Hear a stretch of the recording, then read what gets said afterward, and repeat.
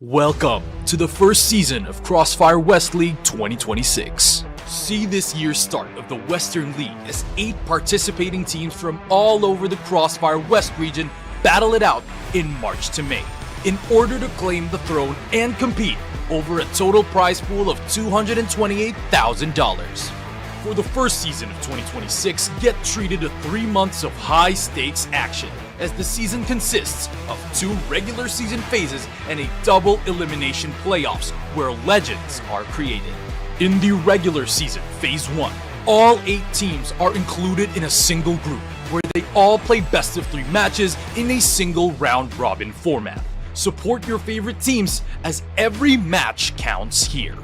Every performance in Phase 1 will determine which 4 teams will be part of the Elite Group, where they are guaranteed playoffs, while the other 4 teams in the Contender Group will either fight for playoffs or relegation. Expect no resets, as results accumulated in Phase 1 are carried over in the next phase of the competition. In the regular season Phase 2, witness teams from both groups compete in a single round-robin format within their same group. For the elites, this is their chance to secure advancement to the upper bracket round 2 of the playoffs. As for the contenders, be ready to see some of them say their goodbyes. In the playoffs, the 6 remaining teams will brawl in 10 total grueling best-of-5 blood fights in a double elimination bracket. 3 consecutive victories will result in a chance for royalty, while 2 defeats mean the end of a valiant journey. Legacies either move forward or are cut short. Here in the finals, experience a grand bout between a challenger from a victorious path and an adversary that has once tasted setbacks, to determine who will be crowned champion of the CrossFire West League Season 1. Not a memory, a movie. Every round, every map, every series is a mark of a continuous history. This is the road of recovery for the old glory. CrossFire West League, reclaim the throne.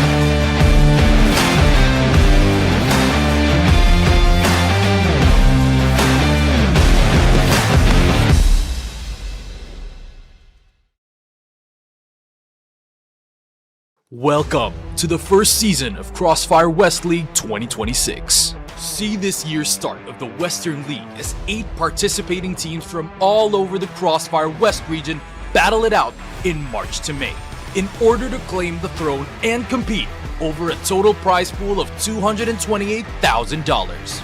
For the first season of 2026, get treated to 3 months of high-stakes action, as the season consists of 2 regular season phases and a double elimination playoffs where legends are created. In the regular season, Phase 1, all 8 teams are included in a single group where they all play best of 3 matches in a single round-robin format. Support your favorite teams as every match counts here. Every performance in Phase 1 will determine which 4 teams will be part of the Elite Group, where they are guaranteed playoffs, while the other 4 teams in the Contender Group will either fight for playoffs or relegation. Expect no resets, as results accumulated in Phase 1 are carried over in the next phase of the competition. In the regular season Phase 2, witness teams from both groups compete in a single round-robin format within their same group. For the elites, this is their chance to secure advancement to the upper bracket round 2 of the playoffs. As for the contenders, be ready to see some of them say their goodbyes. In the playoffs, the 6 remaining teams will brawl in 10 total grueling best-of-5 blood fights in a double elimination bracket. 3 consecutive victories will result in a chance for royalty, while 2 defeats mean the end of a valiant journey. Legacies either move forward or are cut short. Here in the finals, experience a grand bout between a challenger from a victorious path and an adversary that has once tasted setbacks to determine who will be crowned champion of the CrossFire West League Season 1. Not a memory, a movie. Every round, every map, every series is a mark of a continuous history. This is the road of recovery for the old glory. CrossFire West League, reclaim the throne.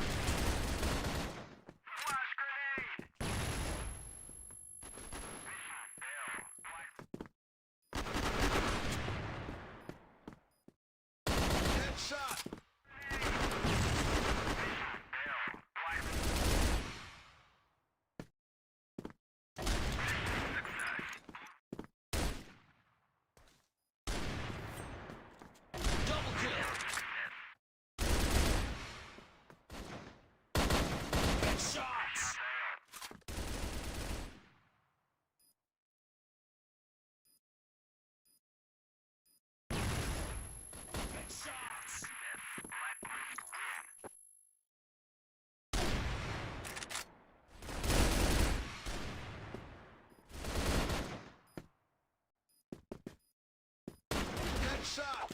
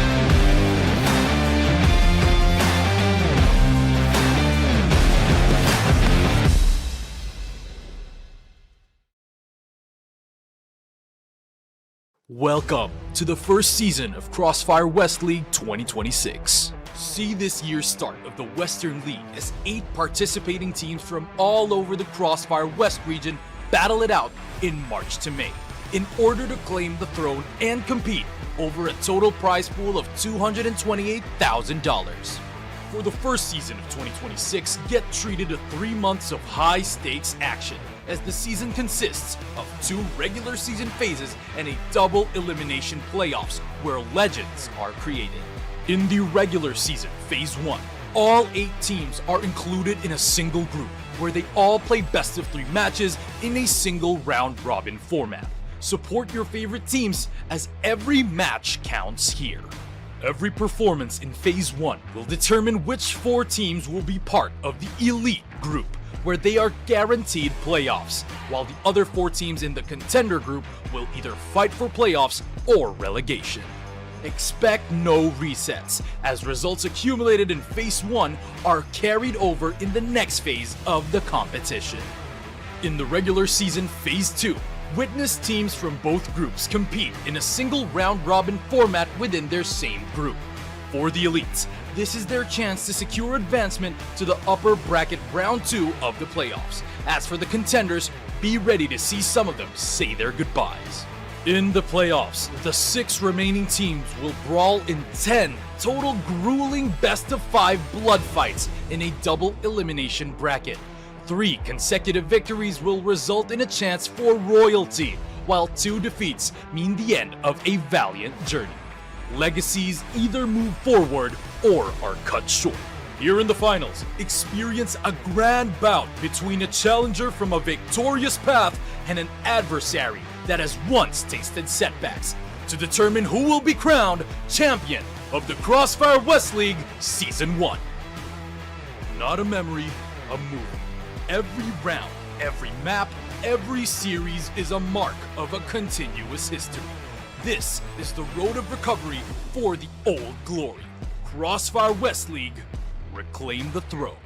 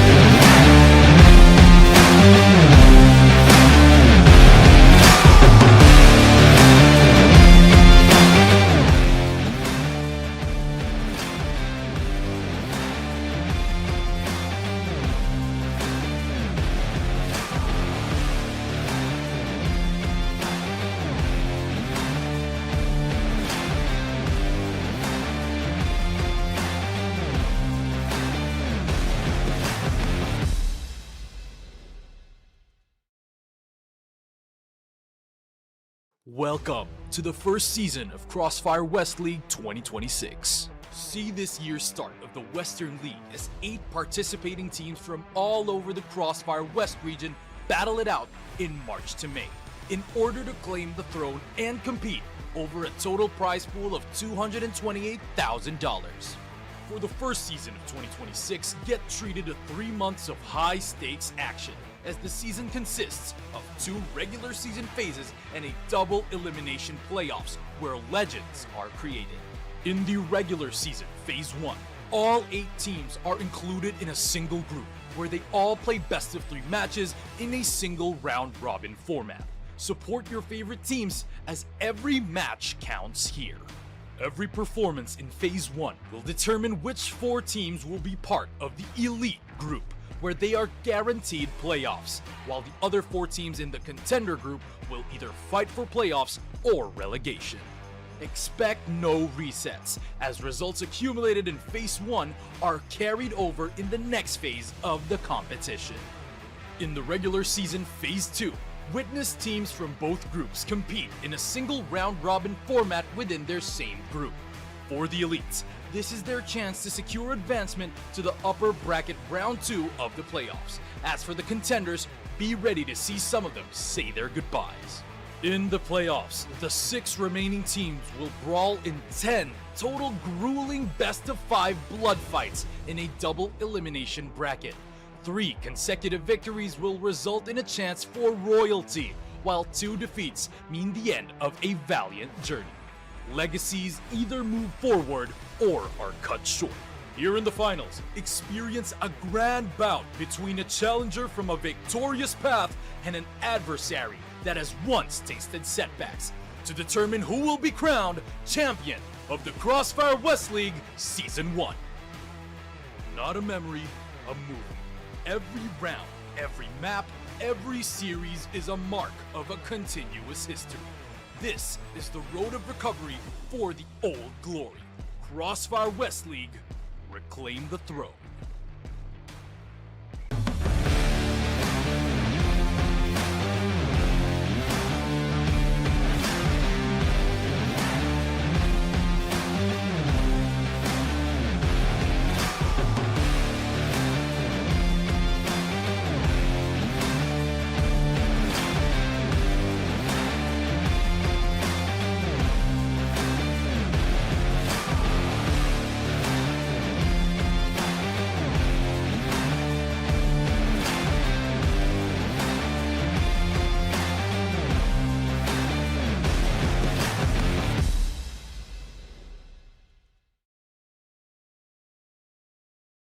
Welcome to the first season of CrossFire West League 2026. See this year's start of the Western League as 8 participating teams from all over the CrossFire West region battle it out in March to May in order to claim the throne and compete over a total prize pool of $228,000.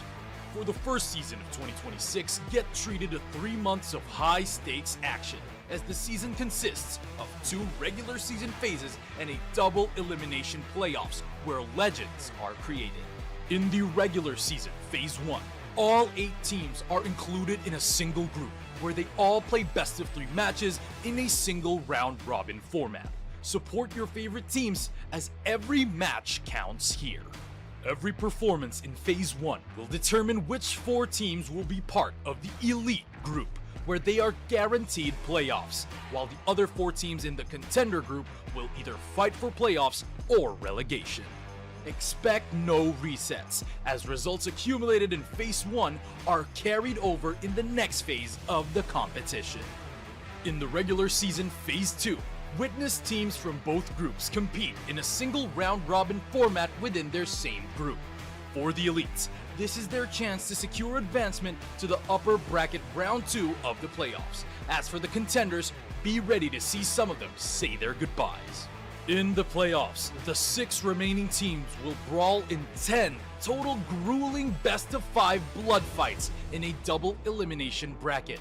3 consecutive victories will result in a chance for royalty, while 2 defeats mean the end of a valiant journey. Legacies either move forward or are cut short. Here in the finals, experience a grand bout between a challenger from a victorious path and an adversary that has once tasted setbacks to determine who will be crowned champion of the CrossFire West League Season 1. Not a memory, a movie. Every round, every map, every series is a mark of a continuous history. This is the road of recovery for the old glory. CrossFire West League, reclaim the throne.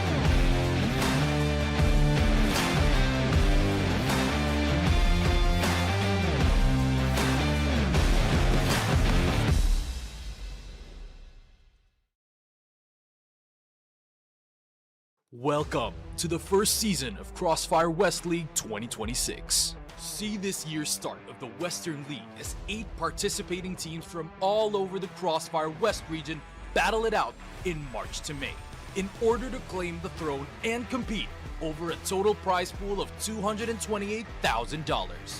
For the first season of 2026, get treated to 3 months of high-stakes action, as the season consists of 2 regular season phases and a double elimination playoffs where legends are created. In the regular season, Phase 1, all 8 teams are included in a single group where they all play best of 3 matches in a single round-robin format. Support your favorite teams as every match counts here.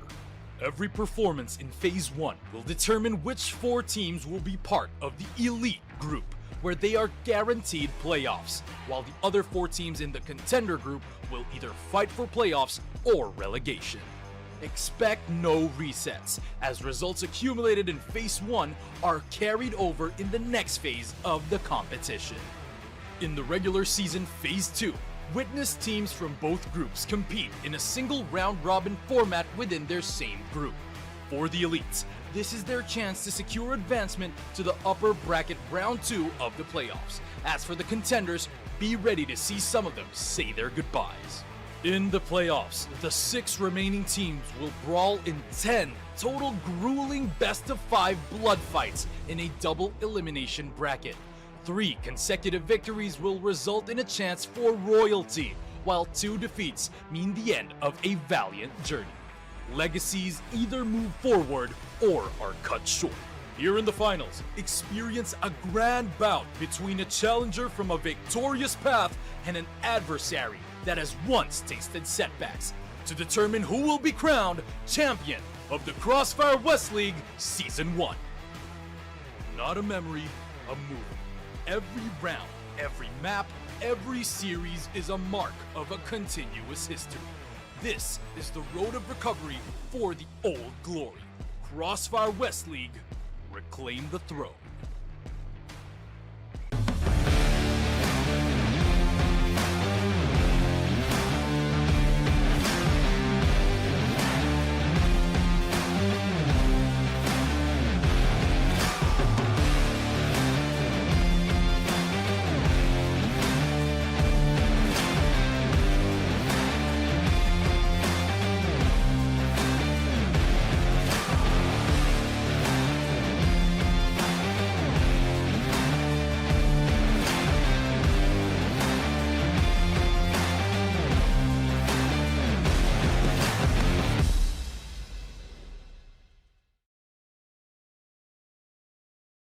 Welcome to the first season of CrossFire West League 2026. See this year's start of the Western League as 8 participating teams from all over the CrossFire West region battle it out in March to May in order to claim the throne and compete over a total prize pool of $228,000. For the first season of 2026, get treated to 3 months of high-stakes action, as the season consists of 2 regular season phases and a double elimination playoffs where legends are created. In the regular season Phase 1, All 8 teams are included in a single group, where they all play best of 3 matches in a single round-robin format. Support your favorite teams, as every match counts here. Every performance in Phase 1 will determine which 4 teams will be part of the Elite Group, where they are guaranteed playoffs, while the other 4 teams in the Contender Group will either fight for playoffs or relegation. Expect no resets, as results accumulated in Phase 1 are carried over in the next phase of the competition. In the regular season Phase 2, witness teams from both groups compete in a single round-robin format within their same group. For the elites, this is their chance to secure advancement to the upper bracket round 2 of the playoffs. As for the contenders, be ready to see some of them say their goodbyes. In the playoffs, the 6 remaining teams will brawl in 10 total grueling best-of-5 blood fights in a double elimination bracket. 3 consecutive victories will result in a chance for royalty, while This is exactly the kind of game and performance I wanted to see. This is the Hail Mary. Every individual player is bringing their A game right now. That's what I'm talking about. I've had enough of being quiet. I want to get things moving. The Nemesis not able to get Free! Oh my word, straight out through that smoke just mentioned. Tate has what about risk here? Yes, Trevor very scared going for that swing.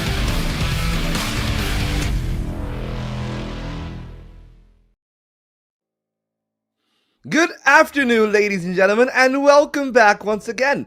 CrossFire West League continues our action. This is the second day of our Phase 1 of Season 1. My name is Volt. I'll be your host for today, and alongside me is a veteran himself, now on the analyst desk. Hello, Penguin. How are you doing?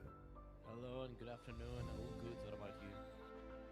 Oh, I'm great. I'm feeling great. Today, though, unlike yesterday, where we had an absolute classic between LCK and Nemesis, I think that today is actually going to be maybe a little bit less a bit more underwhelming, actually, because I'm looking at it, right? The games that we have, we got 3 heavy favorites and 3 heavy underdogs. There's some potential for an upset, but maybe it's actually not going to be the quickest day in the office here. I'm not really sure about how we're going to have these games.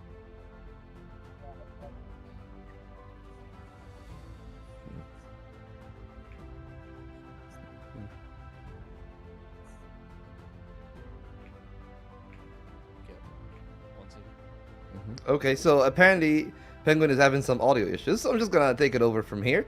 You know, our day is pretty much going to be like, you know, in contrast of yesterday. I'm gonna wait until Penguin is fully here and back to talk about that.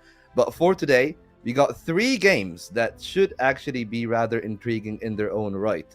And this is where maybe things are actually of more interest to me than it would actually be, because we're going to see the first look of Swamp Gaming against Vitality. Again, Vitality, they're just racking up the easy games at the start.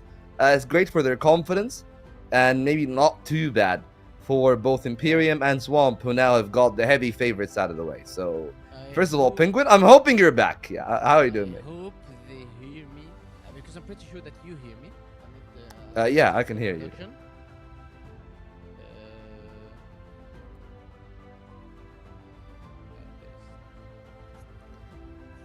Okay, so apparently Penguin is still playing the good old just, you know, silent challenge. So let's actually make things a little bit intriguing on our end. You know, the schedule is here. As we said, Swamp Gaming are going to be taking on Vitality. It's Imperium against Nemesis for Game 2. And then LCK taking on 3BL Galaxy for the final game of the day. And that is where things are going to be, at least for me, of most interest. There's definitely a real world where things can be a bit entertaining, but, well, I'm not really sure about it. I guess here, as you can tell, like outside of Swamp and Anubis, almost everyone really changed the roster or rebranded, right? Like we had Nemesis that was Inner Circle last year, if you're talking about the slot and like what happened. 3BL back in the league. Even like Imperium actually rebranded their identity. I think that they're still a mixed team. They're really not contracted to an organization. But yeah, like, you know, of course, Anubis being one of the oldest and most established teams in the region. And, you know, it was great to see them keeping their identity.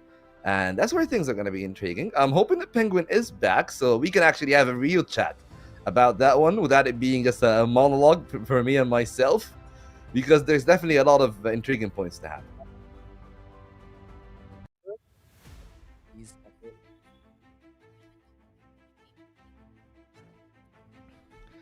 Yeah, well, so I guess that while we're actually holding on to that one, as we said, like, if you've seen the bumper or if you've seen the video package, you know all about this, but just to reiterate, our Season 1 is split into 2 phases. Phase 1 is a single round robin, so it's only one time that you get to play against the other 7 opponents in the field. You get top 4 or bottom 4. Depending on that, you're split into either the elite or the contender group. And from there, you play a second set of single round robin games against the other 3 teams in your group. Of course, for the top 4, they're already guaranteed playoffs. So it's just about being the top 2, reaching for the bye, and for the bottom teams in the contender stage is the fight for relegation and the last 2 slots in the playoffs, where it's going to be double elimination, best of 5 only, for the lion's share of that $228,000 prize pool for our season. I like the format. I think it's an intriguing one. And also, I really like New Compound, the map that we've seen in the last game yesterday, of course, between LCK and Nemesis. It was rather intriguing to see New Compound. No, it was actually Unlights against 3BL. That was the time that we've seen it. I really like the map. I think that some of the changes lean into the BL side a lot. And that is going to be the one part where maybe things, at least for me, is going to be of most interest. Still got the classics like Subbase, Port, Eagle Eye, Black Widow, and Ankara. And New Mexico still there in the mix as well. Hey, here's the thing. I'm not the biggest fan of New Mexico myself, but it definitely has a couple of teams that will throw that one as a mixing of the veto here. Of course, you know, Vitality is one of those teams that don't really mind playing anything in the map pool. So that's where maybe Swamp is going to struggle a little bit. Of course, Swamp now without Famous. So I'm a little bit intrigued in what they are actually going to do and what they're going to play, because they can definitely try to repeat what they've done before. But I'm not really that certain that that is going to be the case here, because, you know, I'm thinking about the regional games in the last year where they qualified to CrossFire Stars through the NA regional. It was like teams against Supreme Stars where they found a lot of success, and they were really leaning into some maps more than the others, right? Like their permaban was New Mexico. So I'm a little bit intrigued if they're going to keep on playing the Subbase and the Eagle Eye now that Famous is not within the team. But for the rest of everyone, this is as follows, of course. As we said, Nemesis is playing today. Vitality also playing today. Yet to see Anubis. That is going to be tomorrow, where the original Egyptian organization are going to be finally showing their full color after that reshuffle that we have for them. And, well, 3BL Galaxy also playing today. The rebranding of LCK, at least back to the LCK branding after it was Gaming Gladiators last year.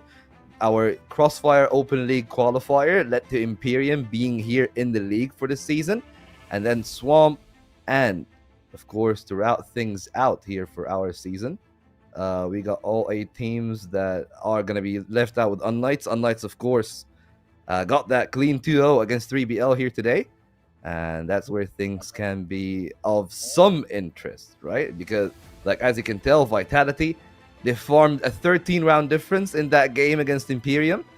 And I think that we're actually going to have more of the same here today. And that is going to be the rather intriguing part, right? Like, it's an important game as well for both LCK and 3BL Galaxy, where maybe there is a real world where actually 3BL can get the upset, and then we start to have a real conversation, right? Because we've established that, hey, LCK, at least for the start of the season, great work from Loons, from what we've seen. He walked in the pre-match interview, said that he's ready. When we got the interview with Flex after the game, he said that he and Loons were fully prepared for that veto, knew that Kevin liked, that Kevin, of course, being the coach of Nemesis, likes building teams around the Subbase. That is what he's done with 3BL. That is what he's done with Anubis. And they knew that he would actually lean into that identity, and they were ready for it. So at least for the current moment in time, the setup looks to be pretty well and done.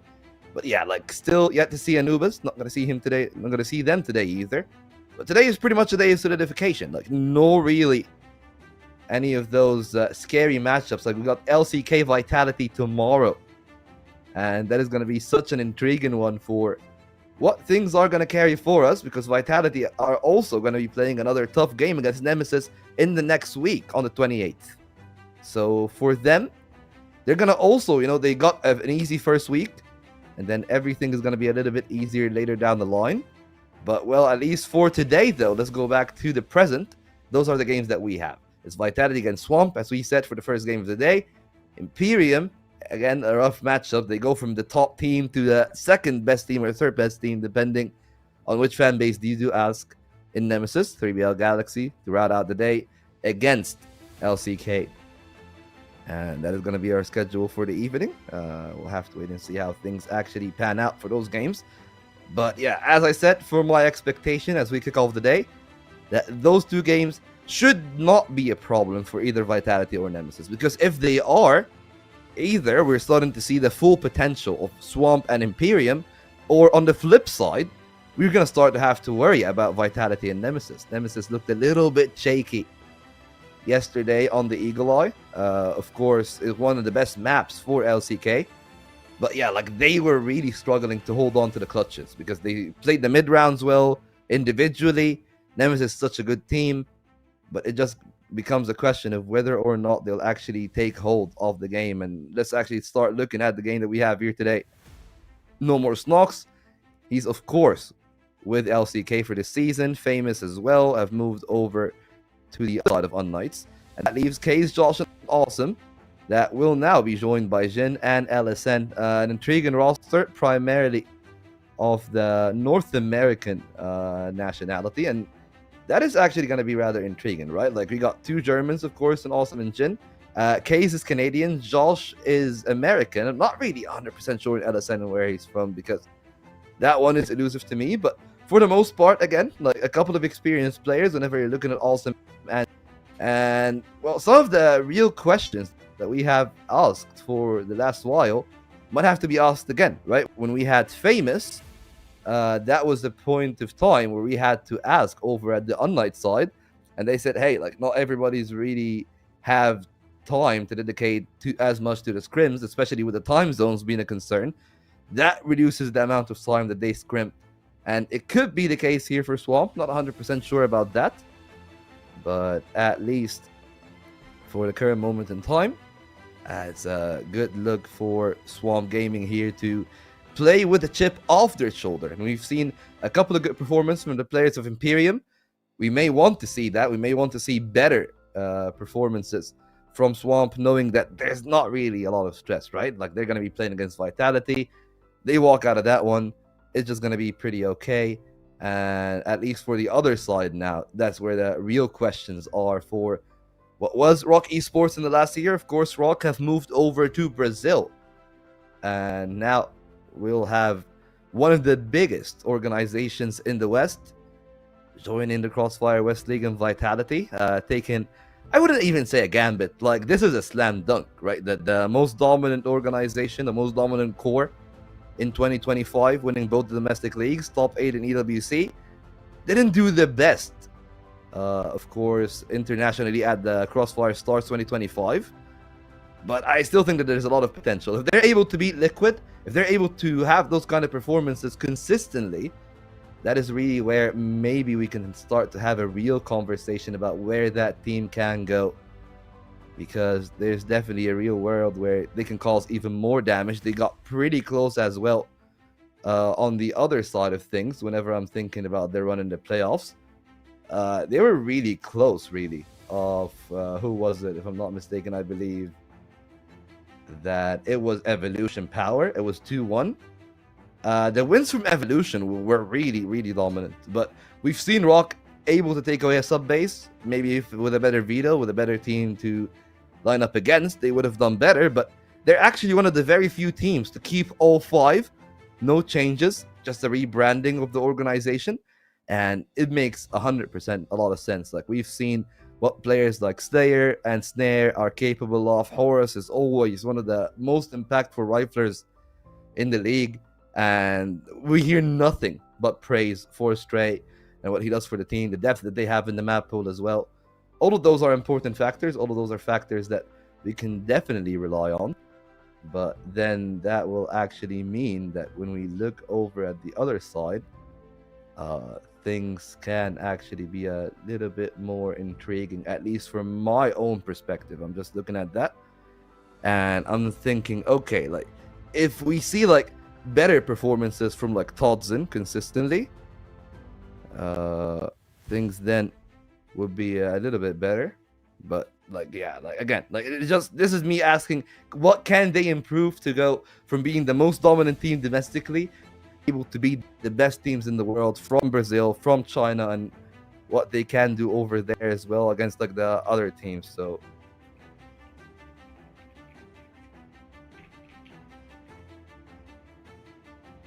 well, I guess with that, we're gonna go to a brief break. We're gonna discuss the veto with Penguin when he's back. It's Black Widow, Port, and Sub Base, and we're gonna be back really shortly.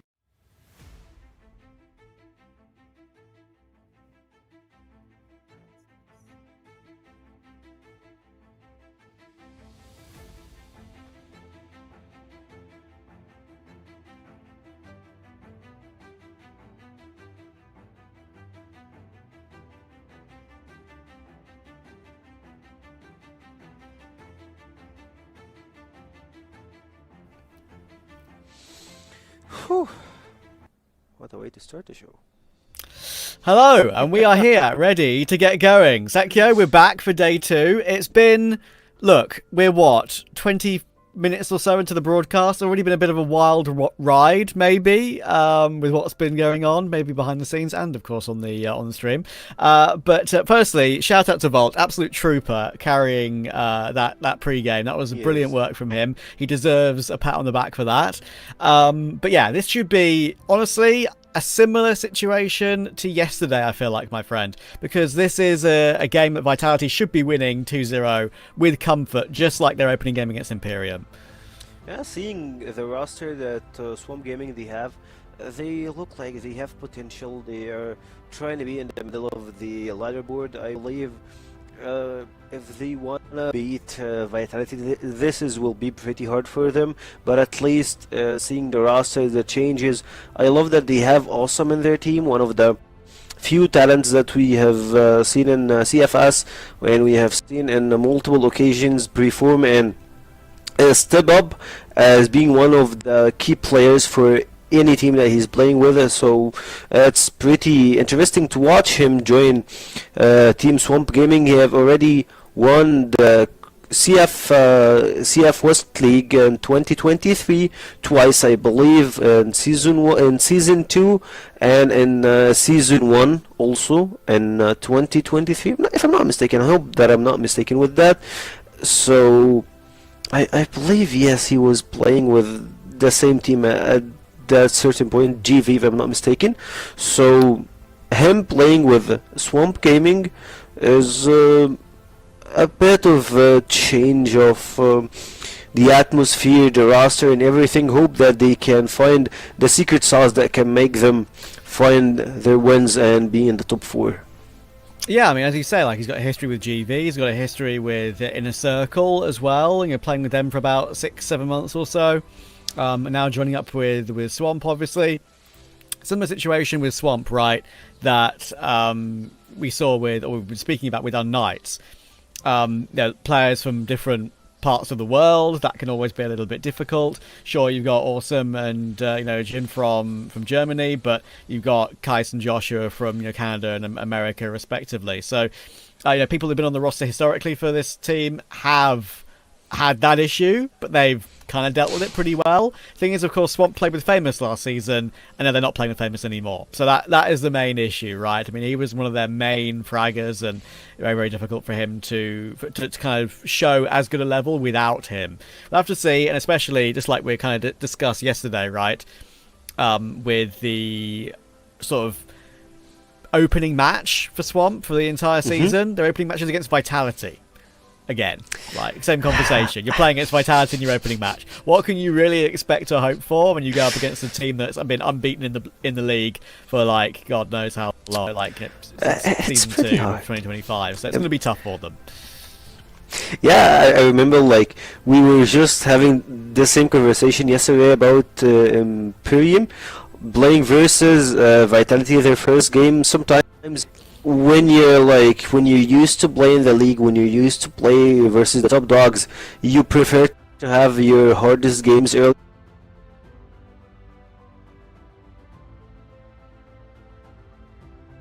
The Swamp Gaming, I believe they can perform. They will show us some pretty good games here, having Josh, Awesome, and Jen, 3 players that they have long history in CrossFire itself, and we have some new talents that will probably help us and give us the new perspective on new players, how can they perform on big stages. We're not in internationally stage, but at least playing versus the team that got top 4 in the Invitational, I believe, in 2024 under the name of 3BL, the same roster before they go to, as we have mentioned, Rock and then Vitality. So this roster been having his hand on top of the West League for the long part. So I love seeing them playing versus Swamp Gaming, new talents, and I hope to see few changes when it comes to the outcome of this best of 3. I hope that we don't see a 2-0 classic. And also, speaking of that, our games for today, first map we have Black Widow, and I believe that Team Vitality are pretty decent on Black Widow. They played Black Widow yesterday, if I'm not mistaken, or it was in the mix. Yeah, I think they, in general, they don't mind that. Some of these Swamp players have had, a history with being pretty decent on Black Widow as well. But I do think that while that is the case for a team like Vitality, I'm not sure they really care about that too much or really mind. They're in a very good position right now where they're just feeling like they've got the utmost confidence in all these situations and every single map in the pool. Sure, there'll be 1 or 2 that they're weaker on, we know that. But I think with the ability that they have and the individual players they have, I mean, Snare plays well nearly every single damn game. Not in his chair right now, but we'll get him back in a moment. They're just doing their pre-match sort of huddle, I think, to get themselves sorted out. But yeah, even when the going gets tough, we know they have the individual players to really deliver, and that is why they have been so good in the league for so long, and one of the main teams that's been able to break out of the CFWL and play internationally, which is what is the goal, of course, for everyone in the league this season. Yeah, and I love the POV for the cameras. We're seeing chairs, no players for Team Vitality. They don't have to play, they will just leave the chairs and they know what to do, how to peek, how to play, how to do their stuff. And yeah, on the other side, people are just chill. They're having their voice comms, trying to elaborate and find a way to see how can they play the early rounds of the game. And I love the confidence that you can see on their eyes.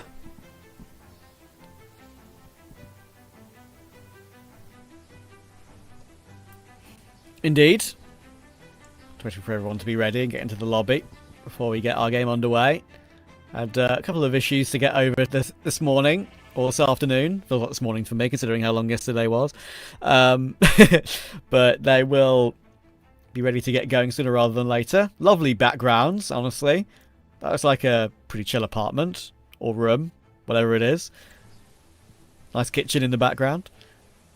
Pretty well maintained, pretty clean. He's keeping his room tidy. Gotta highly respect that when you're a gamer. And there's something pretty weird. He's playing on a sunlight, like he's opening his window and he's seeing some... I don't like that. That's not how gamers play. Like, you gotta keep it dark, you gotta close all windows, have your drink beside you, maybe water or something else. Like, I won't mention anything, but just keep it to water and have it blacked out, and you will see the actual the actual result. Like, come on, that's not how we play. I know. I mean, I just don't like the glare off the window. Yeah, I completely agree. I would want my curtains closed when I you know, when I play any game or do anything, any browsing even. So there's no distraction or glare or whatever, and so it's consistent, right? Because when the sun is on the screen, that's not consistent. The sun moves, doesn't it? So yeah, that is going to be a bit weird throughout the day. But some players just don't care if they have the angle. If the angle doesn't affect his monitor, and I'm sure it's going to be absolutely fine. By the way, we are completely aware of some of our audio issues at the moment. Unfortunately, we had Penguin have muted at the beginning of the stream, which is not his fault. He was unmuted, and we know that Sekio has a little few issues that maybe he can sort out in a minute. So I will try and help you through that. I assume my voice is okay. I'm keeping an eye on what you guys are saying in chat, so we're trying to figure things out on the fly, which is not easy, as I'm sure you guys can imagine. Actually, you guys can't imagine because you guys have never been in my position where you've been a commentator, so maybe you can't imagine. But we are trying to figure it out with production behind the scenes while we're talking, while we're getting ready for the game to get underway. So hopefully you can bear with us on that one. Appreciate your patience on that. But yeah, we're waiting for the players to ready up pretty much, and I don't know why the teams aren't ready yet. They should have been ready for a little while now. But with the lobby being created, they should be in the server already. Hopefully not too long before we're getting underway.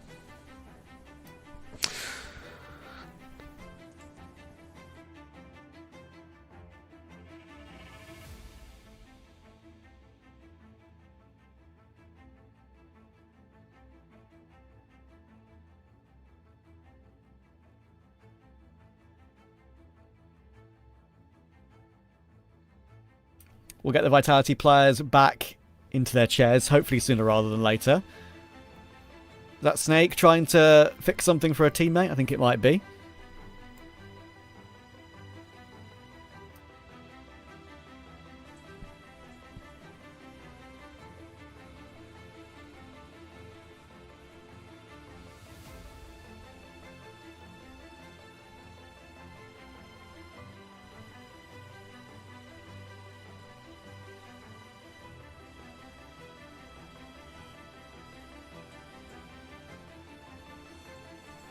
What?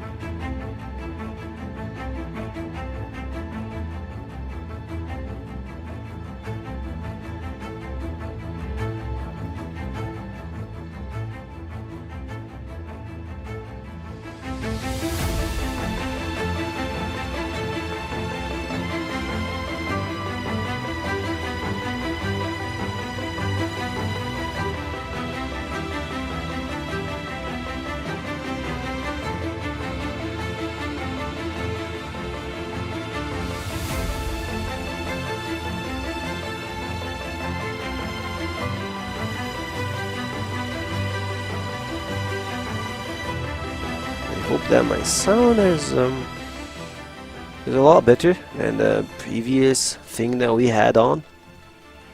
Guys, if you have any comments in the chat, I would love to hear it from you. Probably in a minute or two.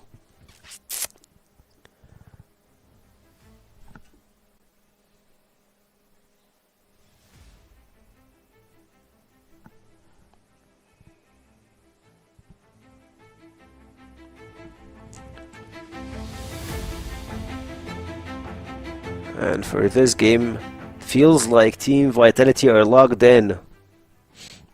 They had their fist bomb, they had everything settled, and they're ready to play the game. It's their second game. It feels like they're having a slow start here when it comes to, I won't say their game state or their results, but they're not playing versus LCK, they're not playing versus Nemesis, they're not playing versus the big names. But I believe for today, they might be against a tough challenge. Yes, I think they should be, and hopefully, after a little bit of a delay there, we should be getting into the game ASAP. In the future, hopefully, we'll figure out a way to make it a little bit of a smoother transition. Sometimes it takes a while for CrossFire to be everyone in the server to be ready to go when the lobby is created. I remember actually Able to play with a cap on, by the way. Wouldn't it like annoy you? Oh, To be like, you know, having to put the headset over your cap as well. I never did that before. It feels weird. Like it's not how I'm used to do it, or like how to play. Like when I have my like even when I wear like a coat or something big on my body, it feels like off when you're playing the game itself. Sometimes those stuff happen. And actually, speaking of doing some weird stuff, like I remember some players were just like, they have their cap on and they have like the hoodie thing on their head, and then they're just like playing. But come on, Vitality Swamp Gaming, first game of today, and hopefully we should have a pretty good series from those two organizations that have been here for ages. Not Vitality, of course, the players are. Yes, exactly. Yeah, Vitality taking over the Rock roster from last season. So apologies for the delay, everyone. You guys in chat, I'm sure you know how it is. We've got it sorted eventually. We're now in game. Hopefully, no false starts to come for the rest of the day, and hopefully no false start for Vitality. They are the favourites here by far. And as we get into the sort of mid-round here, already quite a lot of information gathering here by Kais. Doing quite a good job to get this far up middle.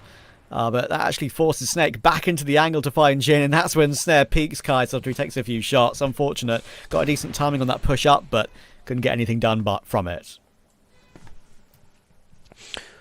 What they can get is just 3 guys dead. It feels a bit weird trying to take the space in the middle.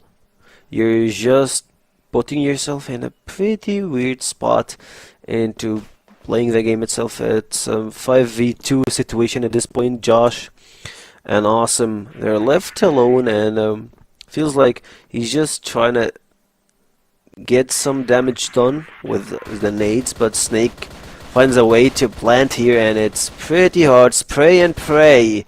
Anyone that beaks, his life goes over. Awesome makes a trade. Todd's in.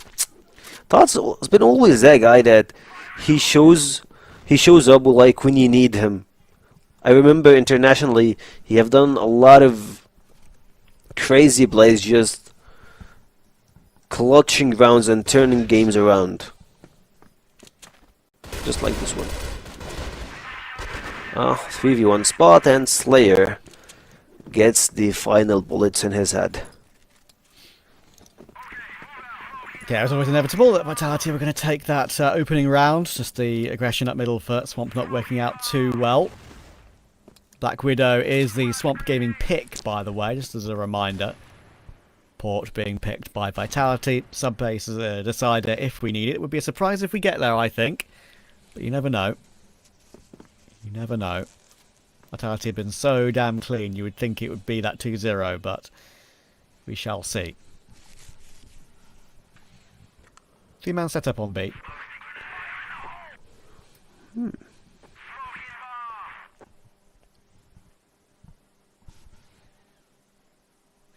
Feels like they're going for the slow rotations. Might just go through Cat, trying to go for the split execution. and as always trying to collapse on 8. Looks like they made their mind for this play at this point. Todd's in, finding an angle here for the setup, throwing the smokes into the backside, left and right, trying to stop it, and exactly seeing the flashes, the nades, everything is here to the setup. Their entry won't be that easy since guys got the AWM, but excuse me, I'm not familiar with your game. Snare just to snatch him off and takes Team Vitality to a 4v2, excuse me, situation since they just dropped another player LS, and they have no information that he's on the backside. I believe he's pretty stuck at this place. Yeah, I heard him drop down now, so they know what's going on, and there should be no way in. As you can see, Snare holds on to that one. Snake a little bit of a whiffy spray, but it's the opening round of the game. I'll give him a, give him a break for that one. It doesn't matter; they were always going to win that round anyway. No issues at all.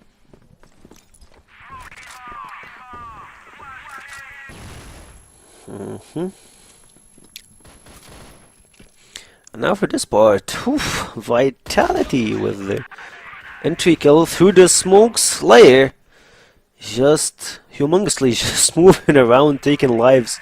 Snare just dropped awesome. I believe he got information on his place. He'll just trying to reposition himself. The plant is here already on B side. Trying to get closer and closer in this position. Team Vitality are looking pretty hot on this game.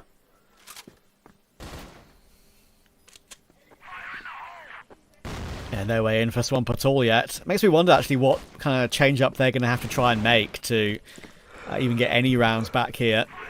Because we've seen it before against Vitality. If you go aggressive against them, it's very difficult because their defaults are so good.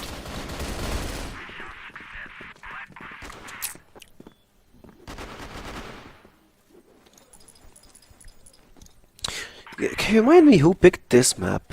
It was Swamp Gaming, I believe. And it feels that they're not having their best time playing the first half of the game at this point. At least for this round, they have Snare, Slayer, and Snake pretty low in HP. But immediately Todd's in, steps in.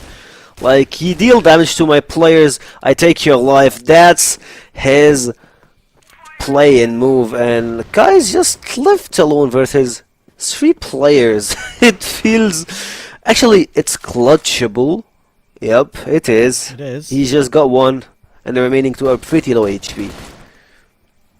Well, I think he's seen both of them as well. The thing is now he's been tagged up, so he was full health before against 2 low HP players. Now it's...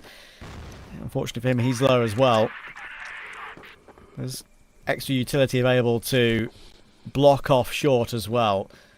Makes it even harder for Kais. Sure, he's got the sniper, but he's going to be seen by Slayer as he rotates back around. Easy, quick headshot. That will make it 4.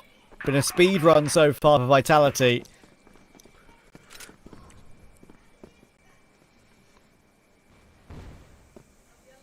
I love how fast they are. It feels like round stars, 1 minute in, they just go with the execution they have, their plant, their whole setup here around B, they just go for it, all in. Slayer picks 1 and the nade donates to Team Vitality another kill, but this one is not rolling through their side. It's a 3v2 situation, and for the first time in this game, they are in a disadvantage. Yeah, there we go. Finally, they've got something to work with here. Playing with the angle, ducking and diving. There's some information on Slayer and Snake crossing onto the site. They haven't got the plant committed to yet. Snake may be thinking he could go for a bit of a cheeky peek before that plant goes down because he wants to try and make it a 2v2 before the after plant is set up. But they are able to still set it up in pretty decent fashion. Thing is, they don't know about LSN. He's come through from behind. Very nice double kill from him. Snake was the full HP player. When he went down, Slayer was going to be always easy to find. So there's the answer for Swamp. Their first round is on the board.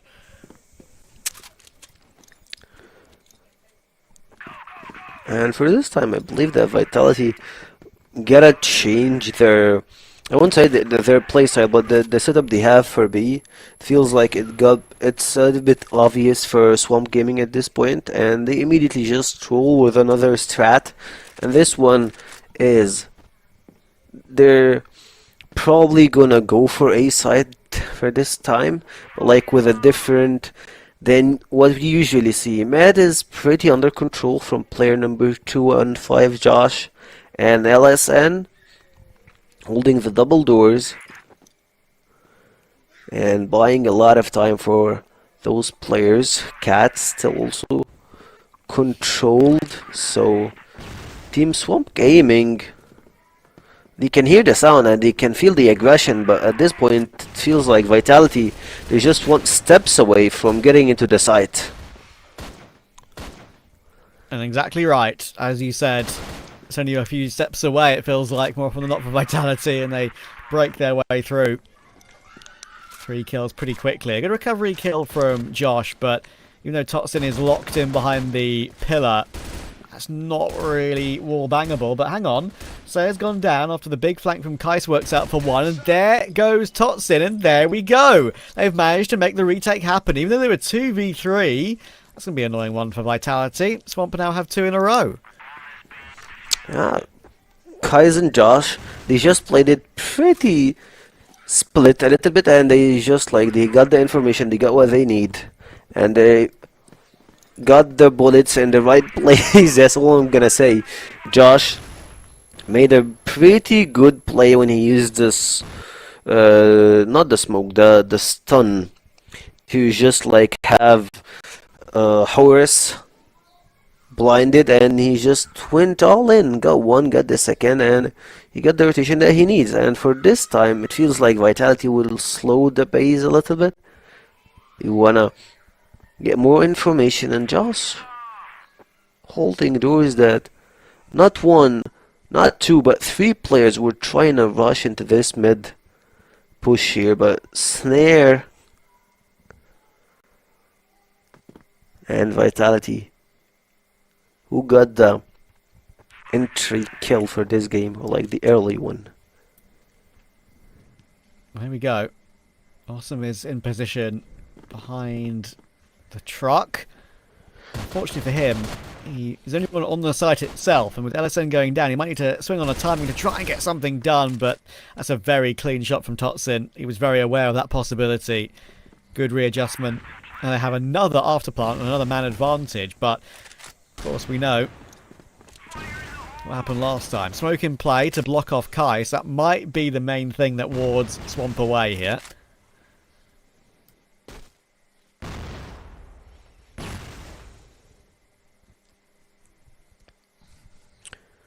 Throwing stuns, and at this point they're just stacking one another. Snake got the information with a perfect and beautiful angle. Just shot them from their backside. No information on him, and no one was actually checking the angle, so it was not ideal from Swamp Gaming.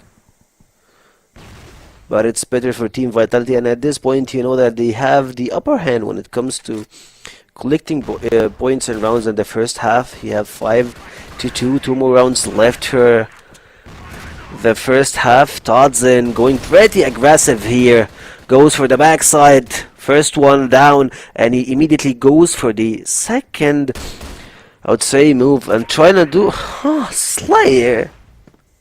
Question mark, he's just like frozen, didn't even shot one shot at him. Looks like they're going to clean up this round pretty comfortably in the end. Totsin may get 1 lovely headshot at the end, but Josh with 2. Bomb can be defused. That's twice now on that side of the map. The GR side have been able to retake. They're staying in touch, Swamp, which is something that I was concerned they might not be able to do against Vitality, but it still does feel like the favourites are in complete control.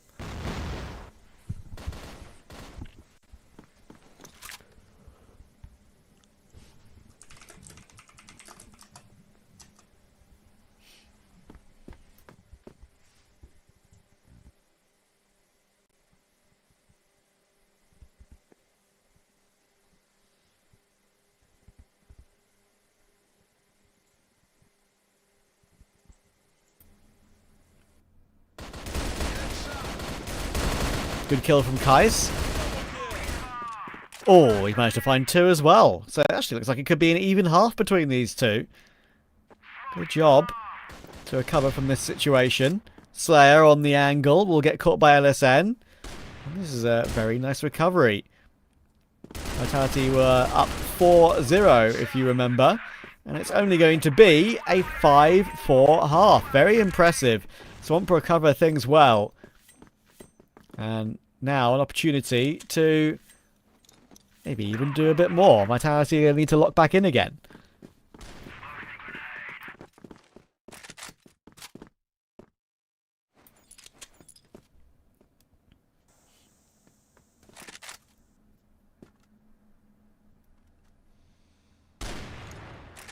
Oh, tight line being held by LSN.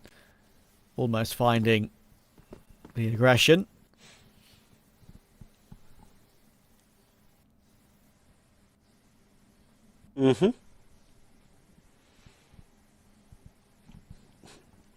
LSN. I believe he didn't have a lot of entry kills or early round kills for the most part.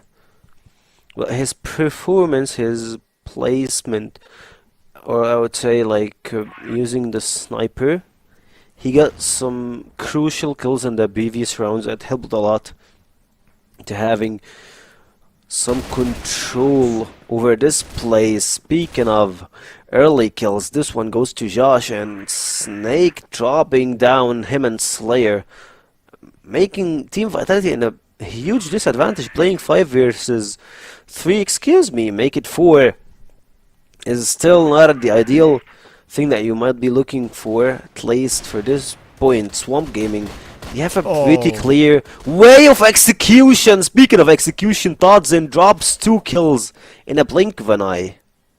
Yeah, and that's one that shouldn't have happened at all. He was able to aggress up long, find 2 before he got taken down. I think it was LSN he missed the important shot. He was in position to easily take Todzin before he got those 2 frags. But any miss can be punished, can be critical. That's exactly what happened there. Horus behind the site. Snare now about to be in support. Oh, does get distracted though by the player dropping in toward his right. And LSN does manage to find the next, and that means Snare gets a quick kill, but will then obviously be instantly traded by Kais. And guess what? Swamp are now even at 5-all. Now we're going back to the starting point, and they played it pretty smart, seeing 2 players just making a hard peek into the last remaining player. It was a lot easier for them, like, yeah, you're dropping one of us, but you're not getting 2 of us at the same time. Snake is here, finding a little bit of an angle. Todzin also in a pretty good spot in the backside. They're trying to rush B here. First one drops down. The smokes are pretty clear, but look at this. I believe they have a really good flanking opportunity for Horus, but awesome. Drops one. Jin, it's not the time to change your weapon. It's a time to lose your life. And at this point, it's a 1v1 LSN versus Slayer. Oh, playing with the angle. LSN is on that line, but he leaps his way through. Maybe playing with a bit more boldness, a little bit more aggression. And the jumping pistol gets the kill. Swamper into the lead 5-6. Or 6-5. Vitality now behind 5-6. That's a big surprise that he's able to win that one as well. It looks like Slayer Hagel had the timing. But apparently not. Of course, we know there is the case of them being on Black Widow. This is the Swamp Gaming pick. There's lots of things to talk about that. So I think when the panel has a chance to chat about it later on in the broadcast, post-map. But I think whatever Vitality have been like on the map previously, historically, it would still be a big surprise if Swamp are able to take a single map off of them.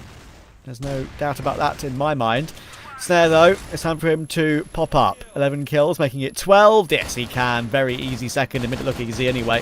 LSN will find that trade, though. And once again, Swamp are getting the trades really nicely. It's going to take Horus to try and recover things. And he can only find the one. Good kill from Snake. It's all now down to LSN. And another winnable clutch. It's winnable, but you're playing versus a Snake and Todzin. He got one, but Snake immediately goes on top of the second box, and he just snatch his head back and gets another round for Team Vitality. I believe we're 6-all at this point exactly, and we are here watching this round. It feels like they're not going for the default strat, they're just going for a rush here. Howard's the snare, picking up 2 kills early on the game. Yeah, some frustrations for Vitality right now, I think.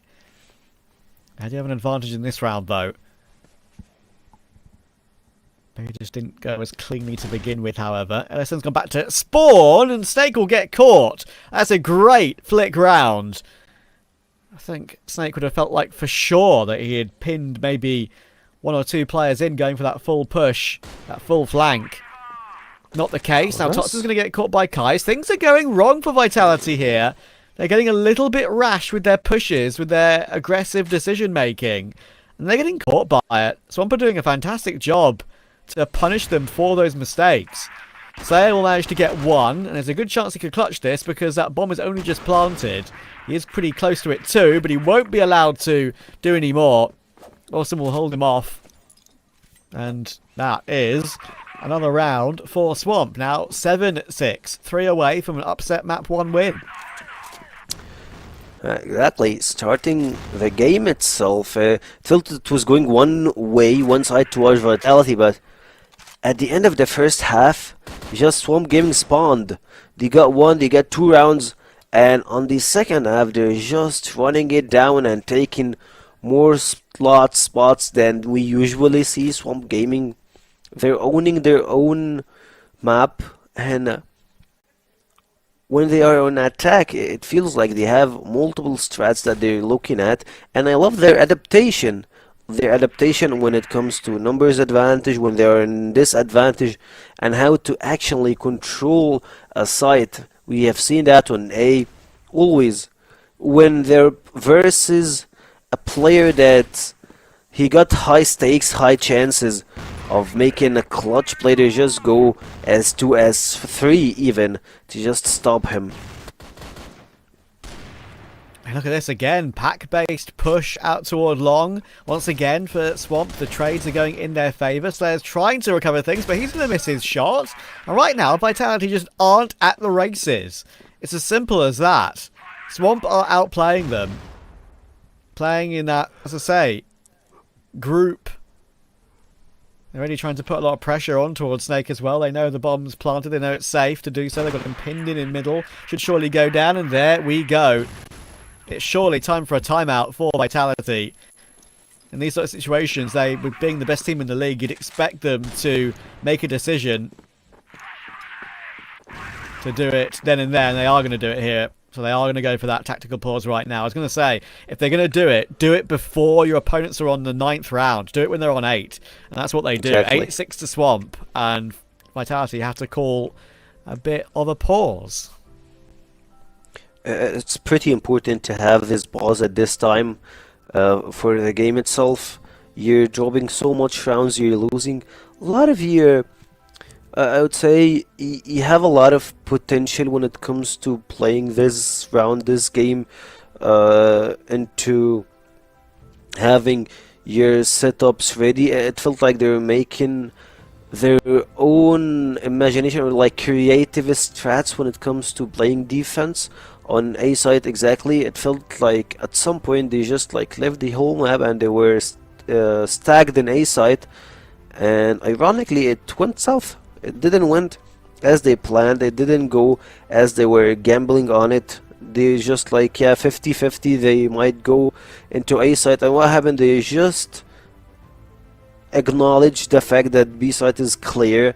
You had your smokes, you had your util set up, you entered the site, you got one, and the retake was pretty hard for Team Vitality to take, and it feels like they're out of hand, or like they're not having a lot of fun here, and they look pretty serious at this point. Yeah, you can tell they're frustrated, can't you? I mean, look at the body language on Horus and Slayer. I mean, to be fair, look at the body language on all of them. They know they shouldn't be in this position.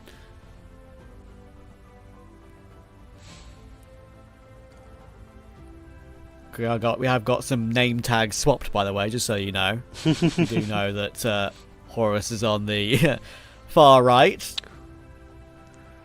And Totten is right. Like Totten is the only one that got his name right, I believe. I think Snare isn't Snare. Pretty sure. Huh. I think Snares is okay. Yeah, and the Stray. He's like the coach. Yeah. There is no other coaches, so it makes sense. Obviously, yeah. Yeah, I believe that's sorted out now.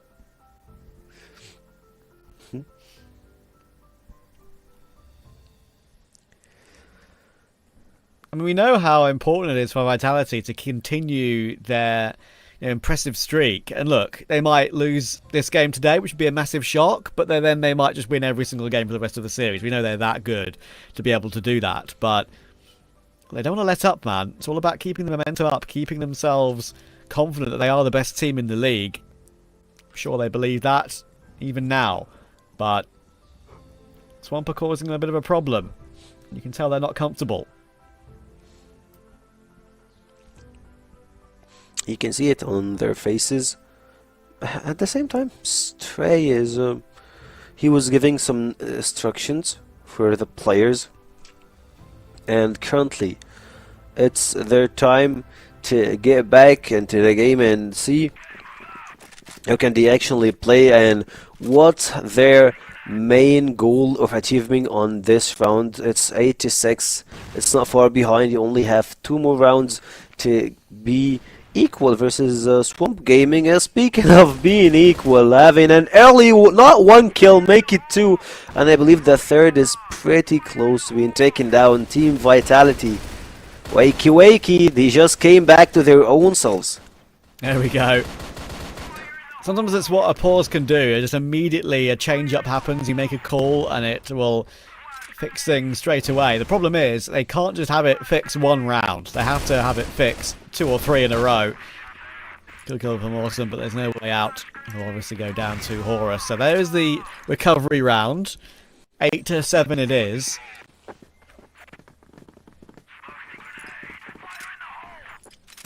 One more round. And for the most important part, you need to have mid control toward your side. You know that they can just like go through cat and have control over the A side, and immediately they went back to playing default. And actually 3 people are stacked here on A side. Slayer, what do you have in mind? A pretty important question. And how can you play when you're being down? They're triple pushing, I think. I think they're triple pushing to try and recover this 4v5. They want information anyway, rather than just sit back and let Swamp be happy with what they've got. As you can see, I mean, look at where Swamp are on the map right now. They're fully aware that one of Vitality's ideas and game plans is to go looking for information, go looking for a frag back in return once they're down a man. That's why they're sat back so passive right now. And look at Swamp Gaming util. They still have a lot of stuns, a lot of smokes. They can just play through it and have it to just enter any side that they could ever dream of or think of.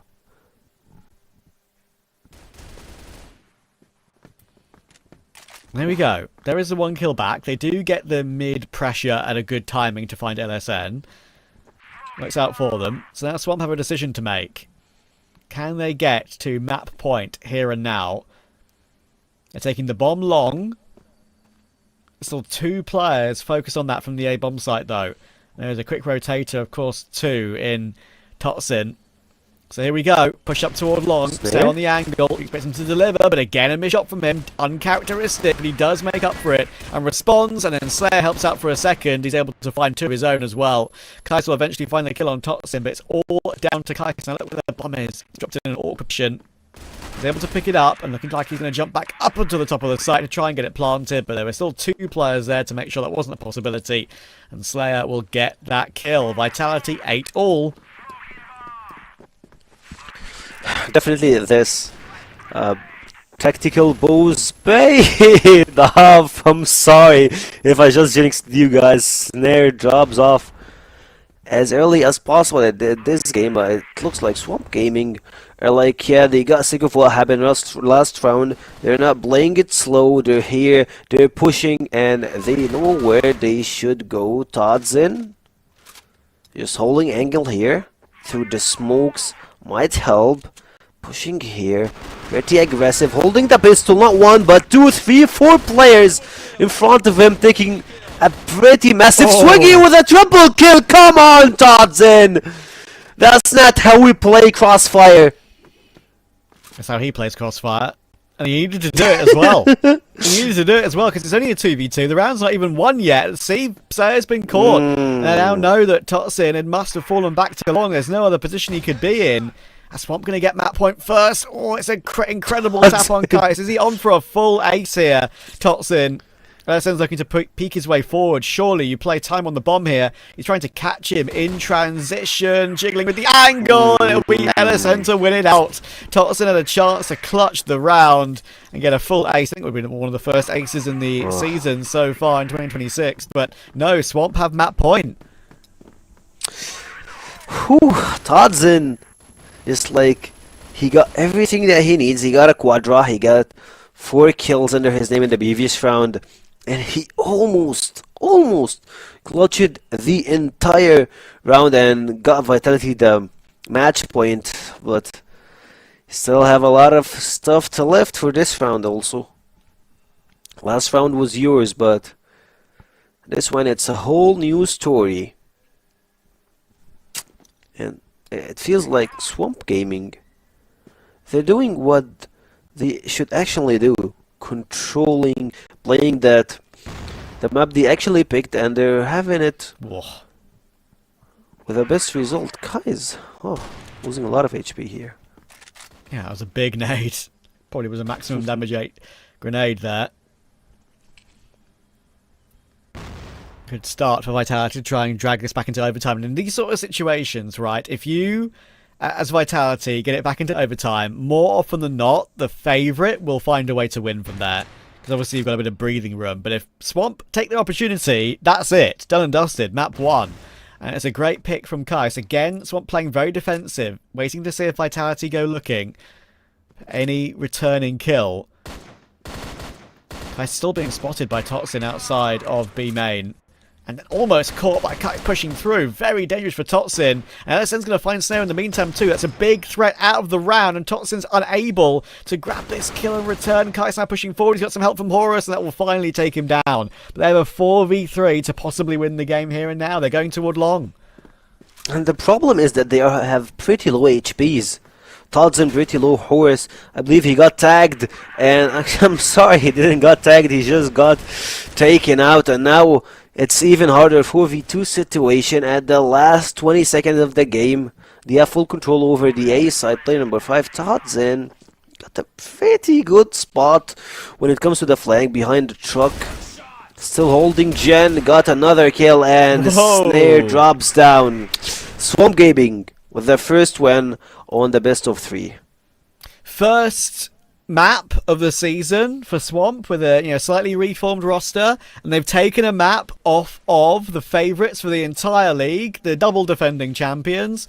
That could not be a better start for them. Sure, you could argue many things about that game from Vitality. There were definitely some mistakes, definitely some over pushes, definitely some a bit of over eagerness, I would argue, but Swamp managed to deliver. And as I said, the fact they managed to deny it from going to overtime, I reckon if Vitality won that round and brought it back to overtime, they would have won that every single time. I've seen that pattern so commonly in CrossFire. When the favourite manages to grind it back to overtime, they don't give you a second opportunity. So the fact that Swamp were able to do it then and there, very impressive. We still expect Vitality to recover with a second map win and probably a third map win to take this series 2-1.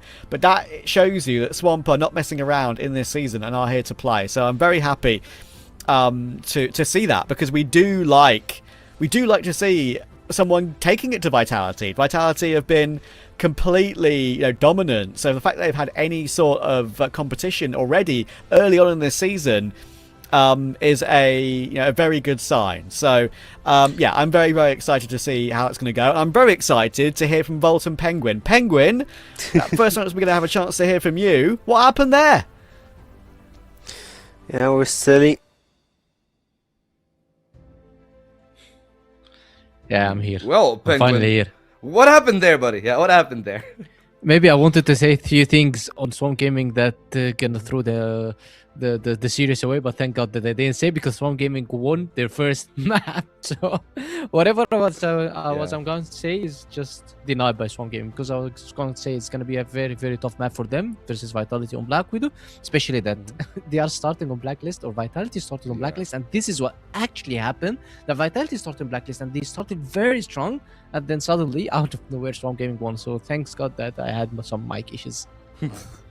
Yeah, well, I mean, one of the main things that I've seen there, of course, Draft talked about it a little bit, like Vitality were extremely aggressive. They're usually very confident, but they got punished for it here. And most importantly, that's the point that I want to take your opinion on, the Blacklist double sniper setup from Swamp, and how effective it was at shutting down what is supposed to be the most important asset of the Global Risk side, the defensive sniper playing middle. Well, LSN, we used to see LSN using the sniper very often. Guys is one of the best snipers in the region. I'm talking about North America and also in MENA region. He's just playing the game, I guess, for like 10 years right now. So he has some experience on his shoulders, and that's what's happening when you face guys. And by the way, one of the best maps also for guys is Black Widow. So he knows how to play Black Widow. He knows how to pick angles. You know how to pick off some players. And this is what exactly what we have seen from him. How he picked also Horus and Todzin maybe multiple times in mid, in cat, and someone was speaking or trying to overpeak. Just guys was always there for this point. And the LSN, I guess in my opinion, is this set MVP. The guy has had like over 20 kills, I believe. And the amount of clutches that he got, and also the clutch versus Todzin that we've seen from Cat, was just insane from him. So insane performance coming out from this guy in front of us right now in the highlights. And all of the Swamp Gaming players, they match the aggression with aggression. And this is something that Vitality will not face every day. Because you usually play aggressive, the teams are just scared and they go play defensively versus them, trying to kill them if they're playing aggressive, or trying to get some picks off versus Vitality if they play aggressive. And this is not the case here, because Swamp Gaming matches the aggressiveness from Vitality with an aggressiveness from their own, and they actually handled it. Yeah, and it reminds me of the game against Imperium, because I feel like that's what happened there as well, right? Like, we've seen Imperium being scared, just as you said, but then when they got confident, even on the Black Widow itself, that's when they got the wins on the GR side. Yeah, exactly. This is exactly how to play CrossFire. If you match the aggression with defensive play style, that's exactly why the guys are playing aggressive, because they want you to stop taking a space, stop taking angles, stop taking controls, and they want to have all the map for themselves. But right now, in this case, Swamp Gaming, they kept playing aggressive, they kept taking control, as we can see, and they matched the control with other controls. And when Vitality took the pause, and when everybody saw it, I guess Stray, all his talk was about that we need not to let these guys have map control. And what they did, he did the mid-hold setup, the iconic mid-hold setup that has been used for like 5-6 years right now, and it worked very well versus Swamp Gaming. Why? Because Swamp Gaming was going also for the control, so he matched the aggression with another aggression. On the other hand, after that, still Swamp Gaming adjusted, adapted, and they got the rounds after that. Yeah, I mean, we've seen there in the tail end of the highlights almost what was going to be a miraculous play from Todzin.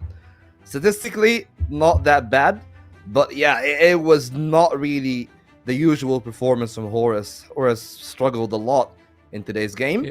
On the contrary, you look at LSN, that might be a game of a lifetime. Yes, of course, as he said, he's a veteran in his own right with over 10 years of experience, but I haven't seen a performance this much of a hard carry performance, plus 16 on the end of this set. Like, that's a number you rarely ever see.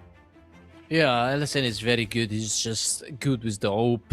He's good also with picking the angles, the right angles, not any angles. So I guess having him 2.6 KD is just phenomenal, as you said. But it's not normal that you see someone having such KD. But this guy has the experience to do it, and with the help of Kai's as well, because Kai's also knows how to pick the angles. This is so scary for you If you're playing Black Widow and you are facing two snipers, that both of them knows how to pick angles, how to take controls, how to deny your aggression, that means that you are forced to play defensively. So you are accepting that the enemy team is going to be playing aggressive versus you. And when they play aggressive, that means that they have more space in the map versus you. So if they have more space, we've seen Swarm Gaming using this space perfectly, pushing it to sides, doing the splits, and we've seen also lurks and flanks from them, which has surprised me, honestly, because I didn't expect them doing such setups. In the end, Swarm Gaming deserved the win versus Vitality, and Vitality used to have a very, very, very, I'm not going to say weak Black Widow, but average Black Widow, and they are still, I don't think that they improved it that much, especially versus an aggressive team like Swarm Gaming. Yeah, absolutely. And I mean, from that perspective, though, I want to take that and try to put it inside the port, which is the game that we're going to be having next. That's the next map that we're having in the set. Yeah, we have a port. And what does that translate to, right? The strong double sniper, as he said, can take a lot of space.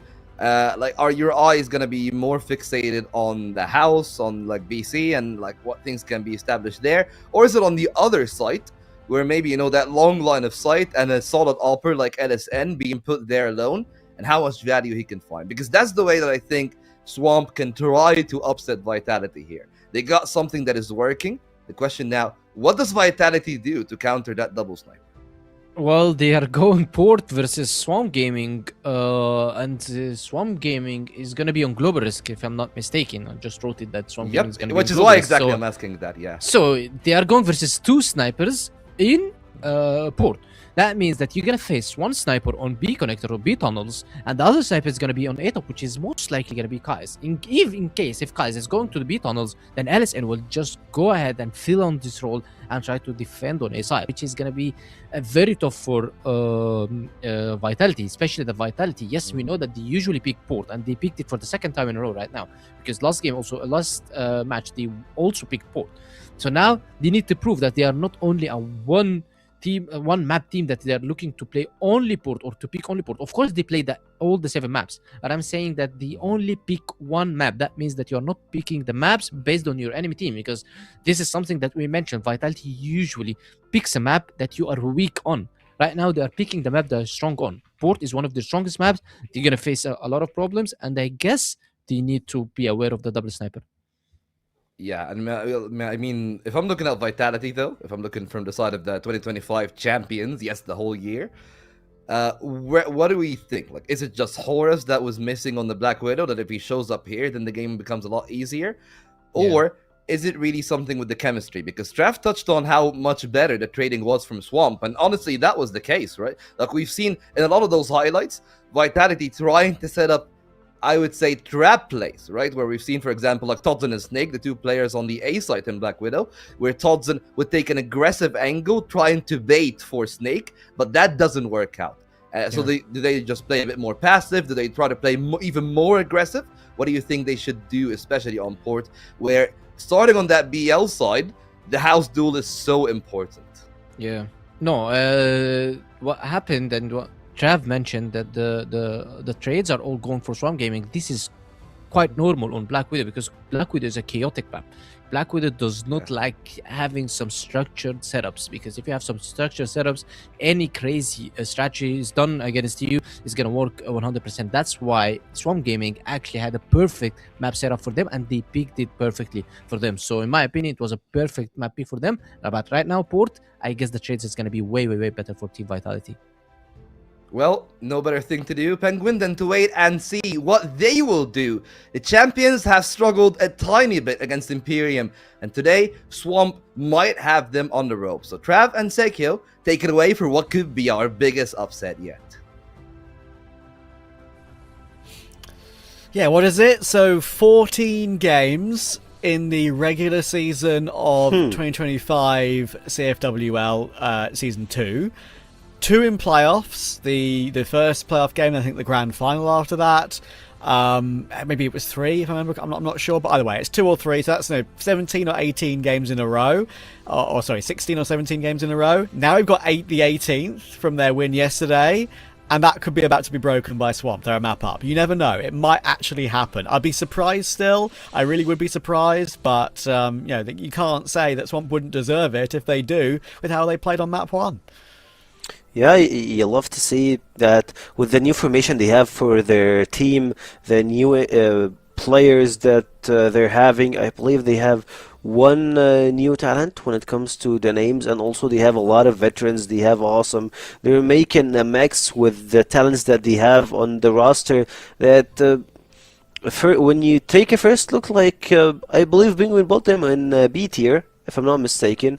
And in reality, they just snatched a win from Team Vitality, and it looked pretty close, even the first half, second half, playing offense, playing defense, and even I would say Team Vitality, the previous map was not their best suit map that they could play on, but you won't be expecting them to lose this way with the mechanical skills, with the tactics, with the plays that they made. It felt like they're here to I would say, like, put a name for themselves. Like, yeah, you don't have to underestimate us since we have a lot of changes. Yeah, we have a lot of changes, but we practiced, we made we put effort, and we made everything look clear to us that we are here to compete. We're not just here to stay in the league or trying to have a mediocre position for the split. Yeah, I think I think Penguin mentioned that Black Widow kind of leans itself to be able to, trade your way through these positions and get these, more chaotic scenarios. It'd be interesting to see if Swamp can also take advantage of just how the map tends to play on our map 2 of Port here, because as we can see, they're on the global risk side, blacklist for Vitality. That is going to be maybe difficult for them to get started, but already Kaisko's looking in toward long, and that will be an opening frag. A little bit of a movement there for Horus to work his way through off the back of that opening kill. That probably will put a lot of pressure on LSN on the top of the site. They are checking Horus. Oh, the trigger discipline. He just got one, goes for the second one, but LSN immediately trades. You love to see those stuff from Horus. He makes it, by LSN makes him regrets it. Todd's in with a great nade. Picks up another kill. Josh left alone in a 1v3 situation. They have information, and Snare drops down. Actually, it's glitchable. Todd's in pretty midlife, and Snake is pretty low HP.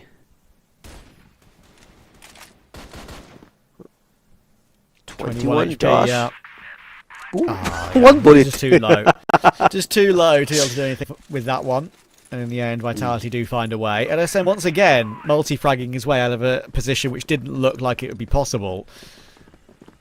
We already have spoken about how good he was on map 1. If we can continue that, you never know what can happen on map 2. But Vitality getting back to regular scheduled programming here. Trying to continue where they have begun on Port. Or Gin crosses, but Snare will miss his shot. And that's something that's been one of the main talking points, I think, of the game so far, is that Snare's just not hit as many consistent shots as we know he can. They've been a little bit off so far today. Horus will get the opening on toward Jin, though, and Kais can only get the one on Snake. Tots in good trade. LSN again doing crazy maneuvers. Down the ladder, up around the corner. Almost gets a second, but not this time. Only a 1 for him on this round, and Vitality will swarm him. Now, speaking of crazy maneuvers, LSN just got a triple kill over a Sniper. 2 kills at the first round and the third on the second round. And all of them, they're just insane. Through smokes, through stuns, through hard positions that he have. And awesome! Trying to hold position here. Stun used to just blind him. K's left alone in this situation. Horus in a blind spot. Picks another kill for Team Vitality. They know how to start the game. They know how to rule the place. And how can they play the retake? That's the question. Yeah, 3v4 will be difficult. Sure, 1 kill back for Kais immediately, but double flank Snake will be aware of at some point. There we go, there's the information, but another amazing kill from LSN. Don't know how he's getting some of these frags. They have pulled it back into a 2v2, but HP was very low, and in the end, Slayer is able to line up both of them. He was low himself, and now they're the only player left alive, which was a little bit nervy, but Vitality will keep on trucking. 3-0.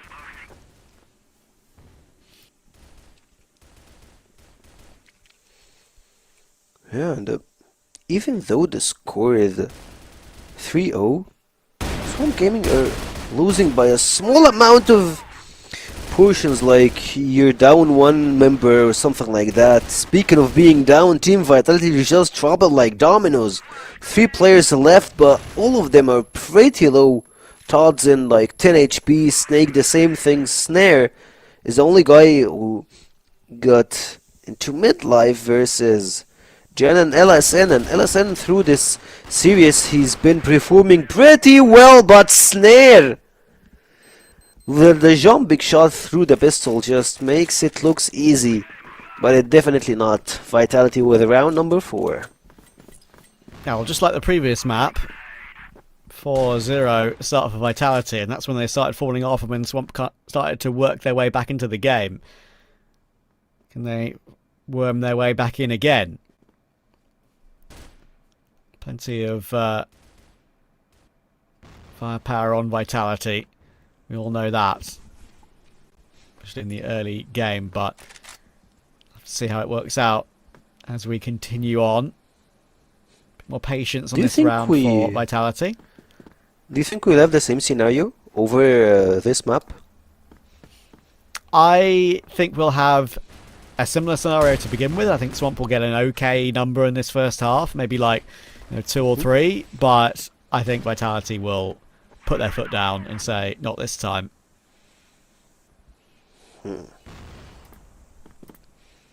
We'll see. We'll see through the game. We're still pretty much into the game. Just started, and LSN, if you're gonna call a name that's shining from Swamp Gaming this game, it's LSN.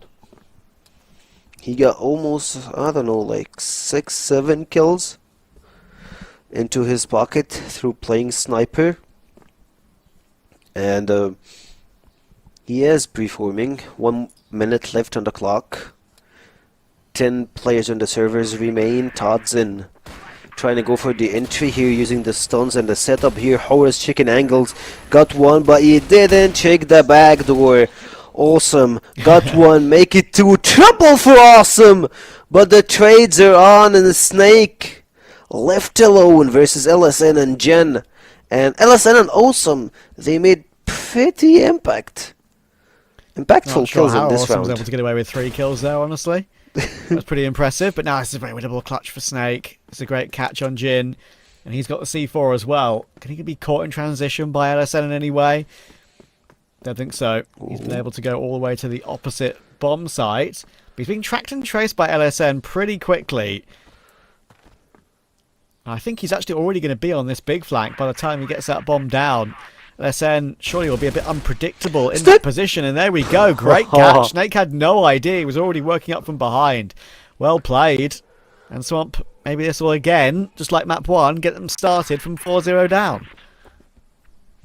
It's weird. He tried to move faster to have a pretty good angle on the spot, or at least on the C4, so he can try to play it with the long range, play on the timer.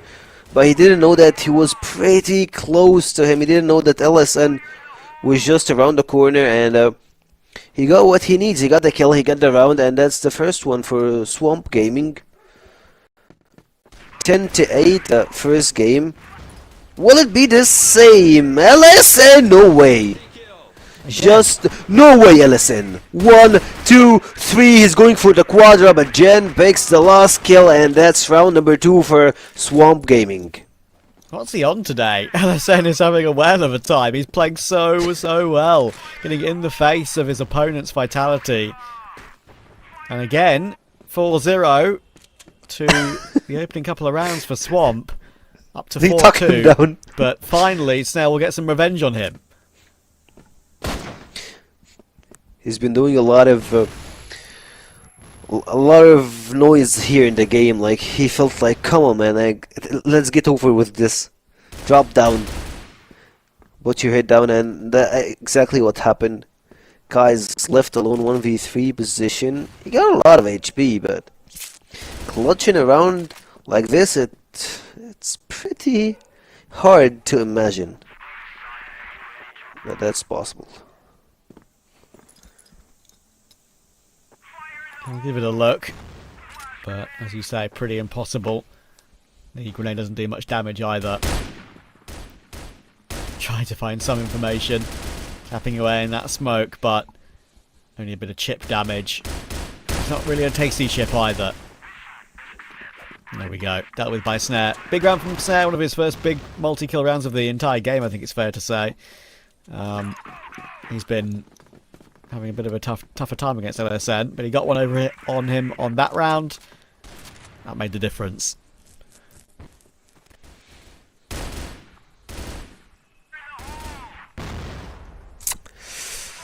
Ooh, that made a lot of difference here. Speaking of making difference, guys, from downside, trying to use the tunnel to himself, but still immediately gets picked off from Vitality.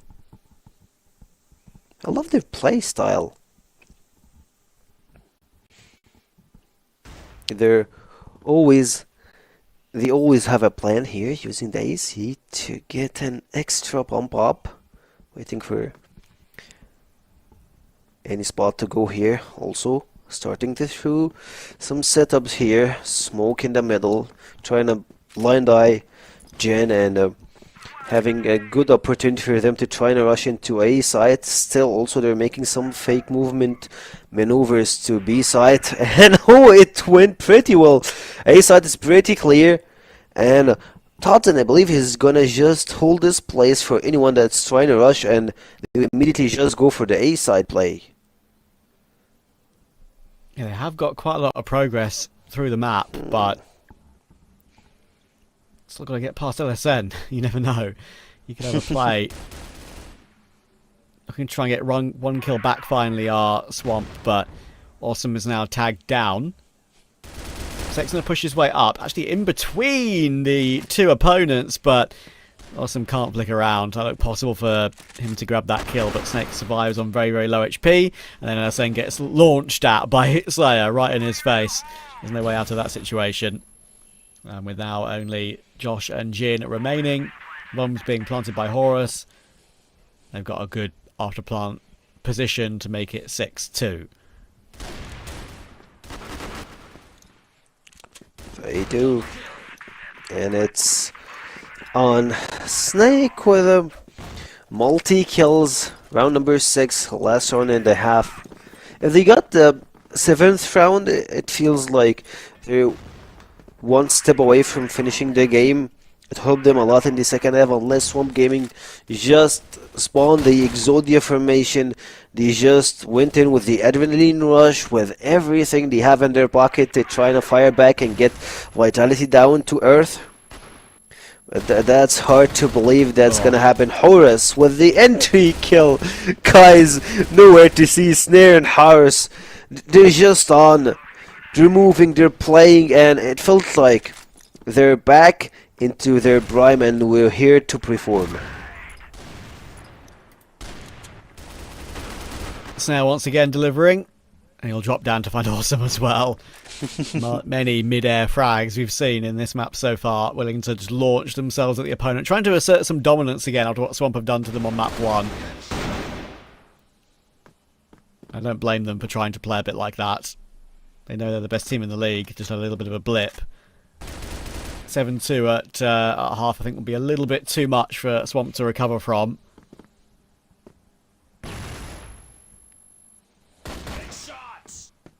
Good flank. Horus will get the kill. And Josh is last alive, trying to find anything. I'm not sure he's going to be given anything at all. Horus? The damage, and Horus will once again launch his way in to confirm the frag. Very comfortable for Vitality, bouncing back well. And now they only need 3 to get us to map 3. I have a small problem with Vitality. Or like, not with Vitality, I believe that we had this talk before about going for the jumping shot with Horus and other players, and I remember that was like 1.5 years ago that playing with this style was almost not the best thing to use it on international stages, since it makes you pretty obviously and clear for the enemies to just shoot you down, and it's always the fast maneuvers and using the crouch is better than going for the jump shots. But it looks like they're going back to what they're at some point felt that's their comfort zone for Team Yeah, Vitality, even though they're playing good. When you see on the scoreboard, like, they are Vitality, they're running the game, but like in the international stage, that will drop you down a lot and won't give you the advantages that you were looking for. Yeah, I think online, right, that you can get away with that. In these sort of leagues as well, for sure. In West League, you can play a little bit more aggressive, maybe, when you're playing online CrossFire rather than LAN CrossFire. Looks like Vitality are going to try and assert dominance early in this second half as well. Horus already pushed aggressively to clear one of the players in middle. That was Josh to drop. Not in the best of games, Josh, only 2 and 9.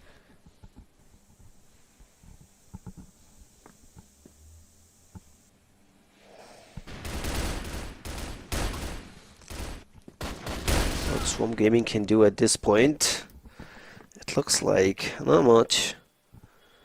Jen got 2 kills in his pocket, but Horus with a pretty good trade, Slayer taking HP bars like that quick. At the same time, going for the flanks here from Slayer. 3 players are leaving the B side, spotting Slayer, 1 player, and LSN is pretty low, 26 HP remaining, and Horus just goes with the pistol shot, takes him down and secures the... We have 2 more rounds to see the match point, which is gonna be sub base, not port, sub base, and sub base is not one of the best maps for Team Vitality. I'm curious to see them playing this map if we reach to map number 3.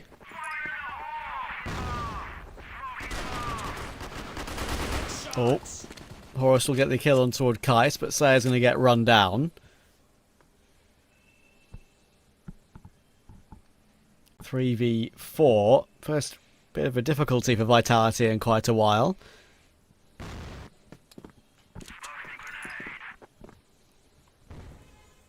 Utility being used to try and get Swamp pushed up into middle. Oh, Horus. He'll manage to get a bit of damage, but no more than that. Totsin, though, oh, he's delivered brilliantly. That's recovered the random to a winnable situation now. 2v2 all of a sudden. Snake can now rotate to help out. He has being pressured pretty significantly, though, is Totsin. Can he somehow stay alive and get one more? No, he can't. So at least, though, what he's done is waste enough time for Snake to get into position. It's being checked, which at least is something, but you can always get caught off guard. Also, the C4 is not yet planted. It's going to come through now. He's going to choose to make his move while it's being planted. First kill on Jin, very nice. And LSN is not exactly healthy. Only just above half health. A great chance to get to 9 here for Vitality here and now. Plenty of time left on the bomb, though. Doesn't need to rush here, Snake. Now he knows what's going on. LSN on the other side knows that he's dancing from box to box, but it'll be LSN who'll find in. Even though Swamp are getting destroyed on this map, it's LSN who'll step up once again.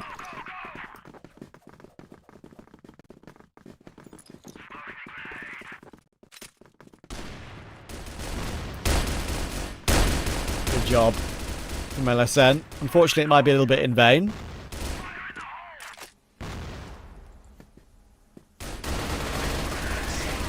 Oh, Horus. This time Vitality will hold on very well. Swamp go for something a little bit more aggressive, a little bit more as a pack, a bit like we saw on Black Widow, but in these tight angles, when you've got a couple of players in position for Vitality, it's very hard to break your way through. True. They're just goated. Speaking of that, through the smokes, it feels like he have the another sense when it comes to players. He sees them, he feels them. And Snake just drops another kill. and it's now just a 4v1 situation. LSN, it feels like he's stuck in this spot. Like, what can he do? Go run them over, 3 kills with the sniper, and just threw the pistol shot to finish the round. It's more of a cinematic scenario, or something that you will see only on in movies.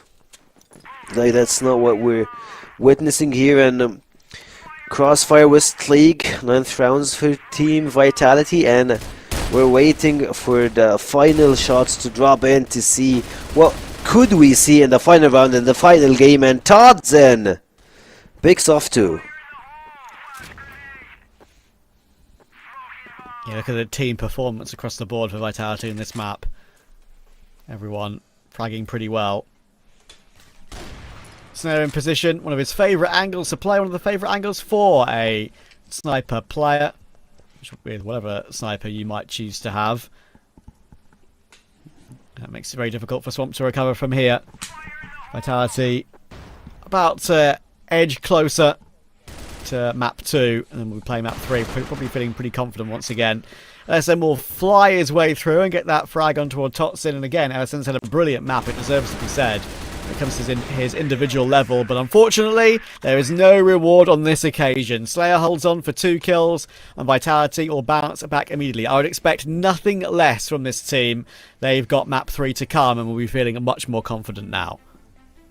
For sure, set 2 goes to Team Vitality. They looked at the first game was just a warm-up for them to sit in place, to have everything intact, and when it comes to game number 2, it feels like they just unleashed their full power and full potential to see through what they can do. As we have mentioned before a lot in our broadcast, that Team Vitality, they had no losses in the CrossFire West League last season, or like last split we had in season 2 of 2025. So this time it looks like, yeah, you can drop games, but when it comes to series, or like when it comes to best of 3s, best of 5s, they're locked in and they don't want to lose one more match. And when it comes to matches, when it comes to analyzing and everything, we have the veteran himself, Penguin, alongside Volt, to go us through what happened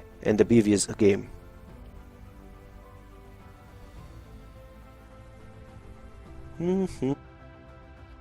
Well, Penguin, there's one question. How can Vitality be goated if they're supposed to be bees? That's the one thing that I have to say here, because that was one hell of a sting. That was absolutely a moment to come back to reality, because while LSN was still performing to the level that we've seen on Black Widow, Vitality, I feel like they got off all of their nerves and they looked much sharper here on port. Well, as you said, LSN is doing very good job, and also Horus stepped up to the play, and he played also very good, and he led his team into this win. We've seen how good Vitality is on port, and we mentioned that Vitality is a very good team that plays on port, and how fast they play on port, how good their trades are on port, and we've seen it. We've seen a 7-2 on a blacklist port side, which is not happening every day. So in my opinion, Vitality needs to rethink about Black Widow again, and they need to practice Black Widow again. This is not Vitality on Black Widow, and this is Vitality definitely on port. Yeah, absolutely. I mean, there was, of course, some of the accentuating factors that we talked about, like how aggressive Vitality were and how little they got for it on the Black Widow. I would say here on port, that was a lot more successful, even on the BL side, because their BL side finished 7-2, which is not really the result that you often see. Yeah, 7-2 on blacklist port. No, you don't see this every day, especially that they are talking about. Also, it's Vitality, and they're playing over the Strong Gaming. I'm not saying that, or not discounting Strong Gaming totally, but 7-2 on this side is just prizes for Team Strong Gaming, because they have to match this in order to get to the. I'm not going to say that in order to win, in order to go to the overtime, which is not the case now. So Vitality, how they play, how they execute into B side, and we've seen also multiple times how they pick off players before even doing the execution. Like, they usually go for, like, we get one pick and we try to push into a side, or we try to execute versus the other players with the utility, with the flashes, because we know port on global side, the defense side has has very tiny times just to rotate from one side to another, and this is the case for Swamp Gaming.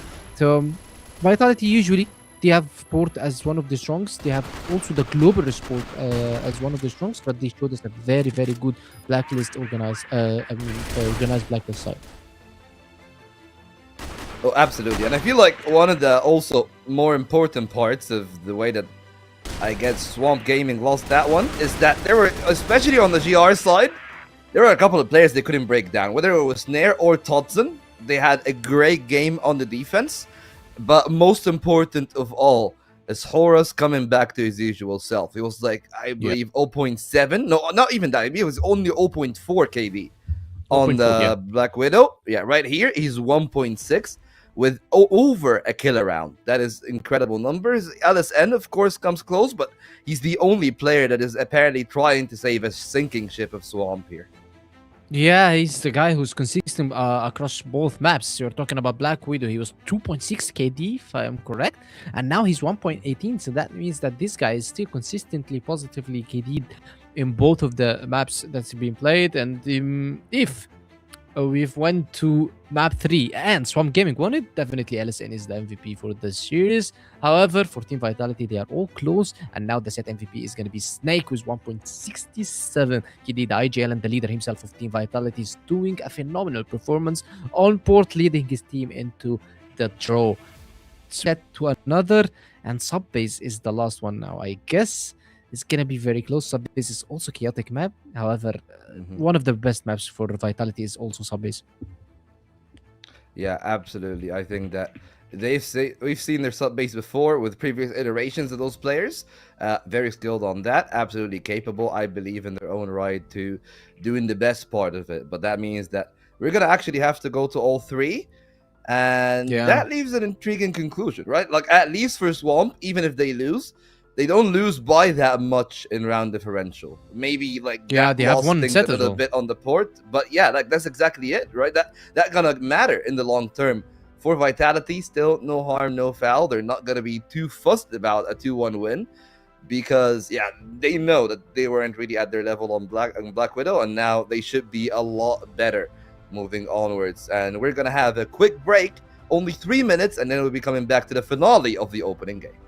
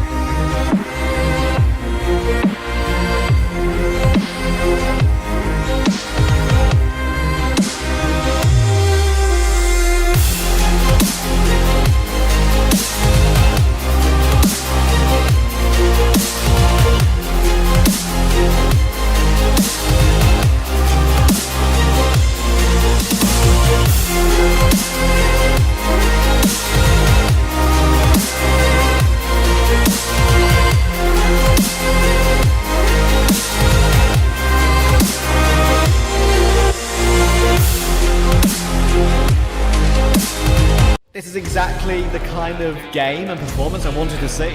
This is the Hail Mary. Every individual player is bringing their A game right now. That's what I'm talking about. I've had enough of being quiet. I want to get things moving. Madison not able to get Free! Oh my word, straight out through that smoke just thinking.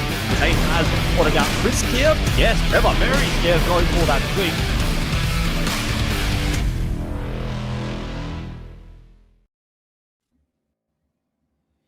Subbase is the map synonymous with Egyptian CrossFire. Penguin, one of the people that have had a couple of actual dominant runs on that subbase. So the question becomes then, when we talk about that map, do we think that there's any chance for Swamp, right? He said that the game is chaotic, the map is chaotic, but we've seen, I mean, you spoke about it last time, like Kevin with Nemesis, he's done the round on the Egyptian teams. And I feel like he's learned how to control the madness and teach those players how to do so. And even Stray, I feel like, has picked up from there and improved it further. Do you think that that is enough to neutralize that chaos? Or do you think that on the side of Swamp, they'll try to force that chaos as much as possible? Well, looking at the chaotic map, first map, which is 10-8, as you can see right now, is Black Widow that went in favor of Swamp Gaming, and then followed by a 10-3 in favor of Vitality. In my opinion, it's going to be one-sided into Vitality, especially that Vitality he knows how to play subbase, and he knows how to be chaotic in subbase. Maybe Black not having that much experience, and it was one of the worst maps last season, by the way, as well.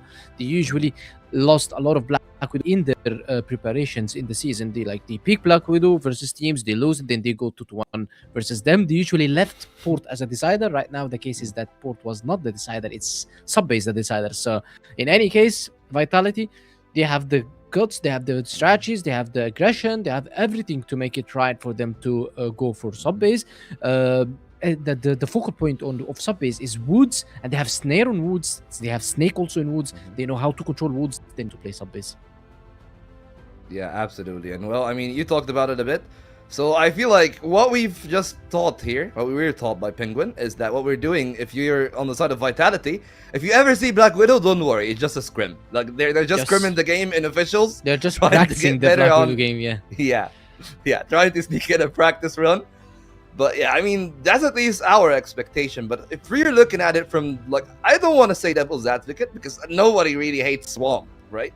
But the question becomes, if you're looking at it from the other side, if I'm Swamp, is it just the chaos, or are there specific players that you think that you can target on Vitality? Maybe because we know how good they are on the stairs, right, onto the lower side. Is that something that they could actually try to exploit with good utility, or do you think they should just play on the upper side, try to get early kills? Like, what is the play style that Swamp should play to find success? Well, if I'm playing versus Vitality right now, I need to shut down woods. I need to go and try to hunt snake. I need to know how to hunt snare, because those guys are going to cut any rotations coming out from the guys or from the boys or from Sound Gaming across woods, and they're also going to be getting information across woods. If any of the team cross to woods trying to go to it down, snare will always be there. Snake will always be trying to wall bang them. So the woods should have fights from Strong Gaming, and I guess Vitality have the answer for it, and this is what we're going to be seeing on subbase. Well, if you're Vitality, you better be knocking on that wood, hoping for good fortune. But hey, fortune is only a part of the battle. The most important part is the skill and what they can provide this moment, right here, right now. And there are no better voices than Seki on Draft for it.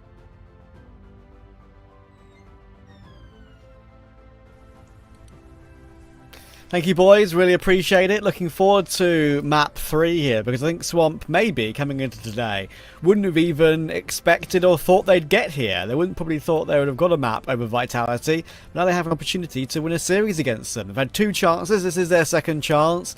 And yeah, I think Vitality should win, but should is a strong word. It's pretty strong, and we both believe that Vitality is one of the greatest teams that we have in CrossFire West League on the world, and we hope that they can reach higher and higher in international stages. And as much as we hope that Team Vitality does this, we hope that we can find some organizations, players that can step up, reach the same places that Team Vitality can get, and Swamp Gaming got us to game number 3 and the first best of 3 of our night today. We still have 2 wonderful best of 3s across our broadcast today. So Vitality, will they finish this game early and get us to the second best of 3, or Swamp Gaming got other stuff to say and to prove to their audience and to the casters and panelers, like the guys we have here? Like, none of us had faith in team Swamp Gaming. I believe like 4 of us, we called for Vitality, and before we got on air, we said like it's gonna be probably a 2-0 quick stomp. Probably we just expected that, like, from the numbers and from everything. I'm sorry for if I'm leaking the stuff we say before we get into the broadcast, but still, they amazed us, and it's good. It's no surprise, is it really, that we all picked Vitality? I mean, I think if you look at the matchups today, maybe you could argue only the last game of the day really has. Some people might be long-term fans of some of the 3BL players. You've got IMPERIUM versus Nemesis to come. You've got 3BL versus LCK. I do think we don't have to say what our predictions will be. I think the results that we saw yesterday and the name value of the players will tell you guys what we think the results will probably be. We'll find out when we get through those next 2 games later on this afternoon. And of course, as well, we've got a couple of extra games on the 22nd as well. As usual with CrossFire, so for Friday, Saturday, Sunday game week, right? More often than not, that's what we're going to have over the course of this season. And I think with so many games that will be played, I'm going to be very curious to find out if there's one team that will really take it to Vitality long term. There's going to be a battle for the top spot over the course of the entire season, or if we're just going to get a runaway win again for Vitality. And that's what we need to see here. Can Swamp already put a dent in Vitality's season early on? That's a really big statement if they can make it earlier in the split. First game, first series to take Vitality down. That is like sets another rule, or new expectations for them, new odds for Team Swamp Gaming. But here it is, game number 3 for Vitality versus Swamp Gaming, and it looks like we're starting off the game pretty fast here. Still Team Vitality. I hope that Subbase was not their best suit, as Penguin mentioned earlier on the broadcast, but we will see what can they do in Subbase. Huge opportunity for Team Swap Gaming to just get it done versus Vitality and end their winning streak through the regular season.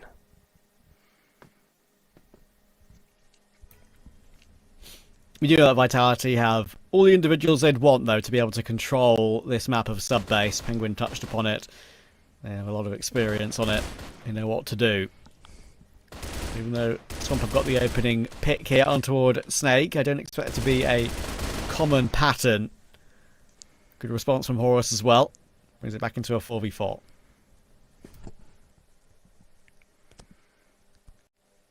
Keeping it intact.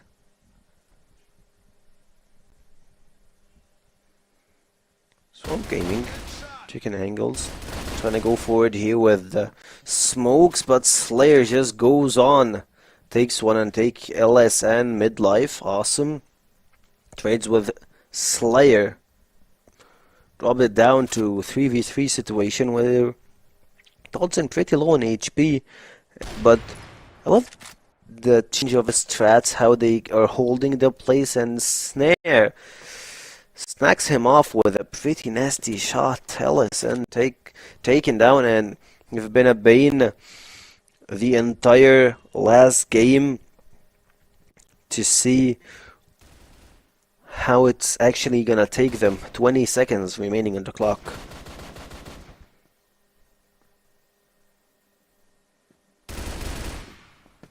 Can awesome clutch it. He's managed to find Totsin. Now he's got to find Horus, but the time really is an issue for him. Is Horus going to press W when he gets that bomb planted? No, he's not. He's going to let him put it down, and now the dance behind the back of the site. Who will get the kill? It will be awesome. And a great round to recover if you are Swamp. made it very close. Vitality once again showing their prowess and figuring out these mid-round situations. But Swamp get off to the start they needed to, and they ought to try and keep that up. Really good clutch from Awesome. And LSN, the guy who was making a lot of progress the previous 2 games, just taken down for the second round without even participating in anything but in snare. Just it feels like he's taking a snack early on the game. Just like, yeah, Jin, taking down LSN, you're out. Let's start the round. Let's make progress. And they love to play when they have advantage here. Horus standing in a pretty good spot here, knowing that they might just go through the stairs playing the rough part here. No one is actually here to cover him.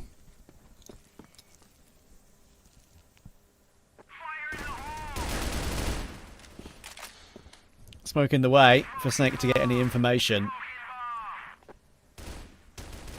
But he doesn't need to play too aggressively. I say that as he swings, because they are in a 5v3. And another missed shot from Snare. More often than not, you would see him get those kills. And again, he gets run down. So another situation where Snare's mistake lets Swamp into a round. Tough position to clear for Josh, though. Totson will hold on to that, and then Horus comes and helps out. So it's only a little bit of a glimmer of hope for Swamp in that round. Vitality hit straight back. 1-1. That's what you expect from Vitality. Even though with some obvious mistakes, they know how to come back, how to be on the right foot of this game. Also Swamp Gaming, they have a pretty important task to get as much rounds as possible in the first half, since this map itself, it's more of a 60-40 towards attackers, so whenever the rounds you take, you snatch will help you off on the upcoming half. And now Kai is just taken down by Tadzin. White swing from him, takes the double. Jin immediately trades with it. 3 players versus 1, and LSL left pretty low on HP. But he makes progress and takes another headshot, and Tadzin taken out. Horus is out at the same time. Awesome. Uses the vent to his side and just like, yeah, take the stun and I'm leaving out. Leave me alone. I don't want to be participating in this kind of stuff. So they have managed to wrestle back a man advantage. Look at Snare pushing around though with the pistol. Oh, great catch. You would never usually expect the sniper player to be going on a massive flank like this, and now he's taking the game by the scruff of the neck. That is very nice from Snare. Immediate push up to find the second with the pistol. And from what was an advantage for Swamp is now a disadvantage for Jin. He's all alone. I'm not sure there's really much he can do in this situation. Almost catches Snake though. Oh, didn't realise that he'd crept through. So now he's going to choose to put pressure on him. But Snake on the run, on the fullback, will make sure that Jin doesn't get anything done. And it all come down from aggressive play that came from Snake. Sorry, not a Snake. It came from Snare. He just went in with the sniper, got 2 kills on a back foot. He had a pretty good progress over the course of a time, and he's just making it look easy from his side. He's just gonna go get a pretty good flank, push with the sniper. That's not a common thing to see when you're playing even defense. That's something you don't usually see. Speaking of playing aggressive, Swamp Gaming trying to take the B side here, but immediately Tadzin alone takes 1-2. Horus trades. The triple goes here, and Team Vitality are just firing at all cylinders and making Swamp Gaming look pretty short in this round.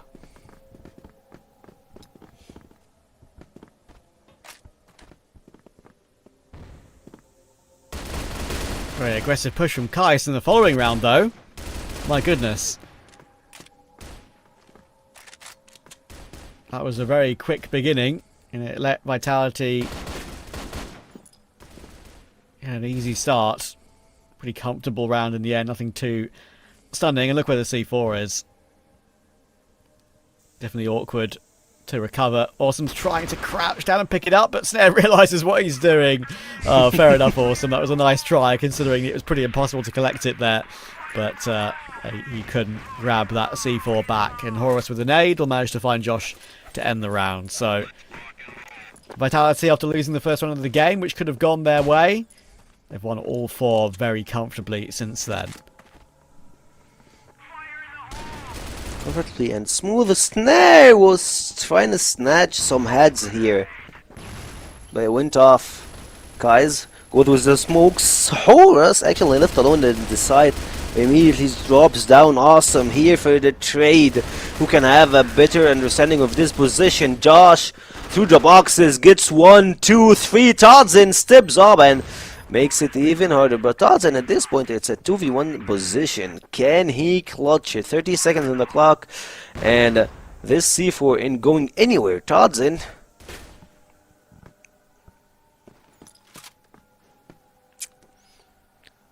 HK and a dream. Pretty small and tight angle. LSN drops the final bullet and takes the second round for Swamp Gaming. Yeah, SN trying to keep his streak going of playing well in every single map of this series. A very important kill from him there. He is, as you say, using that tiny gap to good effect.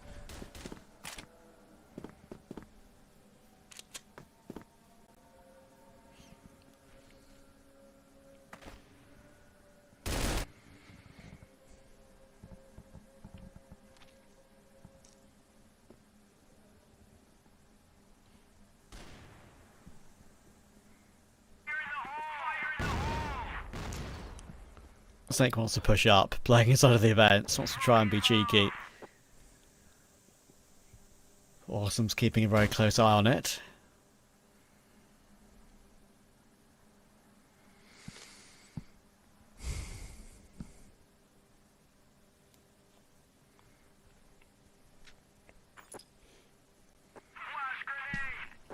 Testing their ability. Putting some pressure. Snake doesn't have one.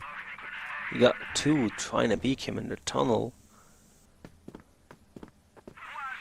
Got a pretty smart way. Got some information.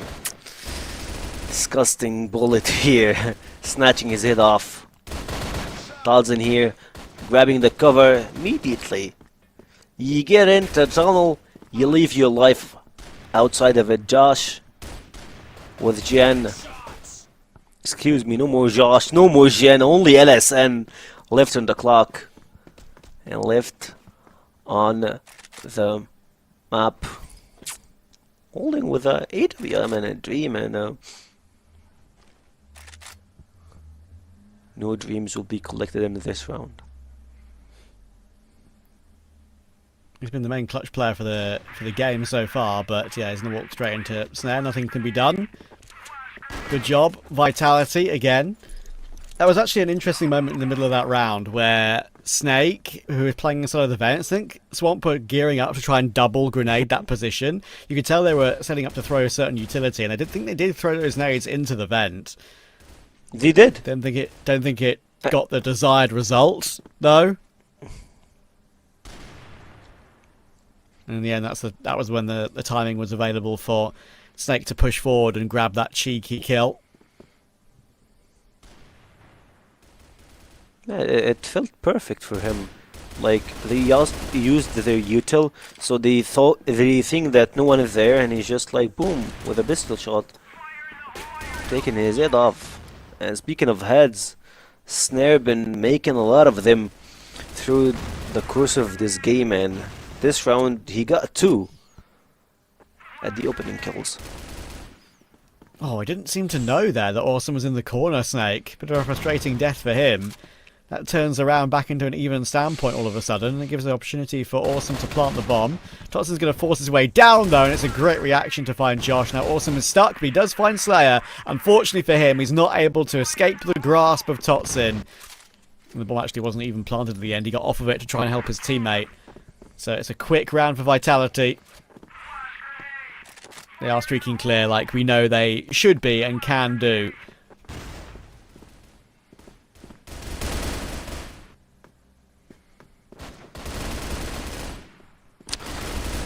Oh, awesome. Going for the trade. Taking two to his side. Snake and Horse are out of the equation at this point. Todson got a lot of heavy lifting to do. And he steps up to his name, gets 1 second. Todson! That's the guy you need him in your squad, in your team, to clutch those moments and turn them to an equal situation. Oh, almost weird timing there for LSN, but he takes down his rival Snare.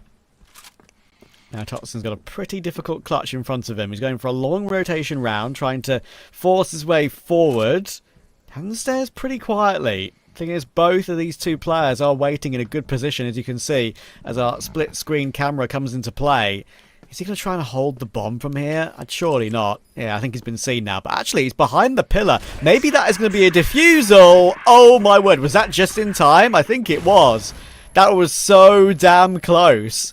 I'm pretty sure. It was actually very hard to tell from that our camera setup. But I think that kill came in time. It feels like we were almost like 1 split second for Todson to just defuse the bomb this part, but still having more than one BOV helps a lot to track what happens. But when you have 3 cameras, it's a little bit harder still. Swamp Gaming got the third round on the first half. They're getting closer and closer. Second half might help them a lot when they're playing defense, since I believe we have seen some really good defensive strats from them over the course of time, but can they keep doing the same stuff with the new changes roster? We're still testing out the new players, new teams, their synergy. We still have as we have seen like multiple teams, but Anubis didn't play yet, so we still don't have the full picture over the entire league. But what we can say is Team Vitality, they are looking just the same as they looked the previous year. Feels like they still need to improve a little bit from their I would say their current form is not the most usual one, not the dominant one, the one you're waiting to see from them, but probably we're still at week number 1. You might have a long vacation, maybe a short time to practice, and you know that they scale a course of time, and through the entire split, I believe they will reach their peak performance across. I would say they will need just like few weeks, and they are back into their best case scenario for them. Todson and Snare, they're not on their chairs. And it feels like we might have a slight little bit of a pause here to see what will happen in the second half. Yeah, they'll be returning very shortly. I would imagine a bathroom break or something along those lines for them.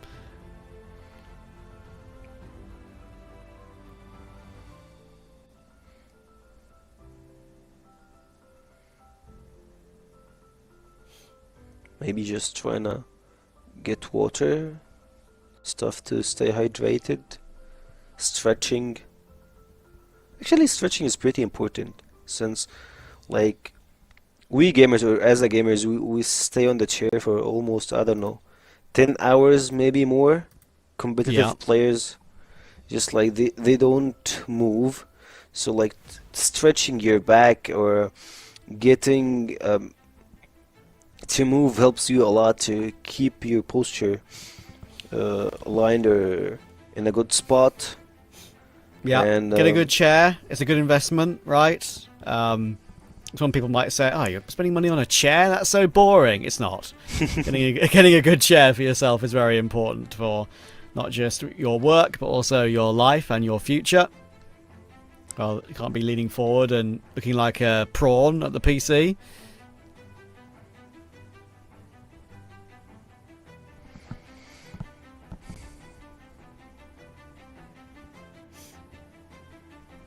Volt's talking to us on our little production Discord while we wait for the game to Racing start. chairs He's are just talking about various things that he may not enjoy when it comes to gaming chairs. Sometimes they can be a little bit uncomfortable, I agree. It is best to maybe choose like a proper office chair for your back. No brands shall be discussed, though. Make your decision at will. Jin will go down to Slayer immediately. Good catch from Snake. Kais will already go down. Look at the pace that Vitality are going with this early on.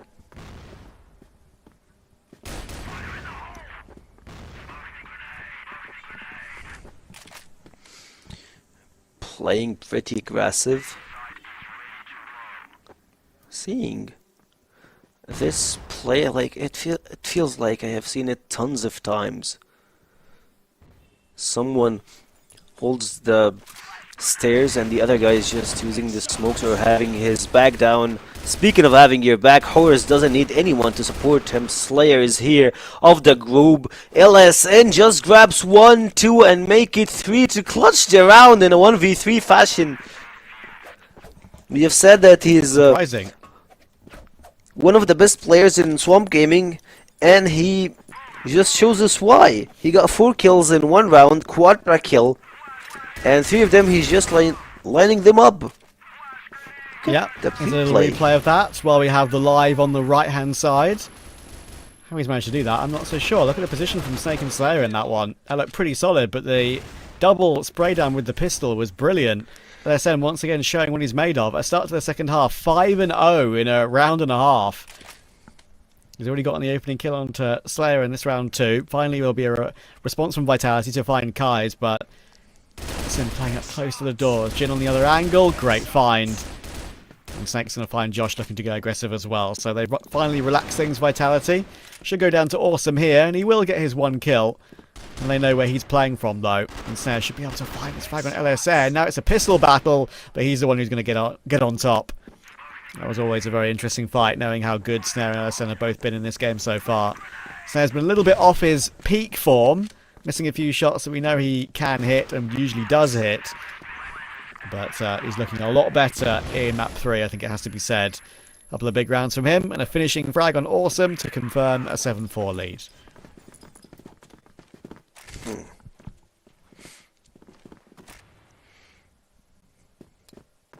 Pretty impressive way to finish the round. And you always love to see, especially the audience, the aggressiveness and Vitality performance in the West League. The play style, they always come with a unique one, unique style and unique plays.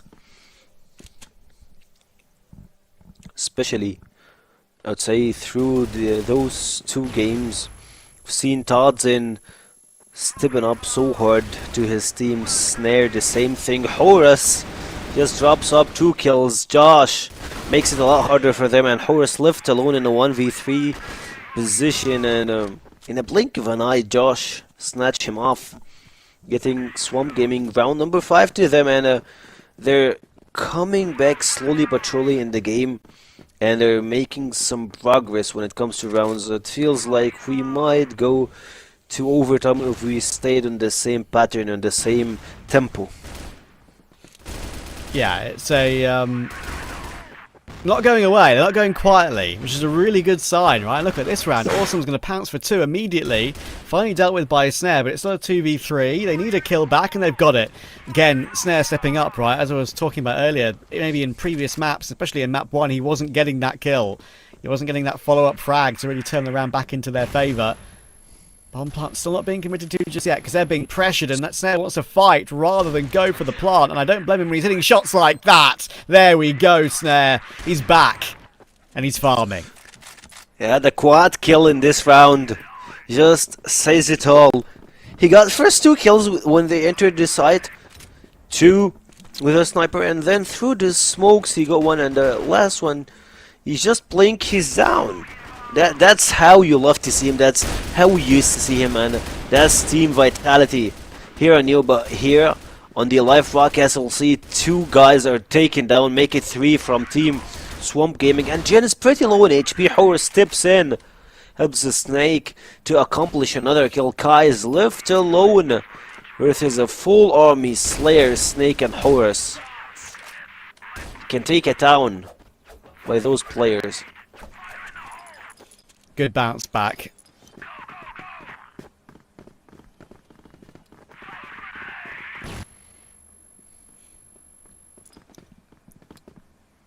Vitality showing some of their expertise now, showing their level. They've got a great chance to end the game here and now. Oh, they're going very, very quickly up against Kai, so I think that might be step one to finishing the match. He'll drop. 5v4. Their left was found in hand. Snare.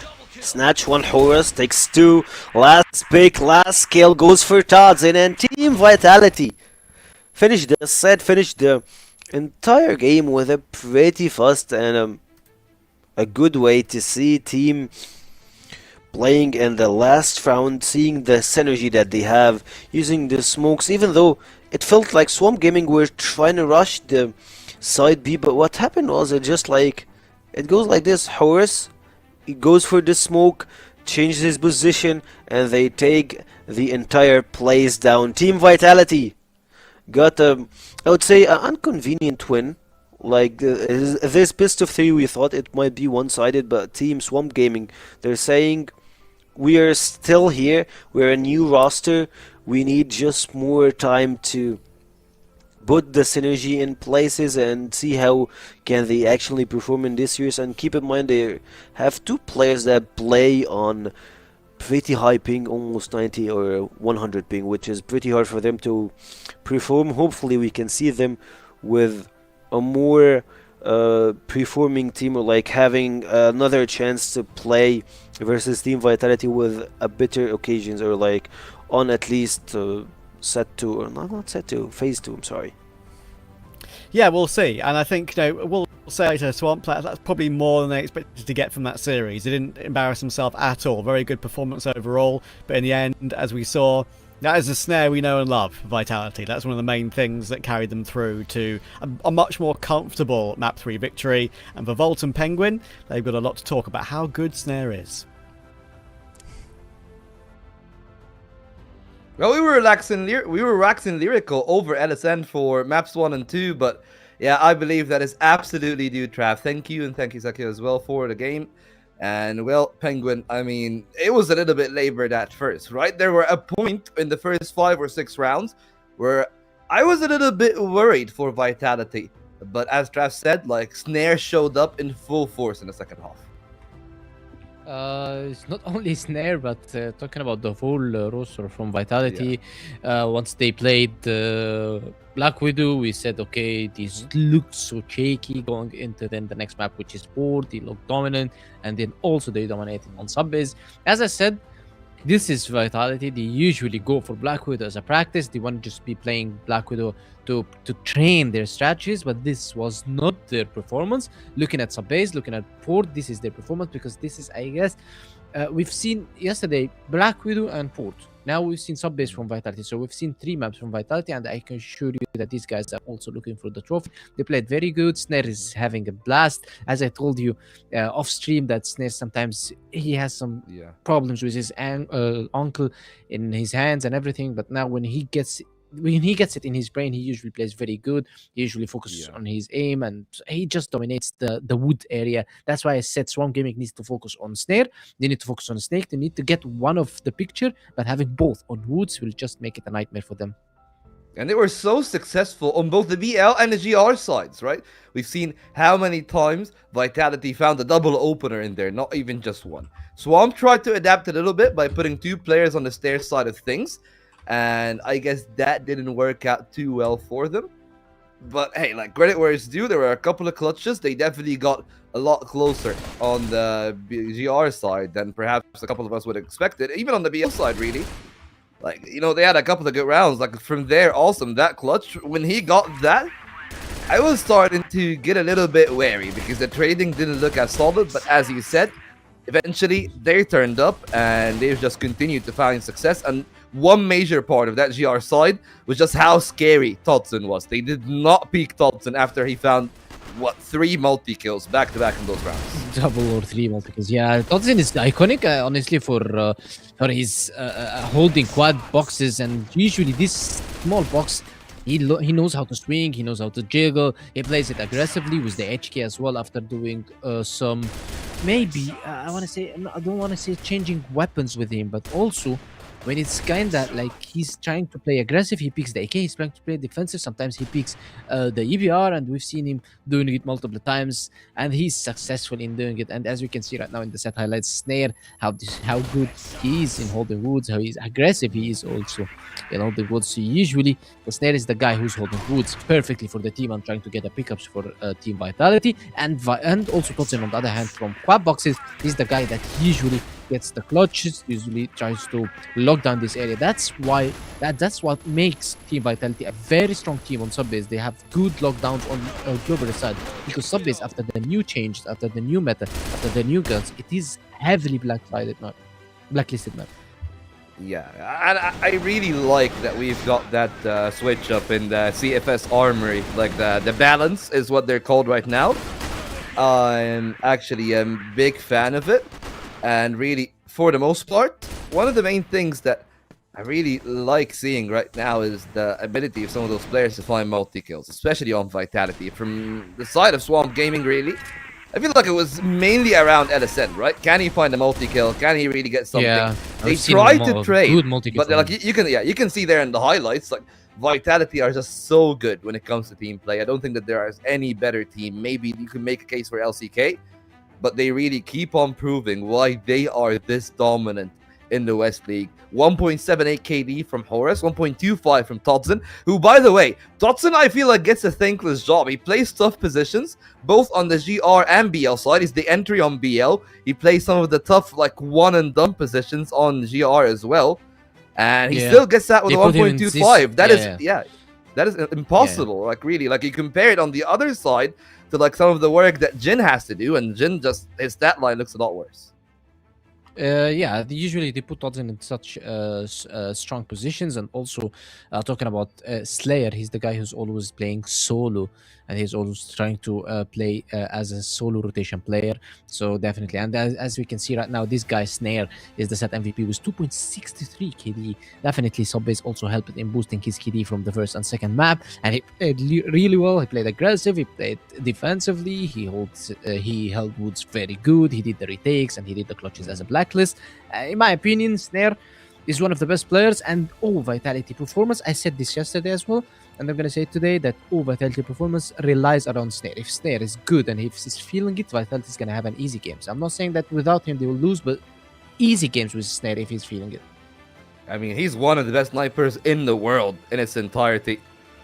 Yep. So I feel like saying something like that, it has nothing really to do with like disrespecting the other players. It's just how good he individually is, how good that team actually is, mind you. He was, I believe, one of 2 players for the side of their team, Rock Esports, last year. That wasn't the B tier. It was him and Horus. He was 7.9, and I believe Horus was 7.6. And that really tells you like the level of performance that we can see from them usually. And as you can tell there in the result, maybe a little bit worrisome on map 1, but as he said, like outside of the Black Widow, still remain best players in the world. And well, are you actually in agreement with Horus being the match MVP? I mean, he was consistent on maps 2 and 3, but his Black Widow maybe wasn't the best. Well, Black Widow wasn't his best, and that's why maybe we've seen Vitality falling shortly in Black Widow, because they tried to play around him. It didn't work out, but then I can count. He's a match MVP because he came back from such a deficit. He was having 0.4 KD, going back to port, doing this phenomenal performance. Not only this, carrying it also to sub-base and making it very easy for his teammates to get this win. So definitely he deserves it. He's one of the best players also, and he's the guy who leads the team into the sides. For me, this is the most valuable player. And if you have a player like Horus, he's entering the sides, he's trying to take spaces, he's getting the kills for you, and also doing match MVPs. This guy's precious. This guy's a precious stone for your team. Yeah, well, I mean, there's one more thing that we can talk about. Closing thoughts on Swamp before we toss it to a break for the next one. Outside of LSN, which I feel like we talked about him and his individual performance a bit. Where do you actually think that Swamp is gonna end up, right? Like, that's a really good Black Widow. There were moments in the sub base that they were good. Are they a mid-table team? Do you think that that's the case? Even with the loss of Famous, do you think that they can avoid relegation this season? Well, it's gonna be tough for them because there is gonna be two teams relegated. So, Swamp Gaming is the team also reformed, but I mentioned that Swamp might be a bit weaker than Anna. It's okay, or 3BL or Anubis, because Anubis has full Egyptian team, full Egyptian roster. They're going into gaming house and they have a coach. Same goes for 3BL. They have an Egyptian team. They're going also in a gaming house and they have a coach. Swamp Gaming, they reformed, but they are not a fully Egyptian team or a fully European team. They are mixed. They don't have a coach. They don't practice regularly. That's why they are kind of in a risk of getting relegated this season. So they need to be working on their performance, on their practice games. They need to actually to play more this season. Yeah, and well, speaking of the man of the hour, not really the match MVP, but the set MVP here for that sub base. We got Snare for the winner's interview.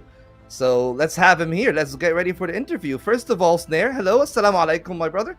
How do you feel after that one? Like, how do you feel about actually getting that game? Because it was a little bit tough on the Black Widow. Is it what Penguin is saying? Is it just practice? Like you just get it out of the way because you want to improve? Or do you actually think that you can win against those teams on the Black Widow? It's like Penguin said, it's just a practice for us. And at the same time, we played the first map on NA, and we have a lot of rounds that we throw. And that's why I think we lost first map. Okay, so with that one out of the way, I think that maybe the first question then becomes, on the maps that we have seen you perform, right? Like, what was the difference between the BL and the GR slide? I mean, of course, on the GR slide, I feel like sniping is a little bit easier, but like, what do you think actually unlocked like the team? I feel like in particular we talked about Horus, so let's actually keep the focus on him for that one. On Black Widow, he didn't do the best, but on Port, he was an absolute madman. Is it really like mental tenacity from the team, or is it just individual performance that, hey, he was like a little bit shaky on map 1, that he's, uncomfortable on the Black Widow, I guess? No, of course he's not shaky. Just like I said, it's the server. We play in NA, their server. We have higher ping than them. And yeah, and Horus just need to warm up first map, and after he can dominate, like you said. Yeah, that is pretty much what Penguin always says to me. He's like, don't worry about it. Horus is a slow start, even in the season. It's like, when week 2 comes out, when week 3 is here, he's gonna still be like one of the best players in the West League in its entirety. And well, to you though, the best entry too. Yeah, I definitely do agree. But to you though, to you personally, like we've seen such a great performance in the sub base. How do you actually feel that things went for you in that second half? Do you think that you found the gaps in their play, or do you think that you just found your own form? Was it weakness from Swamp or strength from you? I think we just played our game, and we are like better team. That's why we won CT and T. That's all. They're a good team, new team, and I think they will be better. Okay, that's great to hear. And you got a couple of easy matchups this week. Next week is going to be a little bit more difficult. So looking actually at the group stage side of things, I believe that your game is going to be in week 2. And that is going to be actually, no, you still got a game tomorrow against LCK. So, LCK looked really sharp against Nemesis. So that's my final question of the day. Penguin is back. But yeah, that's my final question. I'll let Penguin have anything that is going to be here. How do you feel about that game against LCK? Because they looked so scary against Nemesis. I think it's all against them. It's a good match to play against them. And yeah, it's a group stage anyway, so I think we're gonna win, but yeah, it will be a hard match. Well, Penguin, do you want to add anything? Do you have anything that you want to say to Snare? Let's let the guy have some rest, because I blacked out for a while, and he's yeah. Thank you. Hey, much love, Snare. Thank you so much, and congratulations. See you tomorrow for your next game. I'm gonna definitely interview this guy anytime soon, man. He's just gonna be here a lot. Yeah, okay, that's great. That's great. So we still got a lot more than that, but yeah, as we said, their next game against LCK. You know, let's focus on Vitality a little bit before we go to the next one. Yeah. How do you feel about that one? You know, we've seen them against Imperium, we've now seen them against Swamp, and we've seen how on form LCK are. Yeah, this is not a test for Vitality. We cannot say if Vitality is very good or very or averaging their performance based on the games that they played, but definitely versus LCK is gonna be pretty much good game, and I guess it's gonna be an interesting one. Yeah, and now, you know, I am really going to actually be considering what Vitality does against LCK on that week, and then against Nemesis on week 2 to be the most intriguing part of that one, Penguin. So if that is the case, and that's what we're thinking about, let's actually close out this page of the day and go for our next set that we have, of course, after congratulating Vitality on their win. It's Imperium against Nemesis. We've seen Imperium not doing too bad against Vitality. Like, they got 5 rounds on the Black Widow. Of course, the port was always going to be port, so nothing you can do about that. How do you feel that Imperium can fare in that game? You know, Nemesis reeling a little bit from their loss against LCK. Is it going to be them perhaps having a bit of a mental issue and maybe Imperium can exploit that? Or do you think that this is just them getting revenge? You know, they're going to be more angry, more focused after the loss against LCK? Well, it's going to be a very tough game, maybe tougher than yesterday, because today they're going to play Nemesis, a team that lost shortly versus LCK, and they need to prove themselves. This was their first game for Team Nemesis yesterday, and they need to prove that they are a good team. They are here to compete. They are here to show that they are top 3 teams. So in my opinion, Imperium, I feel sorry for these guys. I said it yesterday. They are facing 2 strong teams at the beginning of the league, and as I said, they are just gaining experience. They are gaining knowledge. However, the matchups are not really fair for them, but this is the West League. You need to fight for your spot. You need to fight for your place. If you want to be in the contender group, then you need to fight for it. And you want to be in the elite group, that you need to show it. And now they need to show. Not every day we're going to be saying, okay, Imperium is going to be playing versus a very strong team. Maybe next time they're going to perform better. No, if you want to be a hero, if you want to be a champion, then you need to beat everybody and you need to show it. Of course, this goes also for Nemesis, because Beck said that you're going to be seeing a different team than last year's. And actually, we've seen it. It was only 1 round different between Team Nemesis and LCK yesterday. And good to mention that LCK was the regional finals champions. So this was a good test for them. And he delivered, and Team Nemesis delivered. Right now, they need to show it, and they need to prove it. That's why the matchup for both teams is very good, because Imperium just lost yesterday, and also Nemesis lost yesterday. So Imperium needs to show it today that they have the guts to be in one of the top 6 to go to the playoffs, and also Nemesis needs to show that they are a top 3 team and also can go to the finalists. Yeah, as you said, of course, I do 100% agree. This is the place for the elite. If you're not going to be the elite, the heat is going to be on. As you said, there is relegation, and there is always going to be hungry teams coming in from the Open League. But this is not the Open League. This is the West League. This is where the best scrap buy. And Nemesis is one of the best. Let's see what they can do against Imperium. Even against Goliath again for the young team coming through from the Open League. Let's see what the Egyptians can do against the European mix up next.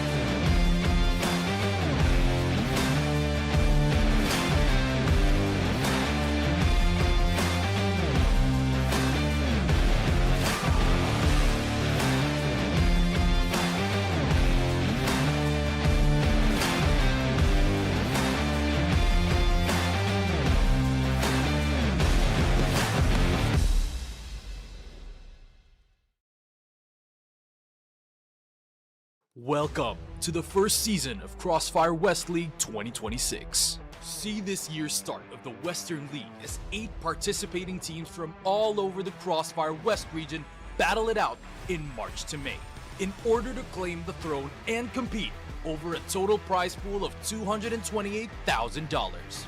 For the first season of 2026, get treated to 3 months of high-stakes action, as the season consists of 2 regular season phases and a double elimination playoffs where legends are created.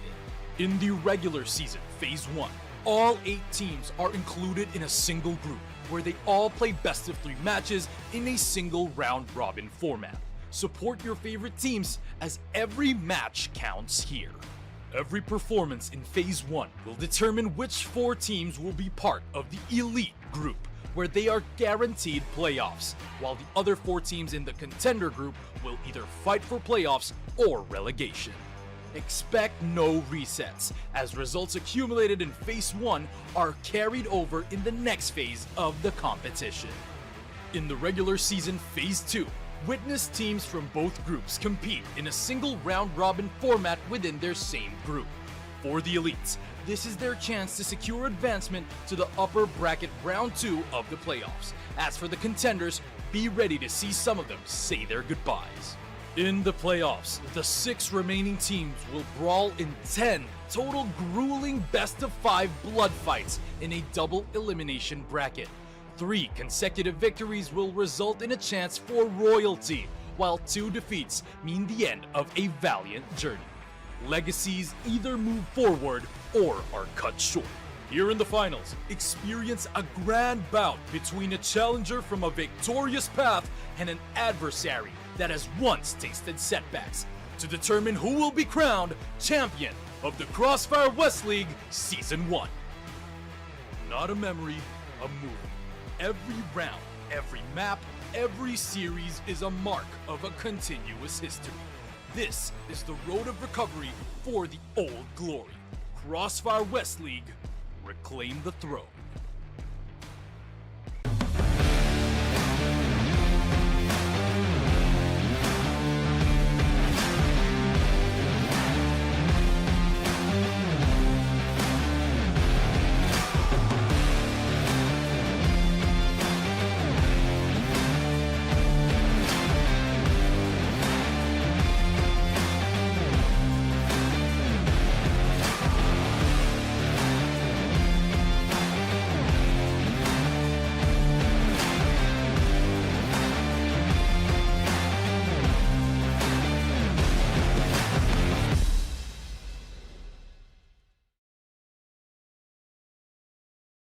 Welcome to the first season of CrossFire West League 2026. See this year's start of the Western League as 8 participating teams from all over the CrossFire West region battle it out in March to May in order to claim the throne and compete over a total prize pool of $228,000.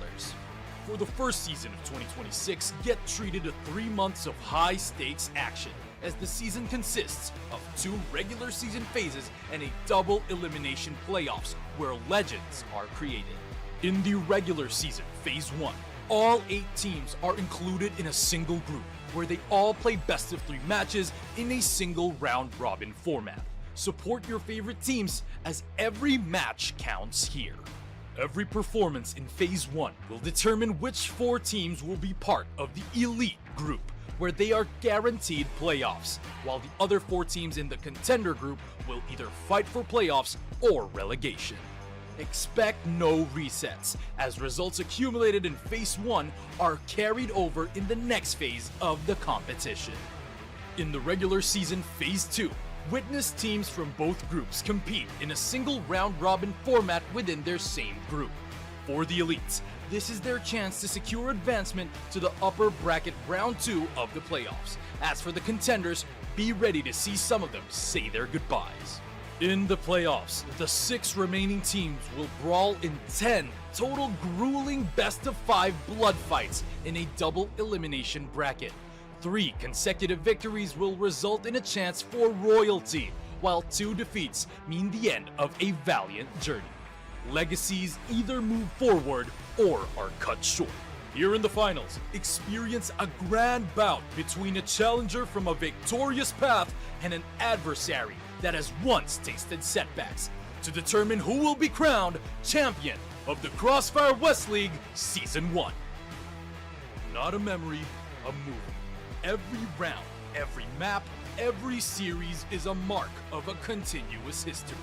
This is the road of recovery for the old glory. CrossFire West League, reclaim the throne.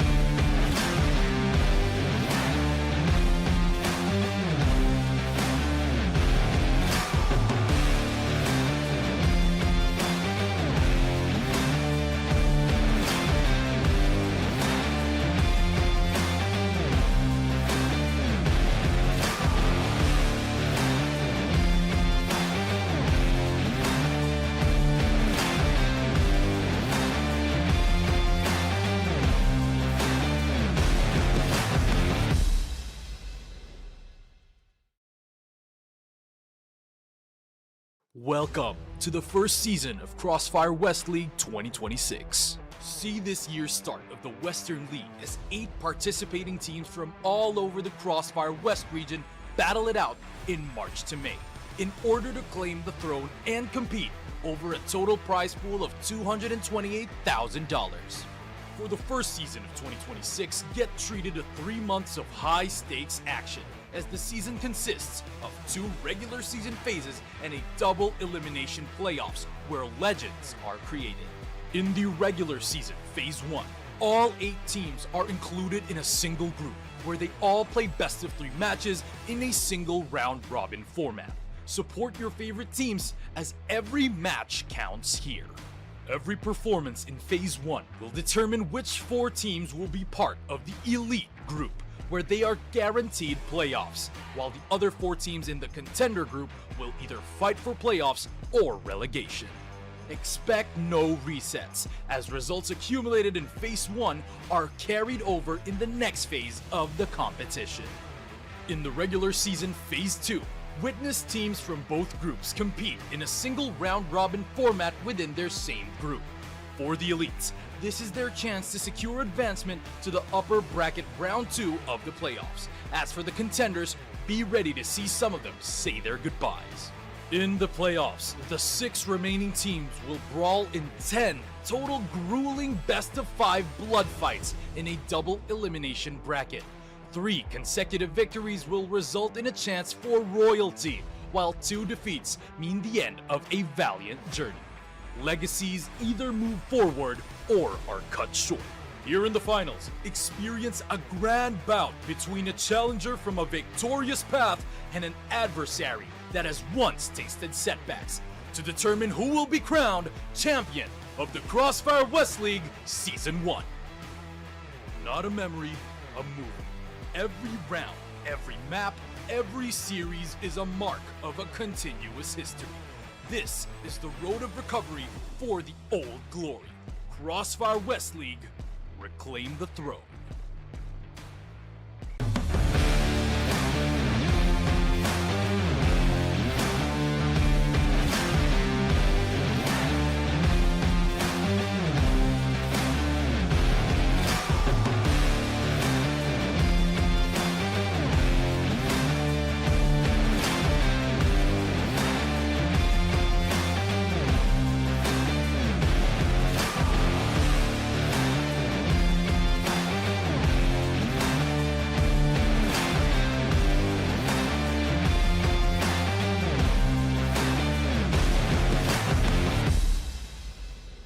This is exactly the kind of game and performance I wanted to see. This is the Hail Mary.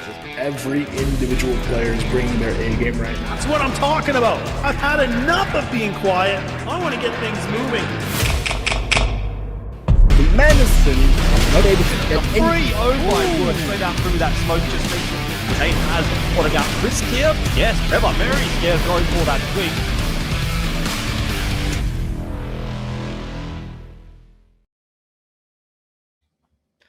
Well, after what was a brawl here, Penguin, between the 2 teams that we had at our first game, Vitality were able to actually ease their way into maps 2 and 3. A good effort, of course, from Swamp on Black Widow, but as they've said, that was practice. Now is not practice time for Imperium, neither. It is for Nemesis. As we've discussed before the break, both teams coming off a loss, and a win would mean either solidification for Nemesis as still one of the top 3, or a free fall for Nemesis and a chance for Imperium, as we've said, for them actually to fight for those last 2 spots in the playoffs. Well, I guess it's gonna be a tough game for both of them, but definitely Nemesis have everything to win this matchup. They're gonna be playing against Imperium. They have some good players. They have Jaguar, Frabzy, and we've seen how good Damp is yesterday. For now, Team Nemesis, this is a statement for them. They need to prove themselves. They need to be checking on their professional level of gameplay that needs to be played right now. As we can see, yes, Imperium with the same lineup of yesterday: Frabzy, Riz, Damp, Nexlon, and Jaguar. which is a very good, interesting lineup, in my opinion. Next one, we didn't see him yesterday that much. We'd love to see him today. Also, we've seen Damp and Frabzy doing very good. Jaguar is the IGL and the entry fragging, and he's entry fragging after Frabzy for Team IMPERIUM. So I guess he has a lot of work on his shoulders. So now he needs to prove also himself from Team IMPERIUM. First game was versus Vitality. This is a bit kind of better game than the first one. It's going to be against Team Nemesis. Team Nemesis, they need to get this win. They need to show the fans and Team Nemesis fans that they are a very strong team. First one was versus LCK, also was tough.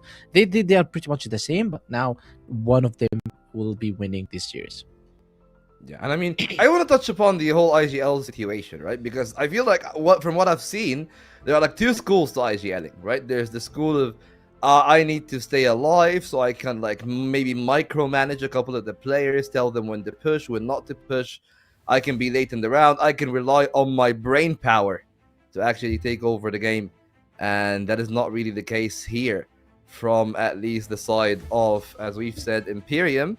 But for Nemesis, it's a bit of a different story, right? Comics is a bit more passive. Of course, RFF, Dipsy, Alucard, and Beck, all of them great players. We've seen what Kiko can do. We've also seen Jin and Awesome do pretty okay in their initial bout against Vitality. But let's focus on the players at hand. We've seen them in the game against LCK. And I feel like you might have a little bit to add. Like, who are the players that you are looking out for that maybe either did well and you want them to continue doing well, or the opposite, wasn't having a good day and you're hoping today will be a little bit better for them?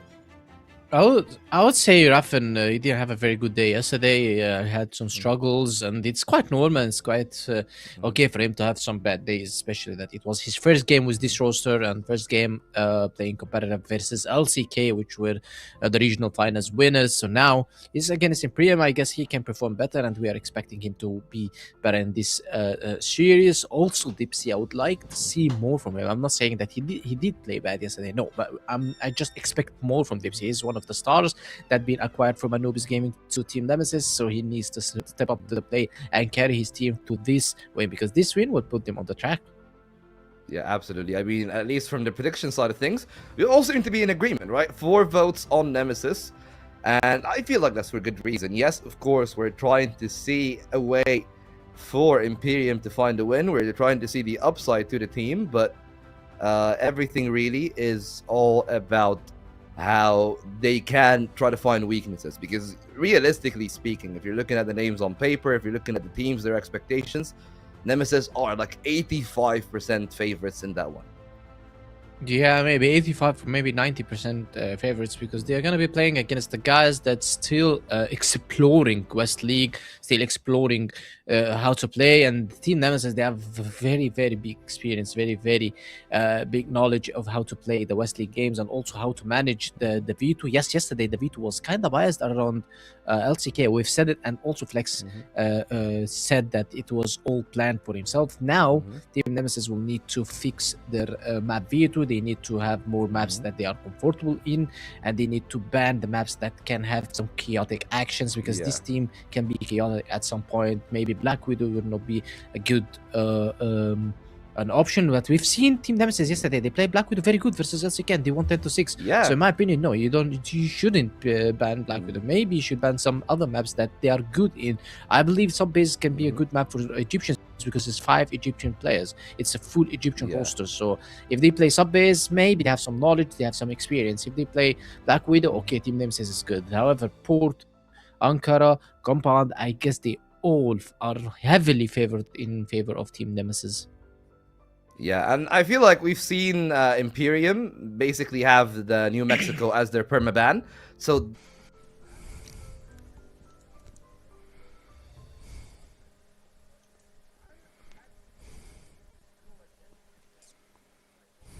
Black Widow for Nemesis is better. But because, at least from my own perspective, I think that it's better to be comfortable if you're actually know that the other team is better than you, right? Even if their Black Widow is one of their favorites map as well. I feel like taking yourself down to take them down doesn't work as well as, hey, let's just put the two of us on our best map. We're comfortable. Maybe somebody will step up and perform, as he said, like there's Dipsy, there's Jaguar. If they step up to their usual highs that we've seen in years prior, they can definitely do a lot better. And I feel like the veto is going to be really intriguing once we get to it, because I know for a fact that this is going to be a New Mexico ban.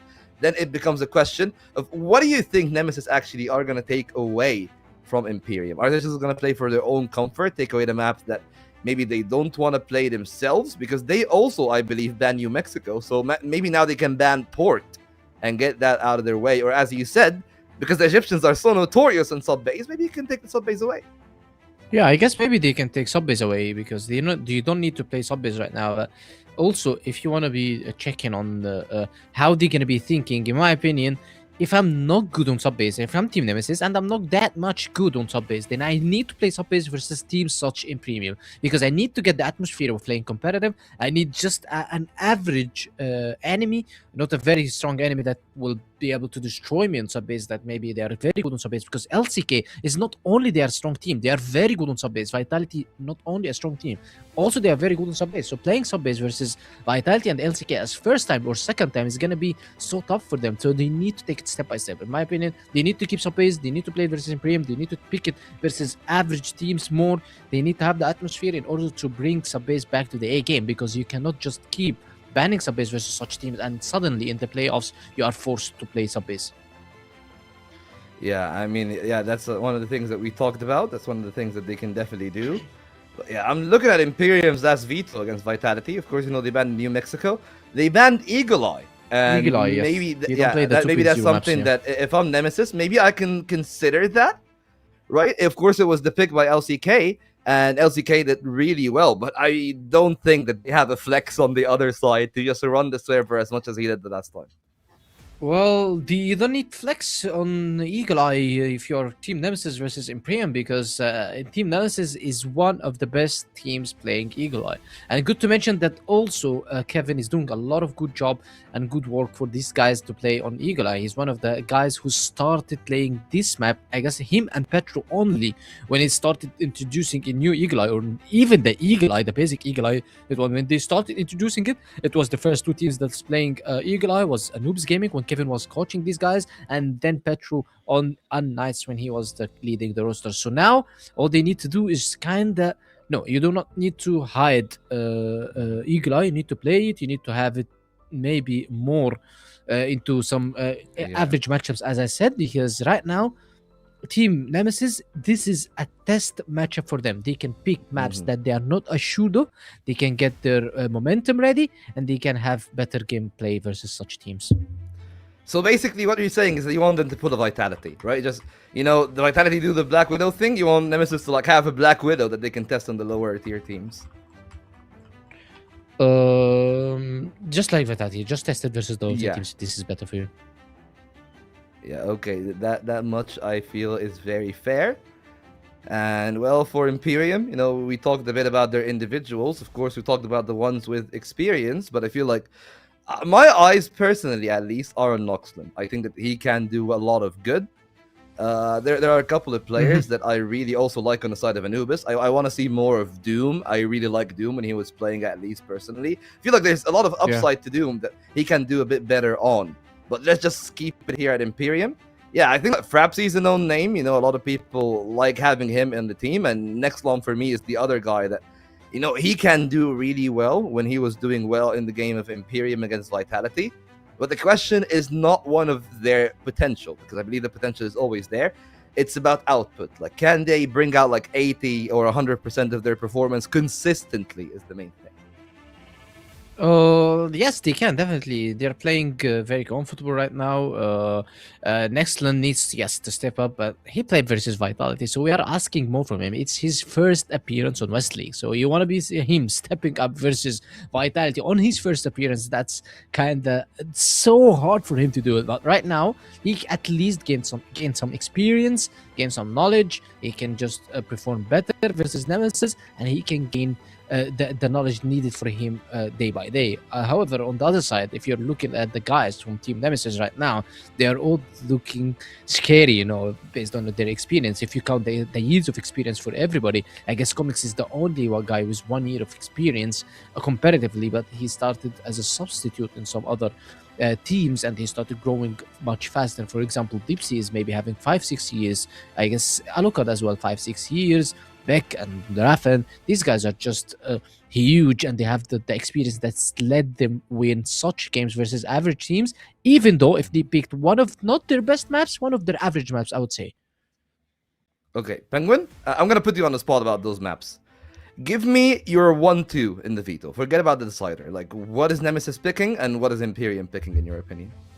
Well, if Nemesis want to win, they're gonna be picking Eagle Eye. If they want to practice, they're gonna be picking sub-base. And for Imperium, they need to play the basic 3 maps: Port, Black Widow, and sub-base. They need not to go to Ankara because Ankara is gonna be hell for them. They need not to go to any of the 2.0 maps, which is Eagle Eye, New Compound, and New Mexico. So in my opinion, it's very tough for Imperium. But for Nemesis, as I said, if they want to win, just pick Eagle Eye 2.0 because they're gonna be banned in New Mexico. If you want to practice, just pick sub-base. Need sub-base for the playoffs. Yeah, I think that that's a very valid point to make. And then the question then becomes of, well, what they can do. Yes, We as got you said, a quick update, of course, as noted by Penguin, at least in the chat privately, that, yeah, Jagger is not playing here today. As Faris, their substitute, that is stepping up here. And maybe that's a tough one because, as he said, you know, Yeah, Jagger he's are gonna leading be the team, tougher now. one of the most experienced, and they go against one Yeah. of the top 3 with a substitute. It's going to be a bit harsh.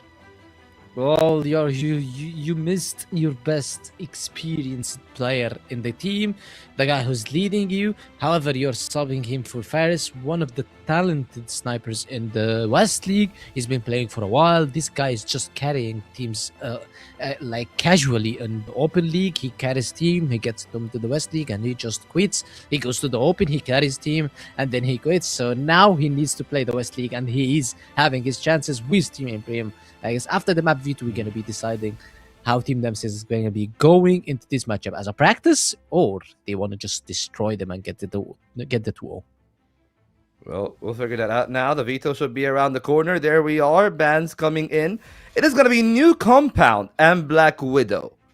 So I feel like Black Widow is a bit more of a... Like, I would lean into calling it a practice one for Nemesis. Yeah.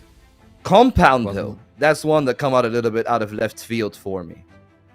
Yeah, because they have double sniper right now, so they need to play maps like Compound. They need to play maps like Black Widow. So it's good decision for them to play Black Widow because they have double sniper. They have Ferris and they have Dam. And New Compound as well, they have 2 snipers. So one sniper can hold some beam, big and mini. He can hold the angles. He can just get the scopes ready. And also on the other hand, the other guy can stay on A side. So in my opinion, it's very good maps also for Imperium. However, as I said, Team Nemesis shouldn't ban sub-base. They should have left sub-base. If you don't want to play sub-base versus Imperium, then you cannot play it versus Vitality or LCK in the playoffs. Yeah. I mean, my question then, for the double sniper point, I get why they would pick that, but then my question becomes, well, why not Port? That is the decider. Because we've seen how good Port was for the double sniper in Swamp, so why not try to replicate that? It's so like complicated to pick Port as a decider because look, you need to have the coin toss and you need to be checking if you are home or away because you need to be having the side. So in my opinion, banning sub-base and leaving it into the other map and not having Port, that means that the team who left Port, the team who banned Port, they don't have the side selection, because if you don't have the side selection and you let the other team get the globalists, then you're just making it hard for yourself. So it's Port, picking Port as the last map is just so complicated for all teams. Yeah, I guess, yeah, it comes down to that, as you said, like side selection and the decider is more important. And yeah, I believe that, I don't know about you, but again, like, we talked about New Compound a little bit. I feel like the changes have absolutely, we talked and agreed that it makes it a bit more even. But where does it take us from here? Like, is it like a 60-40? Is it a 50-50? Like, where exactly do you put it? Is it like still heavily favored for 70-30. Maybe it was still 80. Heavily favored. It was 80. Yeah, it was 80. No, you're talking about the sides? No, it's 70-30 or 60-40 for Blacklist, not GR. For Blacklist. Yeah. I mean Blacklist. Because they fixed the map. They really made it better for the Blacklist team to be able to play. So now, it's kind of balanced map, a bit sided to Blacklist. Yeah, well, I mean, I agree. I think that, again, like a couple of the simplifications of the site, especially on B, has made it a lot better for the Blacklist. And the way that they changed middle, the spawn that's a little bit forward now, so you get even better timings. All of those are great things for the BL side, but well, I mean, of course, as he said, like the double sniper then becomes a point of contention, and we have seen new compound played before, and I believe that at least from what we have seen, right, the sniper was really important, but having one strong rifler on middle is so important on that one. So do you think that someone from the 3 riflers on Imperium is going to step up, and who is it going to be if that is Actually, the thing is, this question goes for Jaguar because he was the guy who's locking down mid from Eltern. So now there is no Jaguar. You need to be putting Nextlan, I believe. If he's not anchoring beside or A side, you need to put Nextlan in mid. You need to put one of your good aimers on mid. You shouldn't put Frabzy because you don't want to lose. I guess he's the second IGL after Jaguar. So you shouldn't lose Frabzy. In middle, you should have put Nextlan. He can take the aim duels, he can take the fights. In my opinion, Jaguar loss in compound is huge because he was the guy who's always locking down mid and getting the multi-frags, and we know that he is very, very good in holding mid, and we've seen him in the past seasons. Well, you know, as you said, we've seen him in the past. Now it's time for the present. Imperium from one tough stride to the next, but it is time for Nemesis perhaps to recapture their glory. Trav and Sekio take away what could be a quick one. Come on, Volt, why'd you go and say that? Now it's going to be a long, drawn-out 3-mapper with triple overtime in map 3. Surely you've just done it to us. Look, I don't believe in the caster curse personally, but you know, I've done 1 or 2 maybe in the past. Just a little whisper. Don't tell anyone. You know, it's fine. Don't worry about it. But yeah, I think I do kind of agree with you that it should be a Nemesis 2-0, especially considering the lack of Jaguar. That I think is a big changing point, right? It's a big changing point, but adding Faris to the lineup, as Penguin mentioned, that he's one of the talented players that we always see on the CrossFire Open League. He just carries teams, got them to the safe place, make them just like you reach the CrossFire Western League. I'm just gonna get out. I don't think that I can keep on going, but at this point or at this time he is playing, and also at the same time he is a sniper player, and we have 2 good maps for sniper players, so that might give him the chance to show off his skills versus the big dogs and the big league. I know Imperium, they are just new to the league. We have multiple new talents to participate in the league itself. Playing versus Nemesis, one of the contenders for the titles, the teams that we have their name up there, but we have a huge problem. That's Volt, what they just do to us. Trust me, with Volt, I wouldn't say that he cursed teams, but like I have seen it a couple of times. Like we go way back. Me and Vol, we've been casting for like almost 2 years together, or even 3 years, something like that. So yeah, I actually was going to ask. I believe this series will be a long. How long did you know Volt? Yeah. I mean, so you think it's two and a bit years, 3 years now? Yeah, we cast both in English and Arabic, so we had like multiple occasions, multiple games to cast together, and like I'm not saying something about Volt or throwing accusation. Even me, I do have my my moments when it comes to cursing some teams. So hopefully we can counter the curse, and I'm you know, trying to get the trolling with the game itself. Yeah, hopefully. We are getting some information from production that, you know, maybe Farah's only standing in temporarily while Jaguar maybe fix some things behind the scenes. He might be back. So that might be a big help to Imperium if he's actually able to play today. We never know until the last minute, really, with these sort of things. Like, the players don't tend to necessarily tell us too much. So, you know, it can be hard to figure it out until the game kind of gets underway. But hopefully he'll be, if he's able to play, that'll be a big boost to Imperium, because we know that, you know, he's such an important player in the team, one of the guys that has the most experience playing in the CFWL in seasons gone by. So they don't get a chance to play with him, despite how good maybe Faraz has been in previous seasons, in either the lower leagues to get teams qualified to the CFWL. You still want to play with Jaguar. Yeah, it's just a fact. Of course, you want to see Jaguar stepping in, but we will just check their names, and Faris is in there for player. Yeah, he's in there for now, and I believe having Faris, having those type of maps will help a lot to showcase his skills, and hopefully we can see something that we are waiting for. Dump actually throws their first sniper kill, and feels like we will see a lot of those in this game. Depsy will be the first one to drop off. Raz immediately traded, and we're going back with the zoomed out camera when it comes to the maps. It's pretty hard to track where the player's at, but I believe that's in the mid.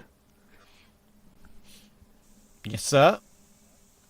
When it's one of the newer maps, I'm at the sort of aspect ratio of the, not aspect ratio, but just as you say, the zoom level is going to be a little bit different on the little map in our top left.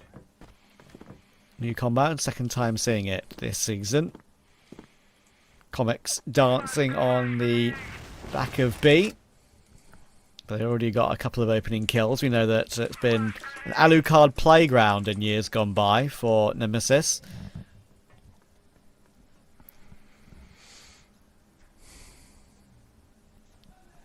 Effin holding the angle. Frapsy and Damp looking to try and push him out of the round, and it's a good swing from Nexlon. That's going to be a surprise for Raffin. Now, with him going down, it puts a lot of pressure onto a Beck on the back of the site, but he gets both. That activates Alucard to come and help out. So a really clean start for Nemesis. And a clean and fast one. Beck and Rav just doing heavy lifting here for Team Nemesis. Rav, speaking of him, you have one, but two taken down by him. That's how you want to see Nemesis, and how Rav be performing here. Taking two, taking Noxian, taking Faris out. And one sniper down. Only Frabzy taking one kill in this round. It will help a lot. Going back to... Oh, I love the map. Say thank you, production, for fixing those small issues. But currently we can see the movement around B side. Yeah, I didn't actually mind the previous one because you can kind of see the entire map, right? It's not the end of the world. Debatable. Yeah, you can see it, but actually this one feels like more playing than casting the game. Exactly. Huh. Damp will manage to force his way forward and deal with Dipsy.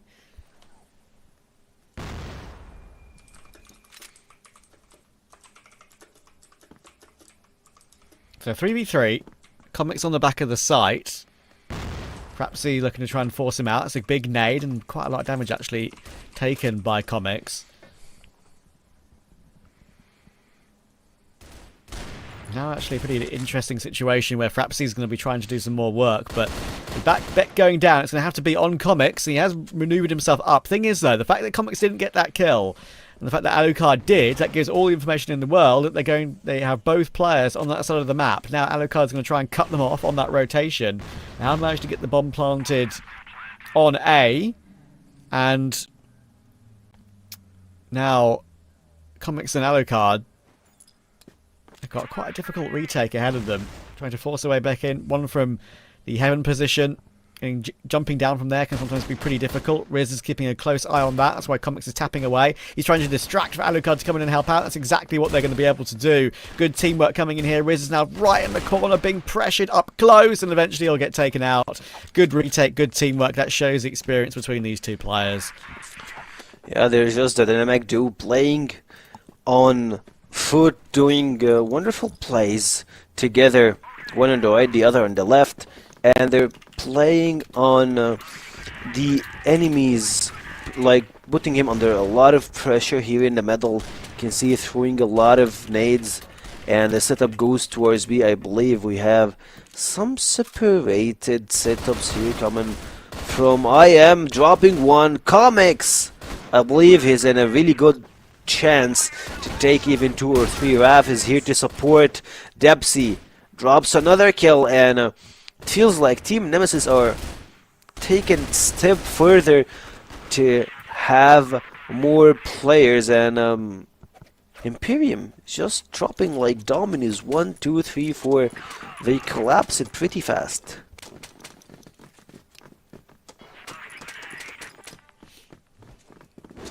Yeah, looking very comfortable. Already not really a surprise that they are looking this good against the team that we unfortunately expect to be kind of the biggest underdogs of the entire season.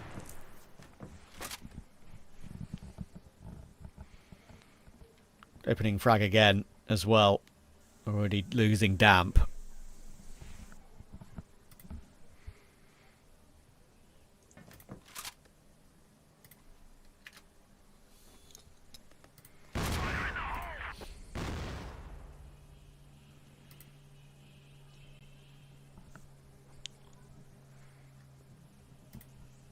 Noxon.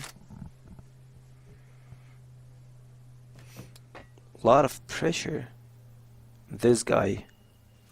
Seen him doing tons of heavy lifting yesterday, and we hope to see the same thing here. And for Faris, it's his first time stepping in to the CF West League. We hope that he puts a really good impression as a player, known in the lower leagues, playing versus Nemesis. Most of the players, he know them playing in ranked, normal games also, death matches. So, can he perform here?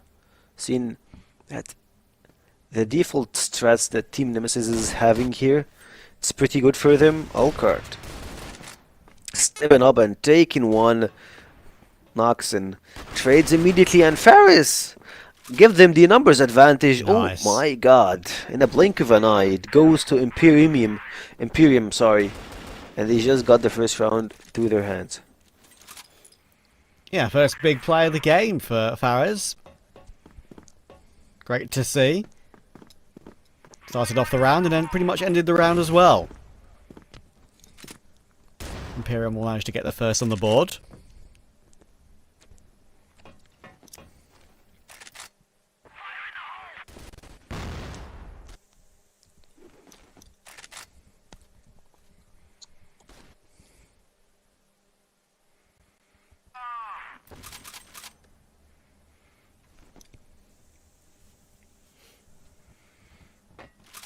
Imperium playing slow through the middle here. They still have their full util. Frabji just invested all and everything that he have by just trying to go to B side. Play with the setup they have, still can use 2 smokes while they enter and 1 stun grenade. Help them a lot into having more space, free territory being occupied by Imperium here. They still seeing their chances, checking angles, and looking where should they actually take the next step. A lot of pressure on Beck, and he's not able to hold on against Frapsy, but thankfully for Nemesis, they've got Dipsy and Raffin together. Riz tries to get some big damage in and trying to bait in Nexlon to help out. Quite a lot of damage taken by a lot of these players, and surely Comics can't get a frag from here. No, he can't. Stuck behind the site, pinned in. Alucard, good recovery, but they're both pretty low. And this retake does not look possible. This smoke up is going to be very awkward to do anything about it. I think they're going to just try a big rotation round with one player to try and catch them off guard. Maybe not expecting Raffin to go all the way round. Thing is, can he stay silent for long enough to make this play actually worth it? Alucard just needs to stay alive for a little bit longer. We can see his POV on the right. Raffin will now force his way through, but eventually will get caught. So there's nothing for Alucard to do, really. He'll get taken out. So, good call from Imperium to do that play. And they're able to get themselves within 2 rounds again. Really good call, and Faris plus Dump, they're making really good sniper shots here. for a split of a second, it felt like we had 4 sniper kills. It felt like we're playing in a sniper room. Only snipers kills count. And stepping off the pinch in a split of a second, he needed just 2-3 rounds to fill the blanket and fill the place. Faris stepping up here into this game, even though they're down by 2 rounds, but impressive performance for a first timer in the West League.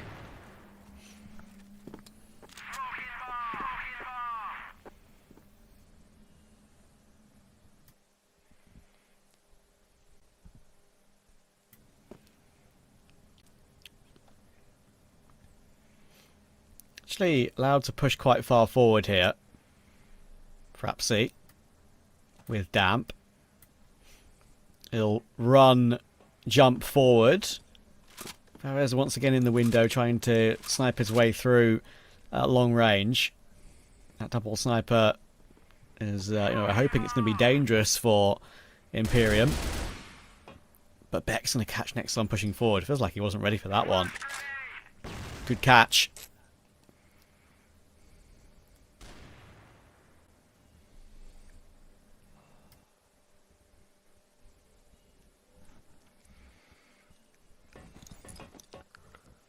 Comics.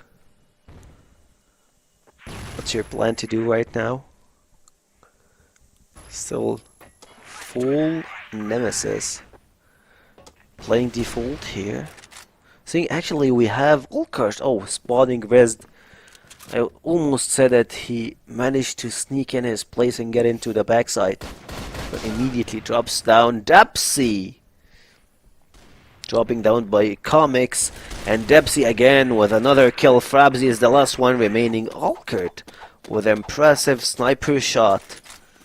I love to watch sniper kills. It's it gives you that weird feeling that you're satisfied from what you're watching. Just one shot, you're taking a player down. Speaking of one shot and speaking of setups, Imperium using a pretty standard setup, throwing smoke plus stun here in the middle, trying to get closer and get more space over connector here. Feels like that's a free territory. They're just occupying.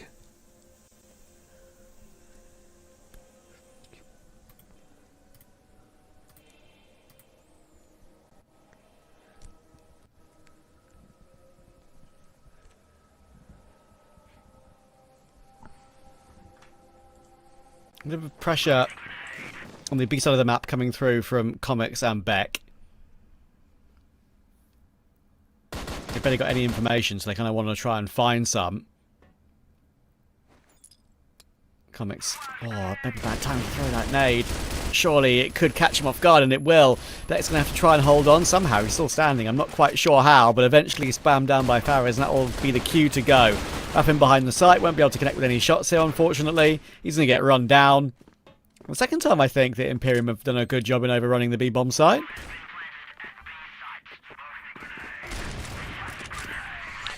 And Benon and Faris with a really good quick scoop here. Picking one more kill here. One more round for Team Imperium. And they will set foot here in the game, and feels like having Faris here is making a lot of good progress for the team itself. 7 kills. He's the guy with the most kills on the entire game after Olkart. On their first half here, at the same time Dumps and the rest of the players, they're going through the same path, but Dempsey here changed his position and waiting for the perfect moment to have his sniper take down at least 1 or 2. Yeah, they're not doing themselves a disservice right now, Imperium. They're doing a good job at working their way back into the game slowly, considering Nemesis had such a quick start again. Once again, trying to force their way into that close position in front of middle. Farah's not going to get any information from there just yet. Beck happy to play time.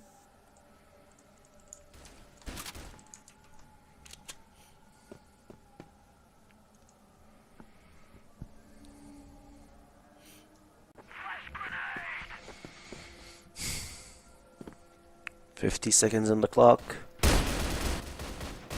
Comics, what can you do?" And stands up here. Raph holding the window here at the same time, trying to shoot across the wall.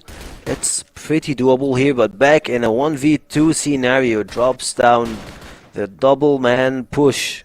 Takes him away. Frobzy and Imperium. Really good way to start the first half, and almost closing at only 1 round deficit. Faris picks up another kill, and feels like that's a technical timeout for the players to speak it out, to talk it out, to see what's happening. And Kevin, I believe he called for it. He needs to talk to the players. That doesn't feel like Team Nemesis playing the last 3 rounds consecutively, and they need to focus and step up their game.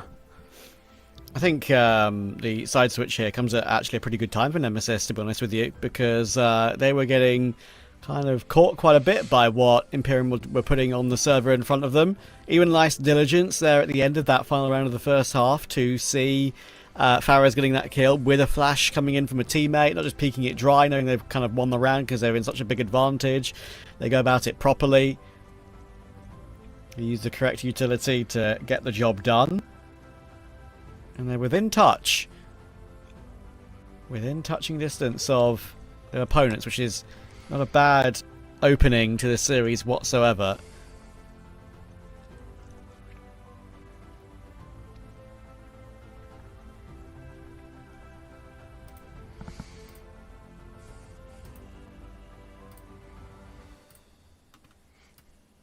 Look at the difference between...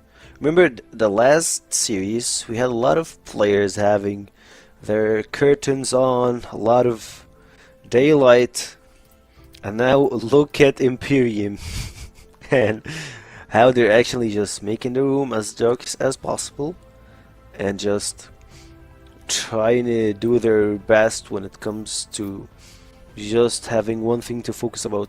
No sunlight to disrupt, no nothing to stop them from playing the game. Yeah, like a lot of the players I have noticed are very happy to play in just complete darkness, which is not good for your eyesight, in case you guys were curious. True. It is not good for your eyesight. I still take medicine for that till today. Fair enough. Good.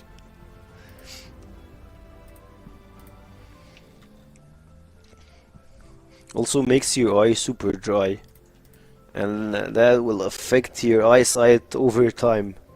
And if you are a pro gamer or a guy that stays on PC for 12 plus hours, trust me, you need some eye products to protect your eyes from having extreme from using like a lot of extreme time, or having no like most of players, they don't blink. Like look at Dump here. I would say his eyes been open for almost 1+ minute. not even a flinch. Yeah, here it is. He did it once. Get some blinkage going there. To refresh those eyes, man.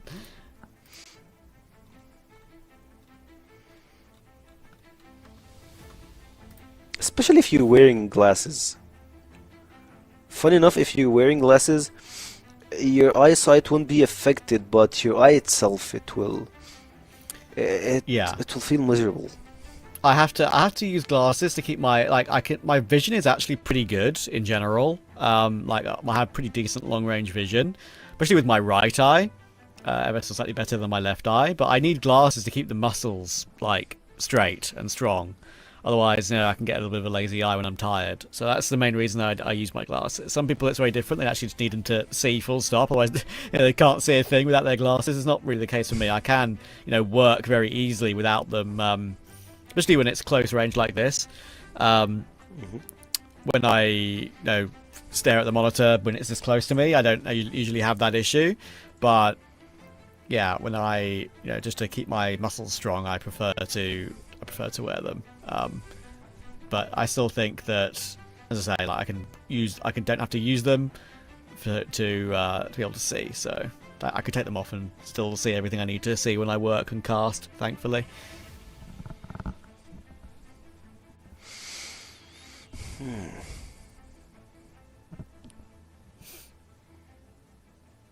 Seeing a lot of players.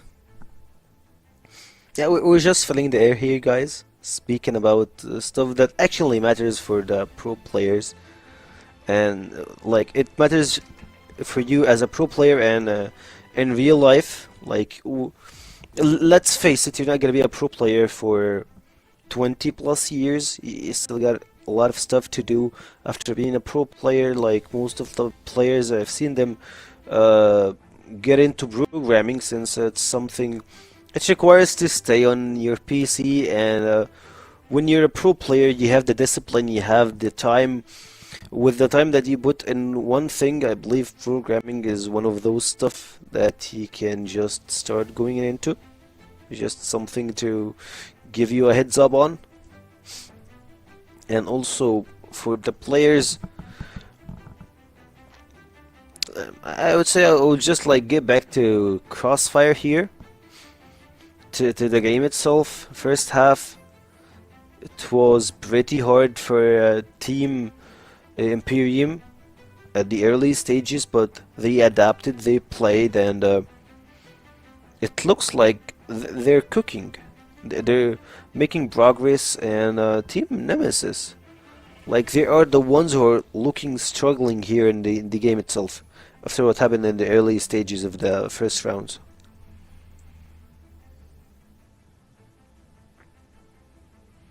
Yeah, I'm not upset with what I've seen from Imperium whatsoever. They're doing a pretty good job at the moment of keeping this game tight, but second half it could always be where the favourite does tend to streak clear.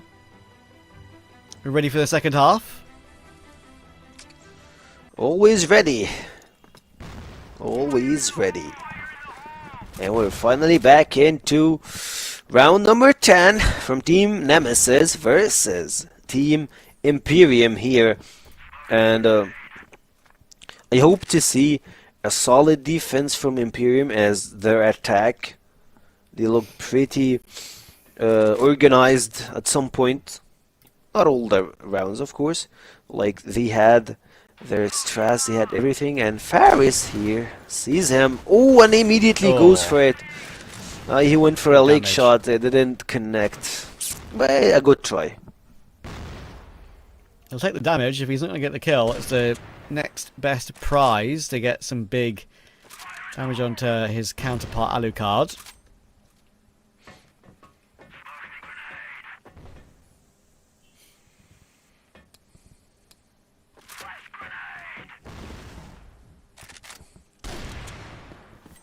Oh, okay. A little quick scope through the smoke. That's a bit of a style points from Fares. We love that. Catching a glimpse, a glimmer. Pulling the trigger at the right time. He whiffed one. He won't whiff the second one. No, never.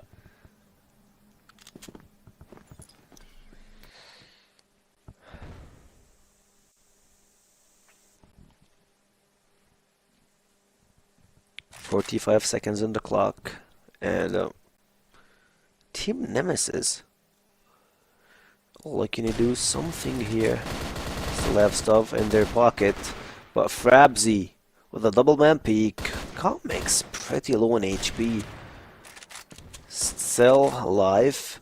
Faris moves forwards, and at the same time, B-Side, look at that, they're just rushing there. Faris dropping another kill. Another shot for him, and I believe Team Nemesis are not at their best suit at this point. Faris through the smokes! Come on! He's unstoppable. Put some respect into their we start the second half and he drops a quad kill. A pretty stylish one at that as well. That was beautiful. And you can see him actually in the camera underneath, just laughing and enjoying himself. And I'm really glad for him. Like, as we kind of were talking about at the beginning of the game, like, I think Penguin was talking about what he's like as a player. Like, tends to just come up through the Cfwl, helping teams get promoted. There's a replay of his first kill. And then just tends to play as a sub. Doesn't want to really commit to playing full time. Maybe if he did, he'd be one of the best players in the world. You never know. You never know. I fully believe that, like, even for a game like as old as CrossFire, there are still people out there who maybe just play the game very casually or just are very, very good in their own world and playing like with their friends or whatever. That they're that good, they could probably make a mark on the international scene if they had the opportunity. It's just obviously it's very difficult to get that these days. Farris goes aggressive in this round, which doesn't play off for him, so he gets a little bit bold, and that will catch him off. They do check the box properly. Frapsy will get cleared. Good work if Nemesis to bounce right back. Damp and Lexicon remaining, and they'll get unceremoniously removed. 6-5 immediately. Wakey wakey, it's time to get back into taking more rounds for Nemesis here. And they're just at it. Depsy got a triple kill in the last push. They had their execution into the A side, playing their way in and finding the perfect picks, one after another, leading to them having a lead one more time. Dumping another one. Razed just going with an AK play, but Frapsy gives Team IMPERIUM another kill, and they're just at it. Like, looking at them, former academy players, former I would say we have, like, if I'm not mistaken, we have one player from Anubis, but he's not playing this game. But like, former academy players in 3PL are just here to impress the entire place. Like, they're taking Nemesis and they're toe to toe with them. Yeah, this is their best performance of the very short season so far. Obviously their first game was against Vitality, not expecting a whole amount from that one.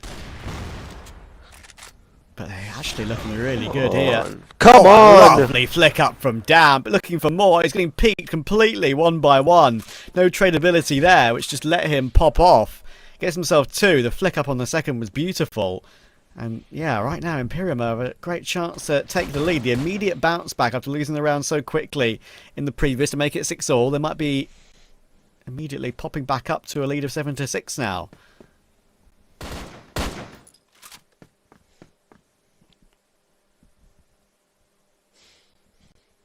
Feels like this team been programmed to play like this. I believe they had a pretty rough series yesterday, but it was versus Vitality. We can all understand that. Versus Nemesis, a team from Open League, Open Qualifiers. Just perform like that. That's not easy to watch or to see. Comics and the rest of the boys, they just trying to find a pick here. They're in a huge disadvantage. And keep in mind, when Ferris is still alive, you gotta be careful now. Depsy, you're looking at the wrong angle, but a quick flick to Chris down. They have both teams an equal opportunity, but Frapsy making them full short knocks and grabs the last kill. They did not clear the site properly. That's a bit of a disappointment, I've got to say, for Nemesis.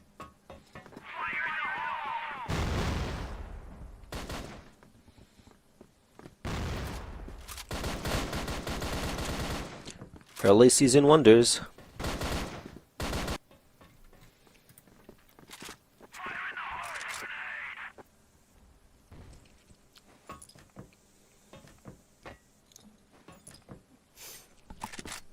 Actually, if they kept performing like that through the league, they can have better seeding. Probably we'll see. Let's just not step ahead of time, We're still at game number 1 versus Team Nemesis, first map. And that's their pick. Oh, Faris. Blindsided. Raf picks him up. Perhaps he's also in a very tough position. I don't think there's much that he's going to be able to do now. Nemesis to force their way onto the site. Alucard is actually flanking Frapsy as well. He's aware of that possibility. Actually, good idea from Alucard there not to even fight that at all. Doesn't want to give up a kill for no reason and make it a 3v3. Beck will go down though. So now it's going to be interesting. If Imperium can retake this one, we've really got a game on. And this is going to be under a bit more pressure. And there we go. Riz and Frapsy are doing great work, trying to press the issue, get up close range. Comics is stuck on the site, and now down into a 1v1 somehow. He's found Frapsy, and Riz cannot trade him. The dance around the middle of the site is working in Comics' favour. A tap on the defuse, but Comics is playing it brilliantly until the last second. What a clutch from Riz. I'm not quite sure how Comics didn't die earlier than that, but in the end it doesn't matter. The round still goes Imperium's way, and they're 2 away from map 1. Comics. Actually, he got into a 1v3 situation after an awkward trade of bullets at the A site, and what just happened? He got one, got the second, and the third one almost taking his head off, but Team Imperium, as you have mentioned, as we are seeing now, they're stepping up and they're taking Debsy, they're taking Comics. You made a lot of trouble last round, so it's a lot better to get ye off early on this one. 8-6, and they're 1 step away from match point. Raf, check your corners, bro. You still have 2 on your left. And Rezd and the rest of his teammates, they got what they need. Just play safe, default strat, and let Nemesis wonder how can they open one site. Yeah, this is, I know, 5v3. We put them 1 away. Look at Faris's win. camera. Yeah, because Faris is ducking and diving behind cover. You can see it on his camera that it's just like completely. It's like it's. I mean, honestly, we probably should need like a what's the term again? I don't know how I've forgotten this. I'm live on broadcast. Very easy word to use. Epilepsy warning. There we go. We need like an epilepsy warning on that one, considering he's just being flashbanged over and over by the fact he's jiggling the angle like that. But yeah, pretty funny seeing it from his camera POV. But yeah, I mean, this is really awkward now. Getting back to Imperium's position, they're loving life. It's a 5v3. They're 8-6 up. They could be about to make it 9-6. It's a good trade from Faris. The second one will come through as well. It'll finally be dealt with. But again, as it often is for Alucard, it's just a little bit too late. We saw yesterday, more often than not, he was left last alive with nothing to do in 1v4s and 1v3s. You know, pretty much completely unwinnable. Let's see if we can make something happen here instead. He's able to get the bomb planted at least. It would be an incredible clutch to win it from here. It would be a perfect time for it as well, considering that they're really struggling for rounds. Only a tag on the first, so that's going to make things very difficult. Pistol on the second makes it very doable, though. Surely he'll get pressured up close and he'll get taken out, and it will be Damp. He'll find it.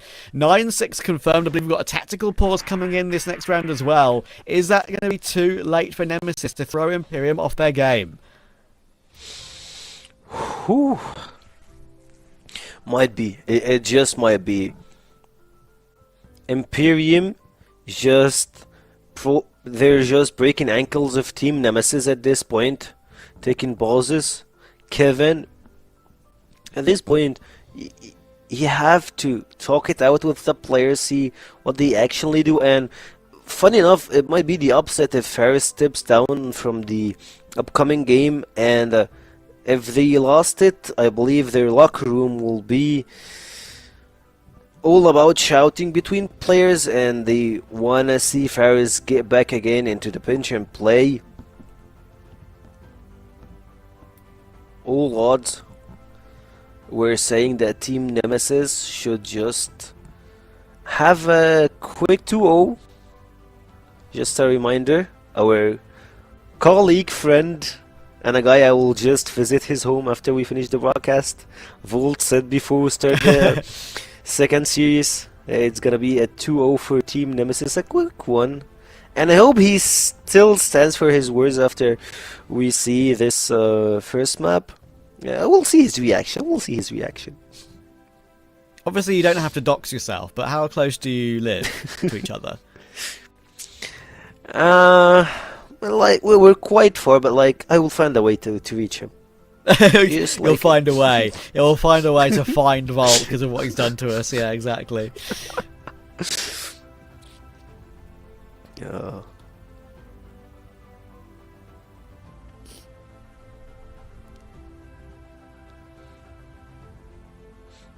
Yeah, big moment for Nemesis. They don't want to lose a map against a CFOL team. They know the quality that some of these individual players have, but this would be a bit of a shock for them.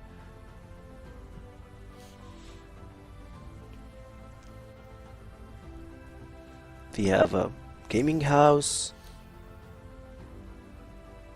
everything to help them perform or show their true skin in game. Don't get me wrong, I'm so happy for Imperium that they're here at this situation versus Team Nemesis. But can they keep it up at the same pace? And Nemesis looks like they might just get to playing this round a bit slow. Waiting for picks here in the middle. Feels like they always get the middle part. Just need to move forward from Cat and hit to B side. I believe that might be their case here, but Rez goes for an aggressive play style. Picks a kill, picks back, and gets back. Yeah, this is another great opening move by Imperium.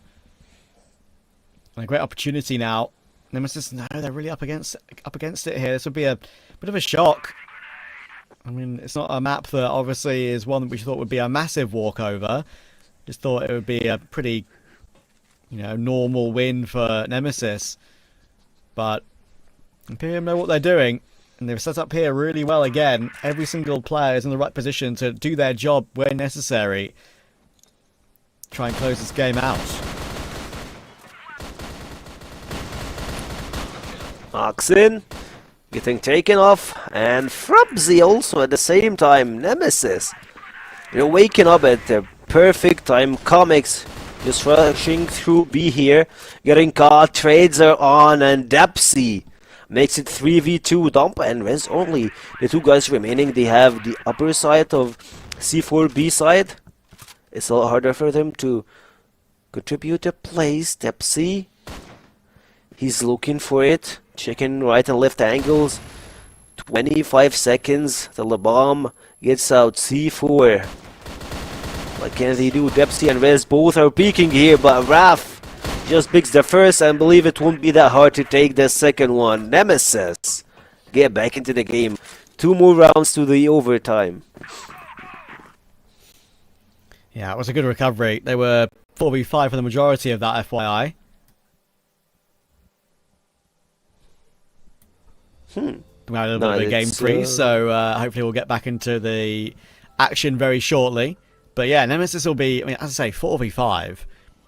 To be able to recover it, they actually did a pretty good call to make that a possibility as well with the flash over.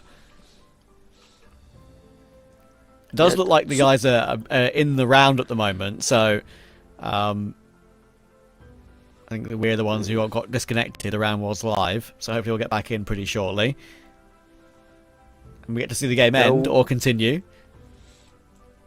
We have some confirmation from the production that it's Tig Boz. Probably one of the players DC'd or had some issues here.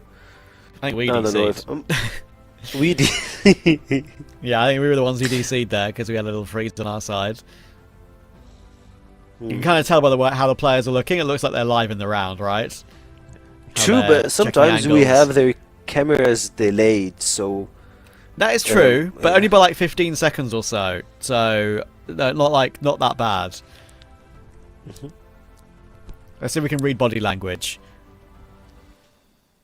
Comics is giving some instructions here. If they get up and leave their chair, then we know the game's over. That's one thing we will be able to tell you. Yeah. But most probably will be from the other side. If they won a round, they will just fist bomb each other. So we'll get to know who got the round. If they didn't, you'll see Kevin start talking a lot.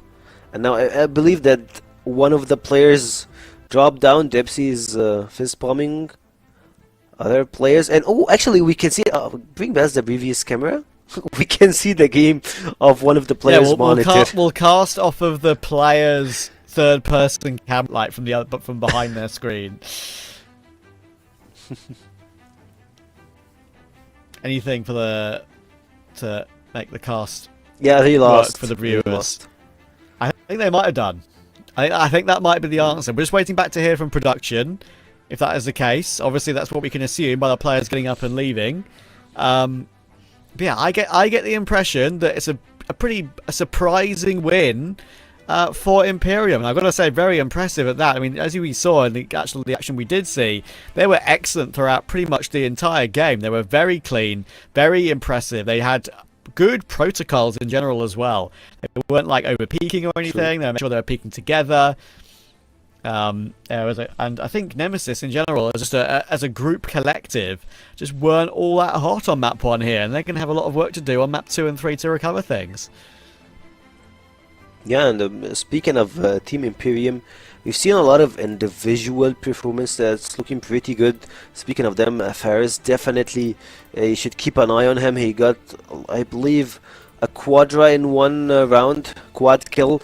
It looked pretty insane. 2 kills through the smokes, and I believe like the 5th guy, Olkert, he tagged him on his leg, so that's a guy to keep an eye on. And I believe that yes, the first game just got finished, and I don't think it did.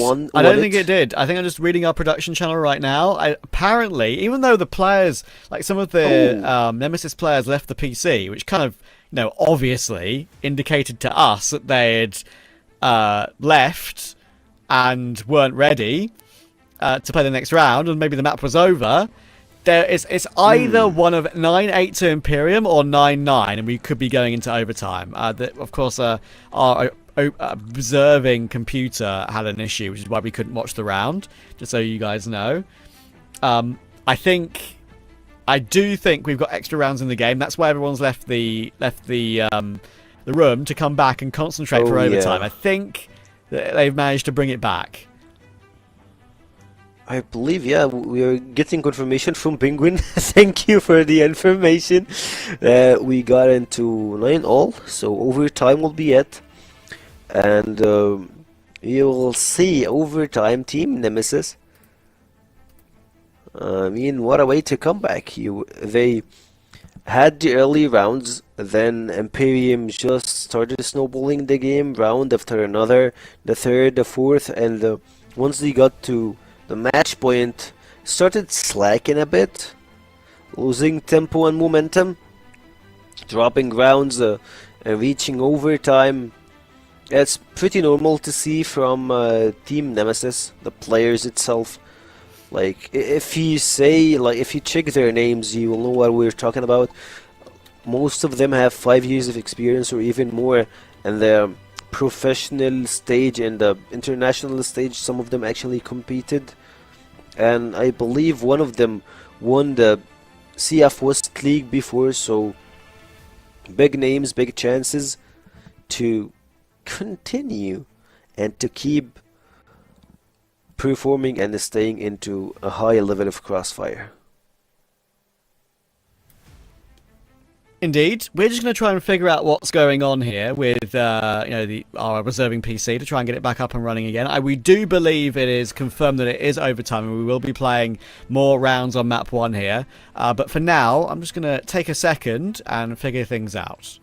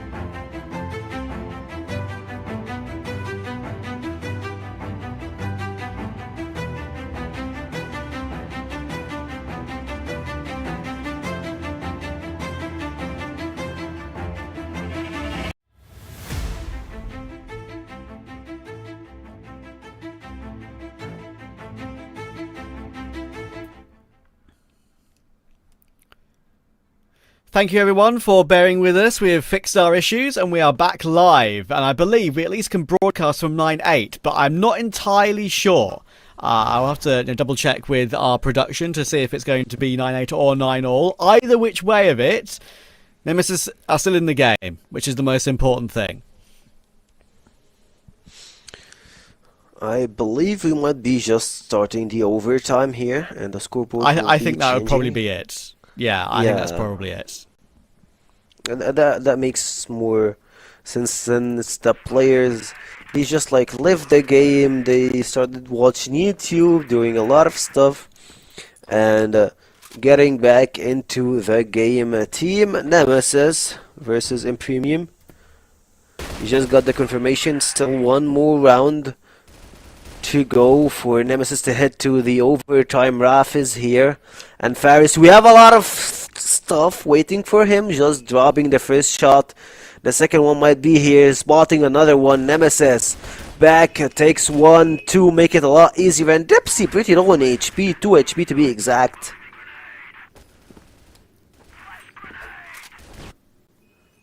Nemesis are firing at all cylinders in every place. Dump and the rest of IMPERIUM boys should try and find a way to retake. Yeah, they've got the bomb site. Wouldn't surprise me if it's very hard for IMPERIUM to work their way back in from here. And there we go. Beck lines up. Oh, he lines up 2 and gets big damage on the 3rd as well. Raffin will hold on. I do believe that confirms an overtime. Our first overtime of CFWL in 2026. Great recovery from Nemesis. IMPERIUM were looking great, but they managed to drag it back.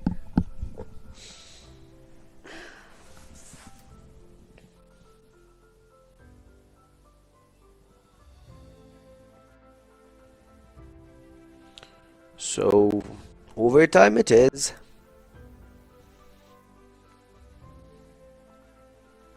First overtime in the CrossFire Western League. And IMPERIUM, oh wait, Dump's just like passing by to rest camera. It looks like, oh okay, never mind. We had his camera switched for both players. Comics, Team Nemesis, they're like, yeah, it's time to step up and get back into our A game. We can't lose this one.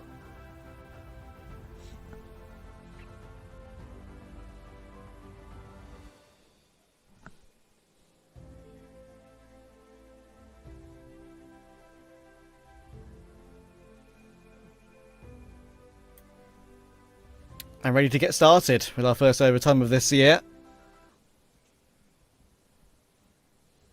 As I said earlier, it's very difficult for the team that is the underdog to reset once you've had 3 or 4 chances to win the game in regulation. Now Nemesis have got to overtime, you would probably favour them, surely. You will, since they're the ones with the most knowledge, the experience, and everything in between. You'd expect them to have higher chances at winning the OT. Nemesis and IMPERIUM. 2 teams, 1 dream, and just keep in mind that's the only first game of the entire set. We're just like at game 1.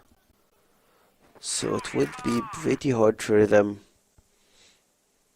to get back from this game. It feels like it gives you the mental control over a long course of time for whatever the team will be able to win this game.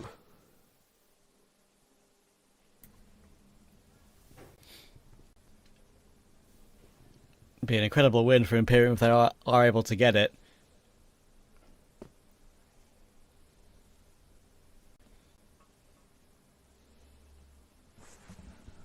Comics boosted up on the box. Good angle for him to play with Frapsy on the other side of the door.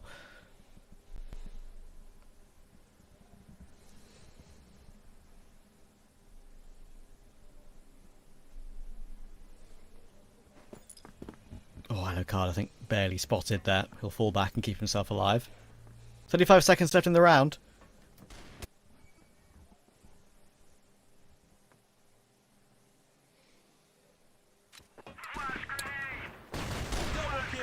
It's now or never.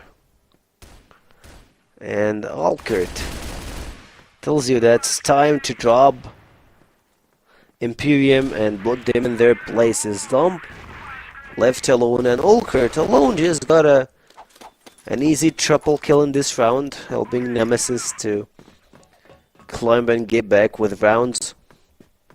Mental is pretty important, and it looks like Team Nemesis are hard to hurt them in their mental, even when they were down 3-4 rounds into the game itself. They always manage and find a way to get back into the game and not drop off or slack. He's smoking his place. It felt like a wrong smoke placement, but here's another one that will help into you. Using the doors, at least having some extra chances for them to cover this place. 3 kills for Alucard already in overtime. Up to 10.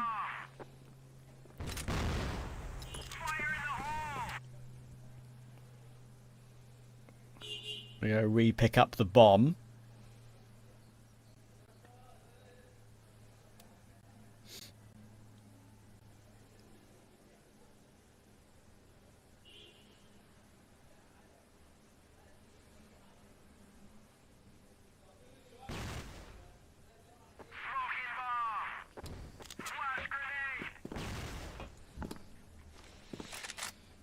Sixty seconds on the clock.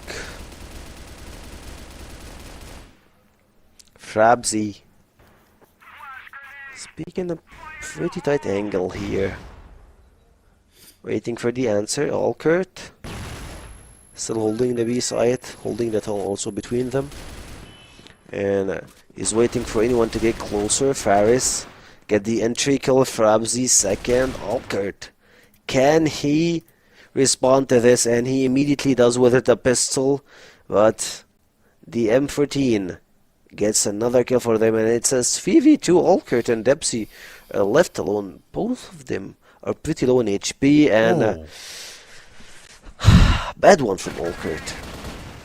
Yeah, really nice clear of that corner, and next one's missed on that Dipsy frag as well. And look at the recovery. That was a real nice retake. Alucard had all the information that there was one player in the corner toward heaven. A great pre-fire, giving him no chance whatsoever.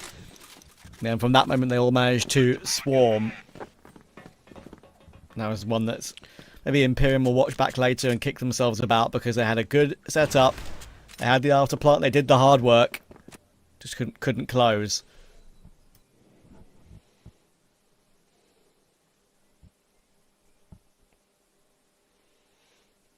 Looking at the Dump's camera, it feels like Imperium are losing the mental war. He's just shouting into his teammates, and he's like, come on guys, that's not how you play. We have the numbers advantage. It was a 4v2. How can we drop like that? And Frabzy in a pretty hard spot. Two boys are holding angles. Dipsy and Comics moving forward, making it a 2v2. And Comics actually might just clutch it on top of this box. Dump, no ideas here of his place. Crouch peeking. Comics, will he move just 1 inch away? Will take one exactly. Comics going for the second one. Frabzy, low HP. Can he maintain it? Double man beacon with the help of his teammates. Tom trays with the sniper. Make it 2, 3. Frabzy, and they're back at again. Imperium, we're back with the numbers advantage. But we have just seen the same scenario. Nemesis. We have. Can they do it again? Kills back again. It's happening again. Alucard's low HP. But again, they're recovering around, which looked like it would be a lot more comfortable for Imperium. Oh my goodness, surely not. This could have been them in the lead after this. the first portion of overtime, but Raffin's managed to find Riz as well. Oh no, it's falling apart. Frapsy, what have you got to try and keep your team alive? There goes Alucard. It's all down to Raffin. He knows where he's coming from. Pushing forward, playing on the headshot angle, but can't connect with it. It's Raffin to get the headshot when he needed it. Plenty of time for that defuse, and all the rounds for Nemesis. 12-9 now in overtime. 12-9 in the scoreboard, and Team Nemesis are just winning the mental war in a 2v4 scenario 2 times in a row. 2 times. Alkard has always been one of those guys that makes difference, and whenever you need him, he just steps in. Whether if it's Anubis, 3PL, or now Team Nemesis. A player to watch through years and see how he actually grew through those hard times. And also, you love to hear the voice comms and the players, they're just like, don't rush, play our usual game. And I love how Comics is just like the, I would say, the calm guy. He doesn't speak a lot, he just plays, he shoots heads, and he does everything. Look at him.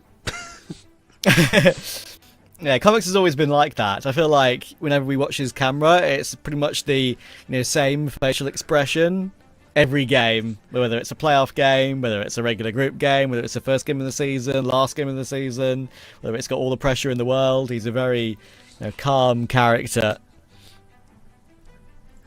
Stony-faced, poker-faced, as they would say.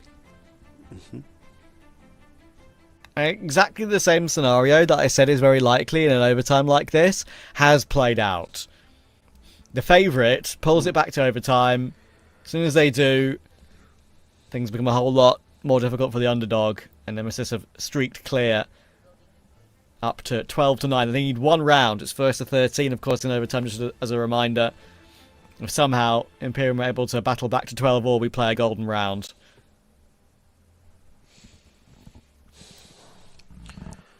We'll see, and I believe the round just started, and 2 players of Imperium just dropped down. The mental war just got sucked into them. Dump. Just, you can see him, he's still alive, but in his head, he's facing his nightmares. His demons are talking to him. His voices are just, those voices won't stop after they finish this series. And from what we're seeing, quite frankly, I believe that the second game, I won't curse it, so I won't say anything about the second game. I will just say that Team Nemesis are in a really good spot for the upcoming game. And speaking of that, Alkert and Dom just made some quite frankly good trades with the sniper left in a 2v1 Resd versus Alkert and Dipsy.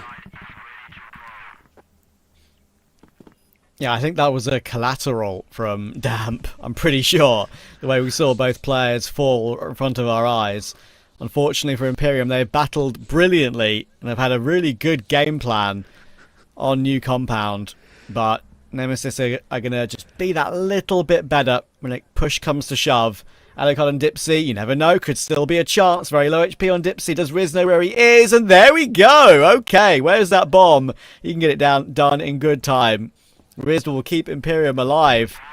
Only just, but a 1v2 to save the map. Whew. Hard but doable. And if they can win this round, we will go to the golden round. For sure. If they can just capitalize, get back into the mental state, the right one, they can play in, we go to the golden round. I believe that. It's always about mental, it's about stability and being able to have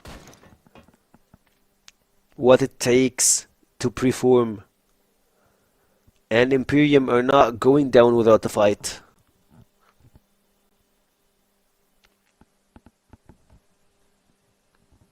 Will we see Faris? Again, Stepping with the sniper. It feels like he's changing his weapons a little bit. Good sniper. You can always count on him.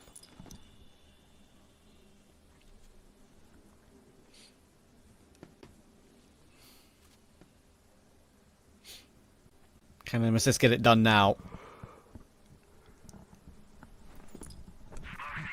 A little bit stressed out though. Say, comics in the camera looking a bit animated.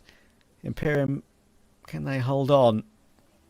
Going to force their way forward now. Minute on the clock when they make their play. And Alucard is able to get one on Frapsy on that trade, but Bex needs to help out, and he will. Riz will drop.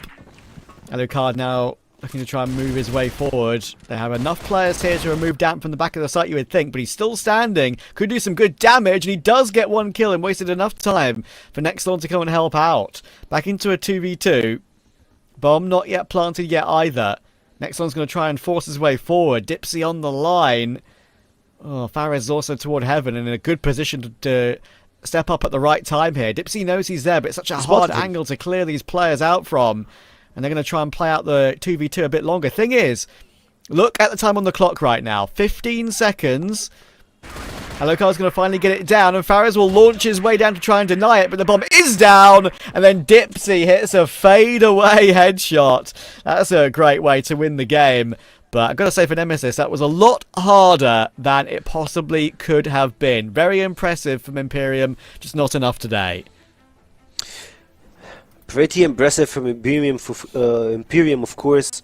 The first map going to overtime, getting to this stage versus Nemesis is not easy, and having the good mind to play, to perform, even with not even playing with your core players, your 5 players that usually play, it's something you should give them credit for. And Fares, we should say that he's one of those players that you gotta keep an eye on him, and hopefully we see him again in this series or through the season. But to talk more about the game, the stats, the strats we saw in this game, I believe that Volt and Penguin will have the mic and spread it out and say everything they have in mind. What a game, Penguin. That was something special. I just have to say, if somebody makes a compilation of all my casting curses, I'm gonna let that one go, okay? This is a death curse. This is the first for me. But Penguin, that was one head of a performance, you know? He wants you. Yeah, here's the thing. Seki can say whatever he wants. What I want to talk about the game, though, is that from Fares' perspective, from IMPERIUM's perspective, coming in with a substitute here today, that was a really impressive show. Yeah, Fares is from Faisal, bro. You never expect him. He's a very good player. I told you that Fares is, every time he's getting his teams carried, he plays very good, and he quits for a while. Maybe he has some life, some job, I don't know, and then he comes back. He's very strong. So that's the basic life of Fares, and he's a very good player. He deserved to win this set, honestly, himself. Maybe as well, we've seen them trying to hold on with him. As I told you, Compound was going to be very hard for Nemesis with the 2 sniper setup that's coming from Team IMPERIUM. However, the experience gap and some potential lack of Team IMPERIUM, maybe they had the game in their mind, maybe they had overconfident, maybe they didn't have the experience enough to close the game. And this is actually a thing that I suffered from for weeks, maybe months on CFS League. The idea of closing the game. I may be playing very good, but when I started playing into the West League, I had problems of closing the games. And now I believe that IMPERIUM having the same problems, but honestly, they played very good. However, Team Nemesis, they kept their composure. They had all the pressure among their side, because they were coming here as the upsets. They were coming here as the champions. They were coming here versus IMPERIUM at an easy matchup as in heroes. However, they kept it toe-to-toe with IMPERIUM, and they kept their composure. They kept their mentality and momentum, and they could have done more. However, they closed it 15-10. Yeah, I mean, one of the main things about that, like from the BL side of IMPERIUM, I feel like there was a couple of rounds where we've seen that exactly, right? Where we've seen them play by the mid-box, for example, and whether it was Beck at times, Raffin at others, they would find those windows. I mean, I remember that one round very specifically where the side of IMPERIUM had 2 players on that mid-box and just a dry peek. With both of them looking to the left, the guy swung to the right. and they just found a double kill. And from there, the round is nearly over because it's a 4-on-3, and it's a massive advantage for the GR side that now not only do they actually have that chance, but they also have their own sniper set up, and maybe that is a little bit of the lack of experience that we were talking about. Of course, never going to be the case for someone like Alucard. Pretty bit much a veteran in his own right, and his performance today reflects his potential as one of the best snipers in the West. Yeah, Alucard is known for his good KD and his good individual skills, actually. And when it comes to some hard games like this, we're talking about, this is a very hard game. You're going 9-8, maybe it was 9-7, I believe, for Imperium. Just one round and you lost your first set, just like Vitality. I'm pretty sure that even it wasn't going to affect Team Nemesis, and they're going to be going for the second map as its first. Having that and then suddenly coming out of nowhere, clutching, getting the kills needed, and going into the overtime, getting a double or triple kill in the first round of the overtime, showing a statement for your teammates that your mentality is still ready and you still have energy and power to perform for this overtime. Of course, changing the series for Team Nemesis and actually claimed the set MVP. Well played and well deserved by him. We've got to know Alucard more with these MVPs because he's the guy that's always claiming these MVPs. He's the guy who's always the superstar of Team Nemesis. Well, if that's the question, though, then there's also like another side to that story, right? That, I mean, we've said how important that win in the overtime means for Nemesis. Well, what does that loss feel for the other side, right? Like, I mean, from being this close to closing out a set against Nemesis, that would have been so comforting for their side that maybe they can take it to the decider, try to play in port, use the same double sniper setup. But now they might lose in two. I mean, is this a moment where perhaps their mental can be affected? Then, at least outside of Jaguar being an inexperienced team, you know, like a player like Nextlon, for example, he started off really well, but I gotta say, maybe the pressure got to him once it got to the overtime, and that could happen again in map 2. Yeah, definitely. The pressure is going to go to them, and going into overtime and then losing it versus Imperium, you'll feel that you have done a lot of effort to get this win and you never got it. So the mental is going to be kind of totally different. We might see one-sided map on Black Widow from Team Nemesis. I'm talking about the psychological way. I'm not talking about strat-wise or how good Nemesis are. I'm talking about psychological-wise. You are expecting Team Nemesis to get an easy win on map Black Widow. However, we know that Imperium team, they will play with double sniper setup on Black Widow, which is a map, a very wide map, a very big map that allows you to play maybe even 3 snipers. And we've seen it in some other regions, like the Brazilian region. Some other teams use 3 snipers on Black Widow. So we might see in this case, if Jaguar continues to, if Ferris continues to play instead of Jaguar, we might see some good setups coming from them because the sniper is going to be more effective than having a rifle. If not, we might see someone flexing the sniper from Team Imperium. Yeah, I mean, that's definitely going to be a big factor. We kind of got to have confirmation that Jaguar was on standby. So it's Jaguar, Imperium. Yeah, it's a question of whether or not it's going to be Imperium choosing who, and Jaguar is back. Makes a lot of sense. Again, you need the experience of someone like him. But I gotta say, like, from what I've seen from Faris, I gotta agree with you.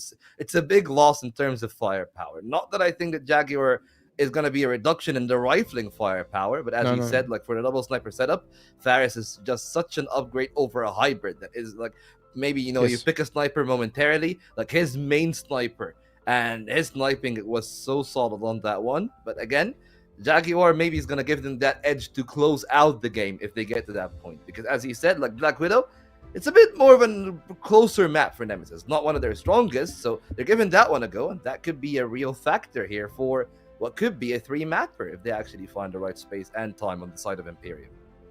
Well, if you're going into Black Widow, definitely you would need 2 snipers on your side because you need to handle some picks before going into the side. Or on Globalist side, you cannot allow the Blacklist side to take all the map control, because we've talked about this also in Vitality's game, that Vitality, when they played aggressive, they started winning 1, 2, 3, 4 rounds on the Blacklist side, and then it is matched by Swamp Gaming by the same aggression, and then at this moment Swamp Gaming started also winning rounds.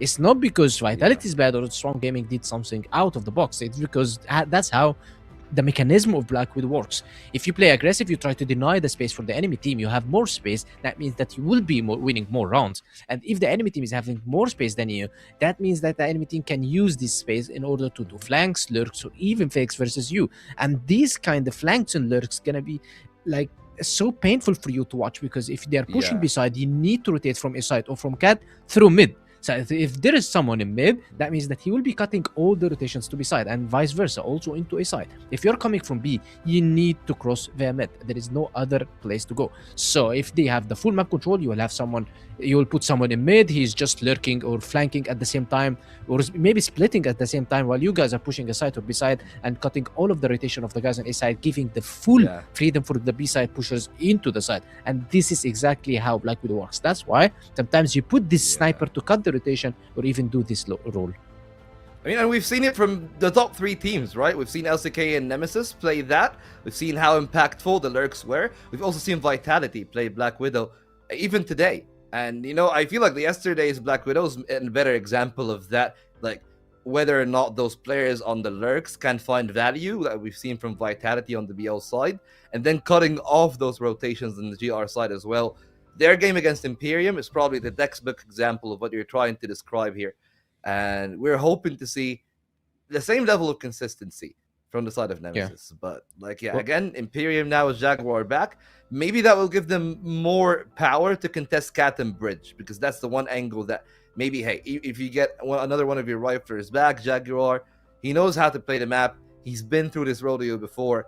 So perhaps having someone that can call for the timings of, hey, now we walk back, absorb a bit of the smokes and the HEs, and then when the nades are over, maybe you can contest later when the snipers are trying to jiggle fish for a pick if we can. Or, you know, as we know how BL likes to play the game, if they get mid control, then they can hover both Bridge and Cat, and it becomes a little bit difficult, as you might catch the GR side in transition of a rotation from A to B or vice versa. Yeah, and we've seen some teams doing some kind of counter strat for this. Like they go into a side as a global side, and they go also into B side, and they just listen to where the control is going to be. If the control is going to be around barracks, then just they go and rush water. So they trade the barracks control with water control or bridge control. And if they take bridge control, they instantly just rush into barracks, try to take it, try to deny another space from the blacklist team. So if the blacklist team have one area, the globalist team has another, and it's just a matter of who's going to be losing the patience first. Yeah, and we've seen a lot of that, especially like from Vitality. I feel like one of the main things that you can do on both the BL and the GR side is like A long and terrace. That one place where Vitality, I think, found like 4 kills on the BL side of their half against one. So that's going to be a rather intriguing one. Of course, I believe that, again, like Imperium, we've seen them play aggressive a little bit on the GR side in a couple of those rounds. And that is perhaps where, if they do play that, it's going to be intriguing, because it's Nemesis starting on the GR, it's BL start for the side of Imperium. And what they'll actually do on those extremities of the map against what they'll do in middle is going to be the tale for the team. Because we've seen both styles, right? We've seen Vitality love to play through mid, give the lurker the space on the sides. And we've also seen LCK and Nemesis like to actually do it for the other way. And now we'll have to wait and see how things actually line up. The casters are ready, the teams are set, and Black Widow is up next. Yes, and I think Nemesis will be feeling a whole lot better, right, after that recovery. I mean, there was definitely a chance there, Imperium, we're going to have our second sort of map upset today. And I think, honestly, they'll be delighted that they've managed to find a way out of that, because Swamp got one over Vitality, Imperium, if they got one over Nemesis, that would also be a bit of a shock. So Nemesis able to recover in overtime, good job to them, and they should be favourites now to take this one in too, you'd think.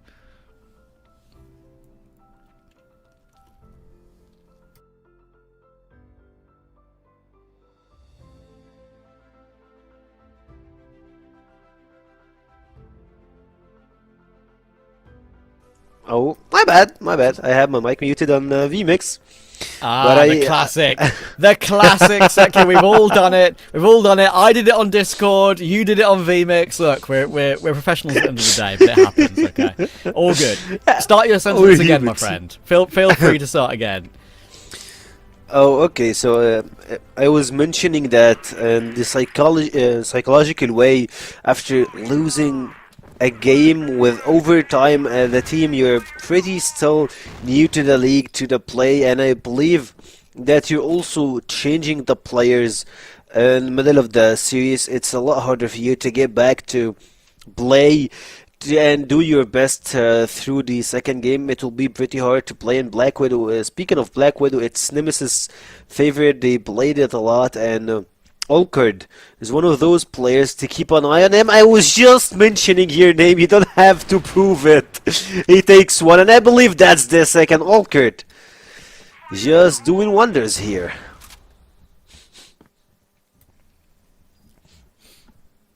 Yeah, this is the Nemesis squad all teaming up together to start off this map 2 of Black Widow very cleanly.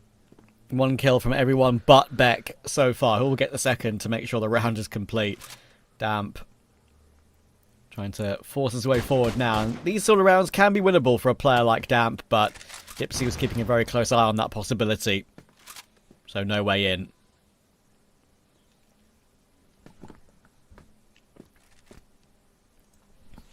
When you play directly under the window like that as well, it's pretty impossible to pre-fire, so very difficult. Look at where Comics is as well. I mean, you can't even get past that, can you? As soon as Dipsy starts shooting, it'll be Comics that will pop his head up. C4 under their control, which is why Damp can't go and plant on B.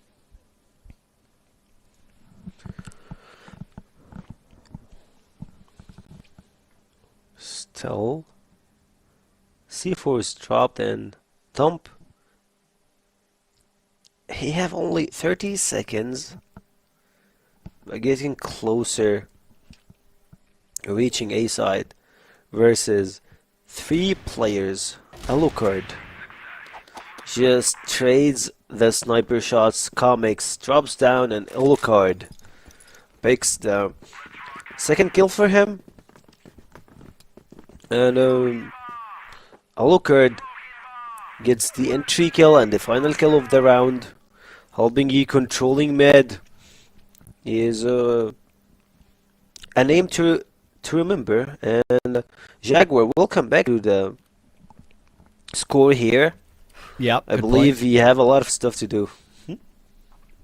He does. If Harris didn't play badly at all, actually played very well. Had a couple of great moments in that opening game, but they do want Jaguar back. It should make a big difference to how they feel and used to playing with him more often than not.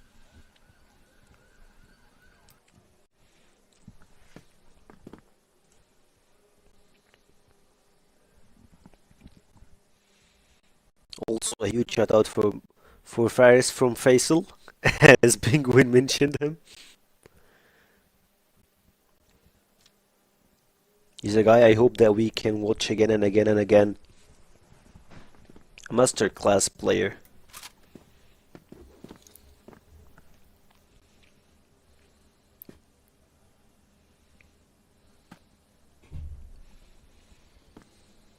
Four v 4 with a minute to go. Looks like Imperium are trying to force their way up short. Affin's got control of Long. It's only Jaguar there, and that is a big problem. We're already losing him. Dipsy's kind of convinced, though, that there's more where that came from. Maybe a bit of miscommunication there between some of the Nemesis players. Because of that, it took the attention away from the site anchor. Allowed the kill in the side. It allows a plant on the... Oh my goodness, actually, that's a bit surprising. A plant on the A-bomb site, but... Alucard's able to find one more kill. So Damp and Riz now playing together in the corner. They actually do have a bit of space to work their way through the window here. Do Beck and Alucard. Big damage done with a bit of a wall bang. But on the fall down, Riz is able to find Alucard. That's an annoying death for him. It's now all down to Beck, and he's going to get cleared by Riz. So really nice second round to grab for Imperium, because that one looked like it was going to be a retake for Nemesis. A really good one, and you feel and you see the miscommunication from Nemesis players through what happened in the A site, and hopefully we don't see a lot of those happening from Nemesis. A big team, big expectations for them. to play this way versus Imperium, who's a Open League qualifiers team. That's inconvenient way to start the league, and I believe Nemesis, they lost the previous game yesterday, if I'm not mistaken, right? Nemesis lost. So, or actually, yeah, they lost versus LCK 2-1 at the last game we had versus LCK. It's understandable. Yep, correct. But Imperium,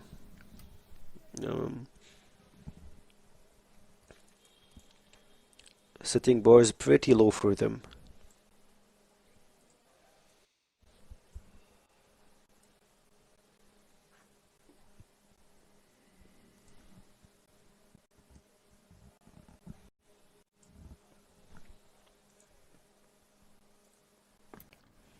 Minute to go in round 3.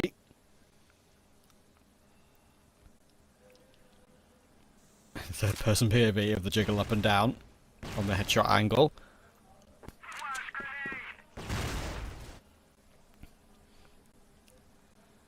Next one's going to force his way down middle now with 45 seconds left. Finally a bit of map control going to try and be gained. You can see Nemesis are playing together with Comics and Alucard. Dipsy will drop down now. Worried about that push through middle.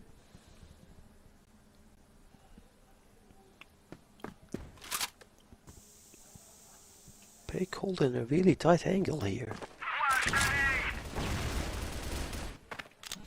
And Comics is a casual engage here, taking 1, 2, make it 3 from Comics.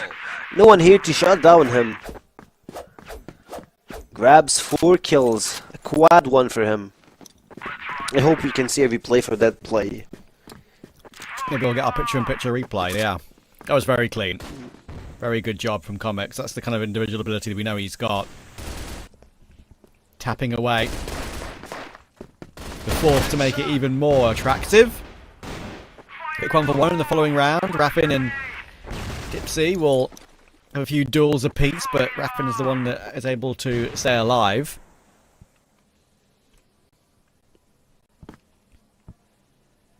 Very quick 4v4 after what was a slow round in the previous, where we had a 5v5 up until about 30 seconds.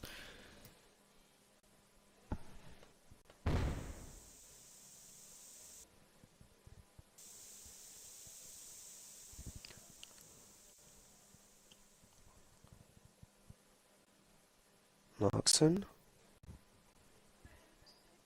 Pretty good place he's holding here.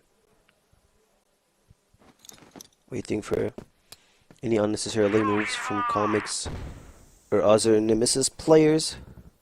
I believe they won there in an equal state. They don't have to rush anything. Waiting for Imperium to disclose this place. Speaking of them, they still have 2 nades and 3 flashes exactly. The fire 1, and they're just going all in on B side. They have still player number 5 Comics in a pretty good spot to have some movement here, but he immediately dropped 1, 2. Jagger still alive here, 1 kill in his name. Him and Dom only remaining in this position. Oh, look at the flank. Yeah, Comics is making a play, and what he's doing right now is just waiting. He's locking them in, and when he makes a play, it's felt very hard for Imperium to deal with it so far in this game. Great frag from Alucard to finish it off. Patience from him. If there's one thing you can guarantee with Alucard, he will play a patient game. He will wait for a teammate to get into position before he makes a move. He won't over swing. Definitely a style that I've noticed with him over the years I've watched him play. Comics there doing a good job as well, getting on that flank, that big flank ASAP. Very good job. Nemesis with 3 in a row, up to 3-1, the lead now. Should I tell a lie? That's not 3 in a row, it's only 2, right? It went 1-1, so 3-1.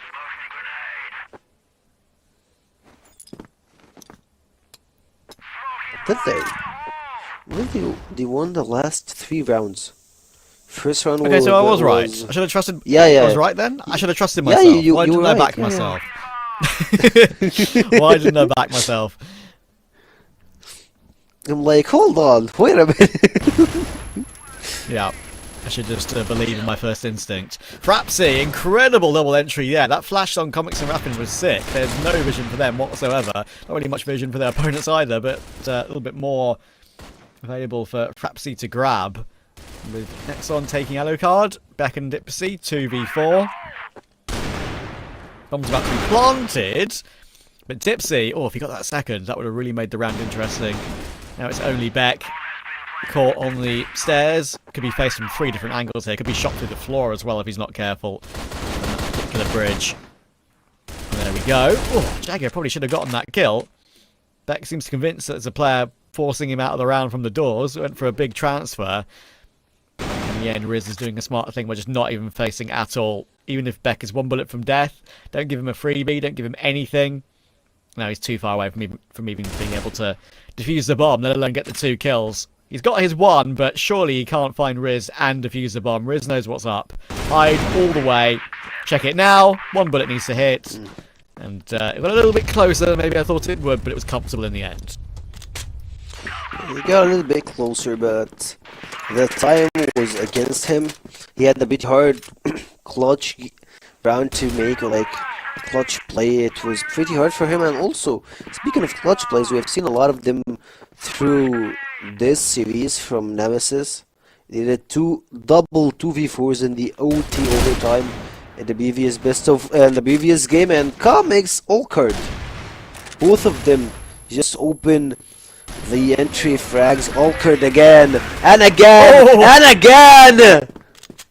4 kills in a row. Beautiful. That is one of the Alucard. That's first Alucard moment of the 2026 CFWL. That's beautiful. That quick no-scope flick round to the short player. That should be on that damn highlight reel by the end of the season. That's for sure. Insane player, insane performance.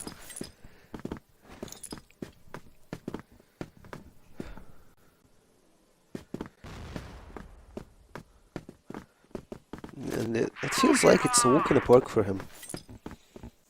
He's just doing his thing, having fun, and making plays. 4 kills and not even a reaction.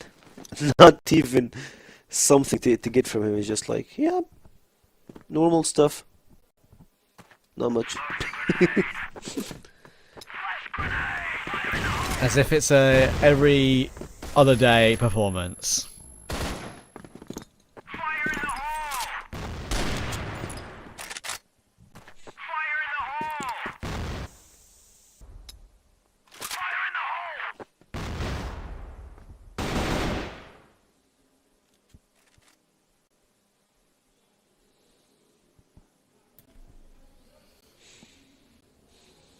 Once again, Imperium holding pretty long here. 45 seconds on the clock. What's your move? It looks like they're making a setup to go to A, basically dropping the C4, trying to have some damage here. Domb and Noxon both drop. Dempsey makes a trade, but here look at Jugger actually making a pretty good flank, but immediately getting spotted by Dempsey, dropping off at the last 20 seconds. 1 more round to Team Nemesis.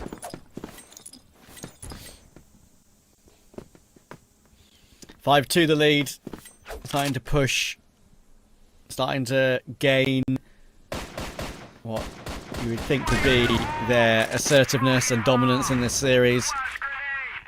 Could be a pretty dominant half as well. Bit of an aggressive move in toward top middle there for a second from Nemesis, but they do fall back off of it, and that's where Comics gets his kill. Playing with his food, trigger discipline, waiting for the moment to pounce. I mentioned that push that came all the way through top mid, got them in behind. I waited the knife, to be honest. Yeah, I know. I kind of wanted it too. But it's not like it. It's definitely a gamble, though. Obviously, to go for that, and the player could just turn around at the last second. But me too. he didn't go for it. He just respect the player, and he just went for like, yeah, I might kill him in game with this with the knife, but like, you don't wanna have some say heated argument between players. They know each other and they don't wanna be at this place. Alucard Clean. again, again and again and again. I believe we're gonna say his name the entire series for the second time. This one, it's just a double kill.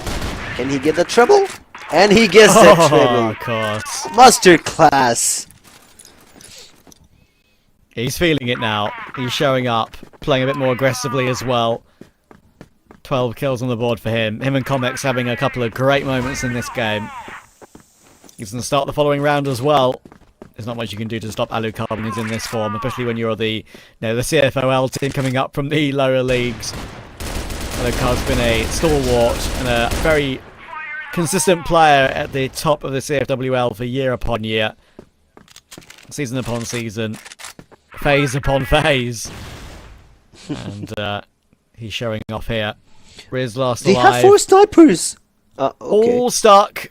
And yeah, they're going to pick up the extra snipers off the ground as well, just to try and be a bit cheeky.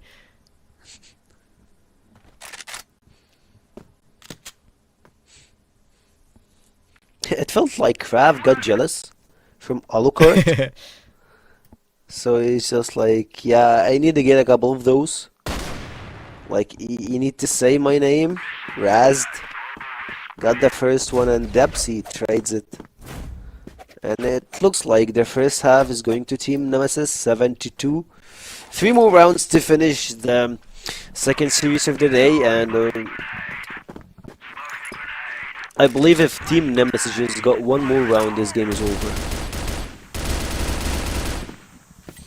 Yeah, this is going to be very difficult to make any sort of comeback happen this time.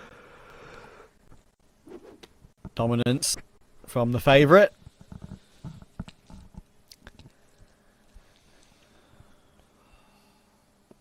Alucard get as much impact with the TRG on the Blacklist side as he did on Global Risk? That is the question. Usually a bit harder on the offence compared to the defence.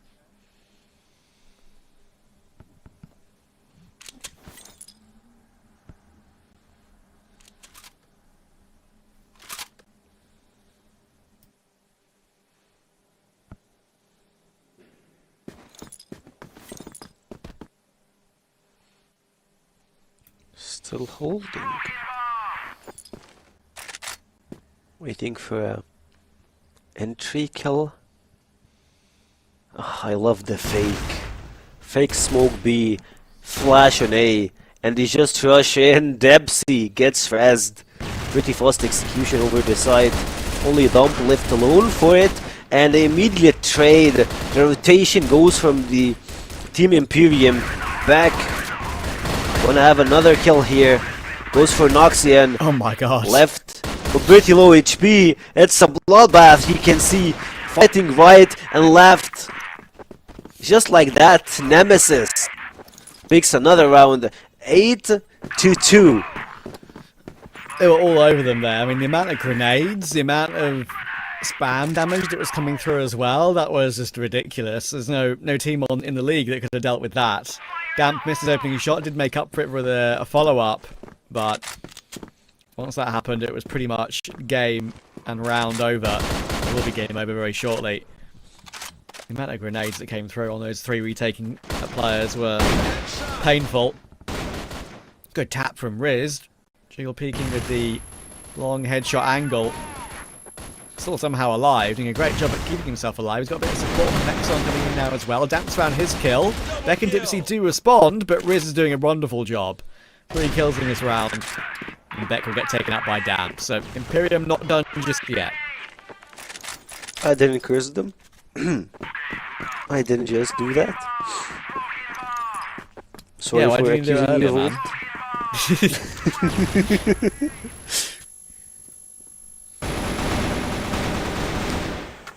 And speaking of Imperium, they're starting this round pretty hot. Noxian and Jugger grabs 2 kills. Rez the third. Alucard and Raf both are left here, and you're playing versus the remaining 2 sniper players. They still have the C4. So, in a 4v2 fashion way versus Nemesis, I believe it's still not over.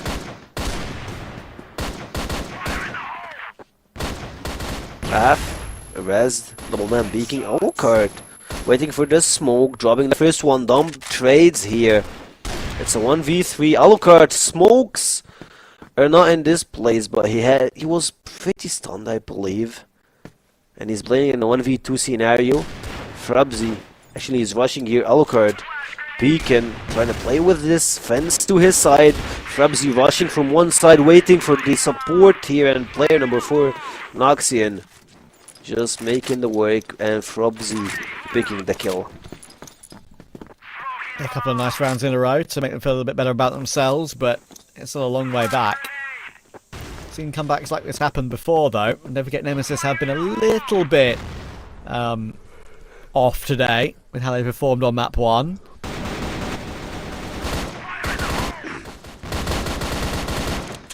Jaguar surely can't get away from that, and somehow he's able to. Lucky boy. The damage on Jaguar, Damp, and actually on Frapsy as well. All of them pretty tagged up. Frapsy's still around 70 health, but walking wounded as a trio. They might get a 5v4 off the back of it, but still pretty rough. And this is not out of the round at all.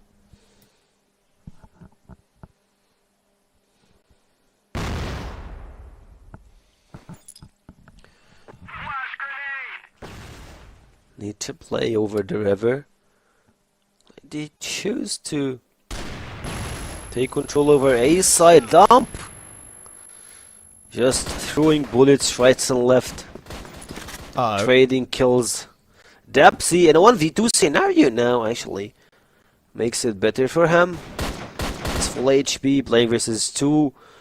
Little too late on HP. Dapsy's just moving around. Seeing Raz, tags him. The flashes here. Jugger is on the other side. They're just making a sandwich strat on him. Dapsy! Oh! That's how you finish a round. Oh my goodness. Bullets flies. IMPERIUM, man. I thought for sure they had managed to at least get 3 in a row, right? That definitely looks so possible, but Dipsy does a fantastic job there. That was crazy. Out of bullets, I think, on the HK, or at least felt like he needed to use his pistol instead. The spin around there was pretty sick. And that gets Nemesis 1 round away, and it could be happening right here from closing out the game. Beck will wallbang Damp out of the server. Leaves Frapsy, Riz, and Jaguar as the last 3 alive. The C4 should be able to get planted. It is dropped on the site. It'll be recovered and planted now. So, Jaguar only being able to play 1 game today, unfortunately. 1 map in this series. Only 3 and 13. Not had the best of performances, unfortunately.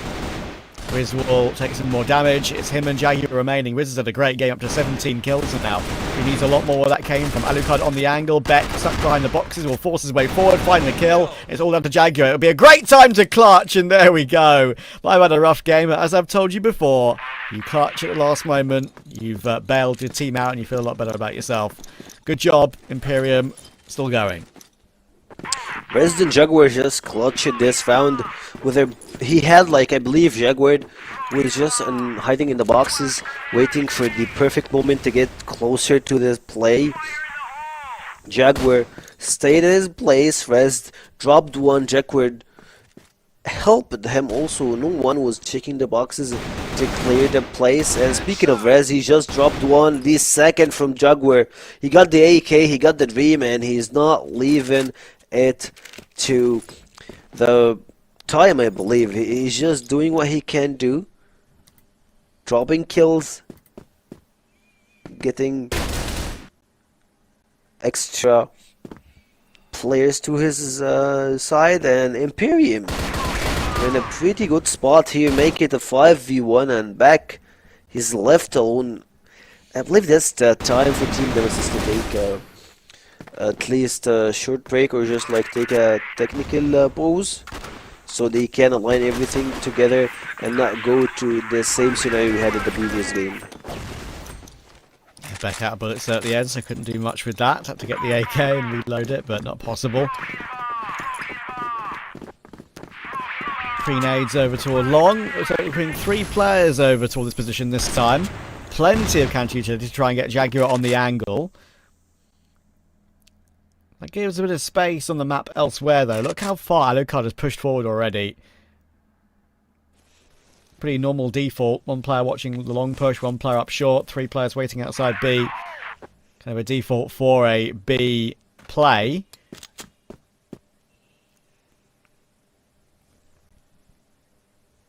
They missed up a lot of A executions from Team Nemesis. So it's time to have a little bit of a change. But this time Imperium, they're expecting the A push. And I believe they might just go for the stunning A plus a smoke to just have it as a decoy or something to grab attention with. And just try to push the other way back. Gets the entry kill, make it 2 back. Looking for the treble almost. Oh, he tags. Knocks in. And Raf takes him down. 3 down and remaining 2 to finish the round and finish the game. Dumb makes it harder and Jugger drops Dumba left alone with 10 HP and a dream. That dream is dashed, I'm afraid. Nemesis will complete the win. And a win that was expected as well. It was a very rough map 1. I think it's fair to say Imperium did a very, very good job to make it as close as it was. But as soon as I said at the time, as soon as they were able to bring it back to overtime, that's when you kind of expected Nemesis to really streak clear. And in the end, they did. They did a very good job of being able to mentally reset off the back of that. And then going into map 3, or map 2, sorry. The fact that Imperium were able to get a couple of these rounds on and off over the course of the end of the game, unfortunately, doesn't really mean a whole lot. They were just kind of consolation rounds at the end of the day. And Dipsy's clutch to get Nemesis onto 9, that spin around clutch when he pulled out the pistol was excellent. So, yeah, again, just the individual level was in general better than Imperium, which is to be expected maybe. Imperium had this weird factor today with playing with Fares on map 1 and playing with Jaguar on map 2. That can kind of unsettle you a little bit when you're playing with different players over the course of a BO3 series. And also, I think it's very fair to mention that on map 2, Alucard was online and ready and raring to go, wasn't he? I mean, that was kind of, without a doubt, the best game we've seen from him so far this season. So, great to see Alucard play well. Looking forward to seeing more of that over the course of this season. But now we'll throw it over to Volt and Penguin to talk about why Nemesis won map 2 and the series. I mean, I got 1, 2, 3 reasons that can very easily be named, right? Like, of course, as Travis said, Penguin, Alucard, yeah, exactly. Who do you think is the third? Yeah, who do you think is my third? That's the question. I would say Bick. Because of the IGLing. Maybe you would say some... Spot on. Really? Yeah, spot on. Yeah. Okay, I mean, perfect. there was a couple of traps. Okay, you said there's a couple of trap plays that maybe I didn't like that much. Like the round where they had 2 players like playing anti-flash on Cat. That was the one round that when they go flash? Yeah, that was the one round that I feel like it was overcalled. Yeah, exactly. But still, like, again, there was a really good thought behind it. It just didn't work out in their favor. And my question then to you, do you agree with those 3 players? And what do you feel that they did right the most to win this convincingly? Of course, outside of the hero plays that we've seen. Definitely, Alucard, if you're talking about the 3 core elements of winning Team Nemesis, then... yeah, but it's going to be Alucard, it's going to be also Dipsy for his clutches and Beck for his IGLing and his mind games plays that he's been doing for a while. And also, I told you that Team Imperium going to be so exhausted going into map number 2. Like, they have done everything they can on map number 1, and yet they didn't claim the win. It's just complete mental breakdown, and I knew it's going to be one-sided. I guess I mentioned that it's going to be one-sided, not because Imperium is a bad team or they're just way worse than Team Nemesis. We already saw them going to overtime with Team Nemesis. It's just because the power and energy for Team Imperium and the experience just has gone after map number 1. Yeah, I mean, absolutely. We've seen the experience, how much it means to them, how much it actually did in that game. Imperium played okay. Like, that was a much better look from Rizd, for example. But they walked in with better answers on the side of Nemesis to some of their problems. Whether it was Faris, whether it was Nextlon, they had answers for both of them. Dipsy had such a good game. And even at times when they needed Beck not only to call, but to frag, he was still relied on. But Alucard today, well, he was unplayable once he got to the second half. He's definitely going to be the set MVP, and I believe he's going to be also the series MVP coming out here because he's been consistent on both maps. He was the set MVP of map number 1, which was Compound, and now he's the MVP of map number 2 based on numbers. As we can see right now, he's positive 6 and 1.67 KD ratio. This is huge, and I said he loves Blackwood, and that's one of his best maps, and he delivered. As we can see, definitely he is the set MVP, and he might be also the series MVP for the entire best of 3. Yeah, and it would be absolutely deserved. Of course, there were great performances from Nemesis on map 1 as well. Whenever I'm thinking of Raffin, like Dipsy as well had his moments. Like Dipsy, the thing about Dipsy is you wouldn't see him topping the scoreboard as much, but whenever you look at the impact, whenever you look at the highlights, like some of the most important plays comes out of his lurks. And I feel like that's what I mentioned of Nemesis, that they didn't get to explore that much against LCK because they have such a good system to deny lurkers. But Imperium don't really have that experience, of course, coming from the Open League.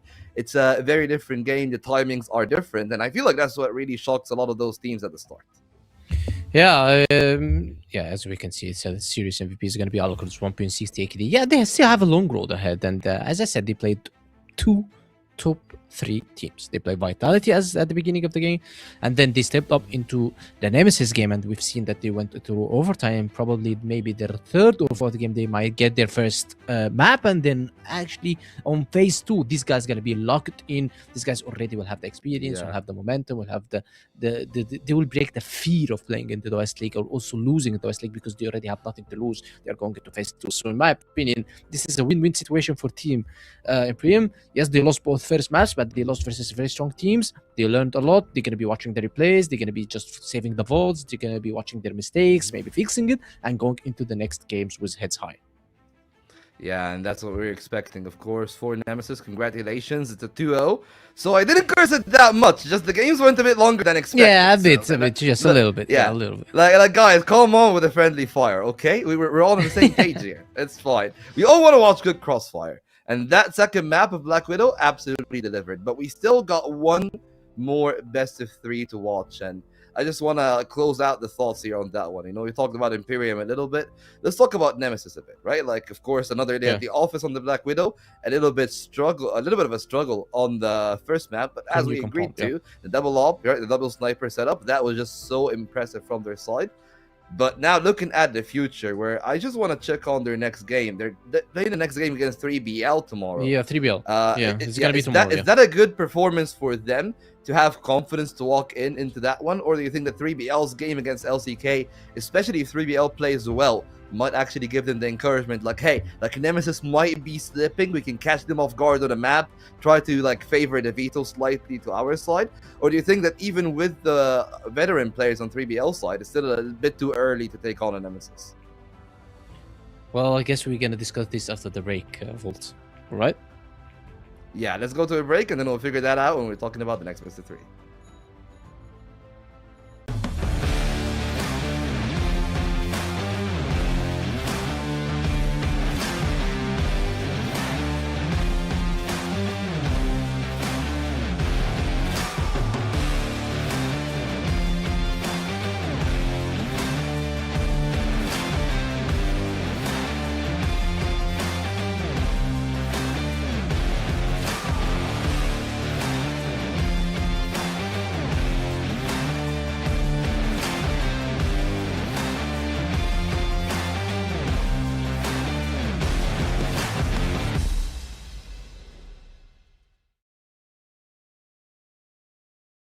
Welcome to the first season of CrossFire West League 2026. See this year's start of the Western League as 8 participating teams from all over the CrossFire West region battle it out in March to May in order to claim the throne and compete over a total prize pool of $228,000.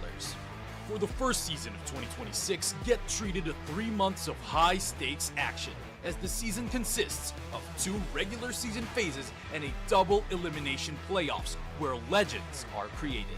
In the regular season, Phase 1, all 8 teams are included in a single group where they all play best of 3 matches in a single round-robin format.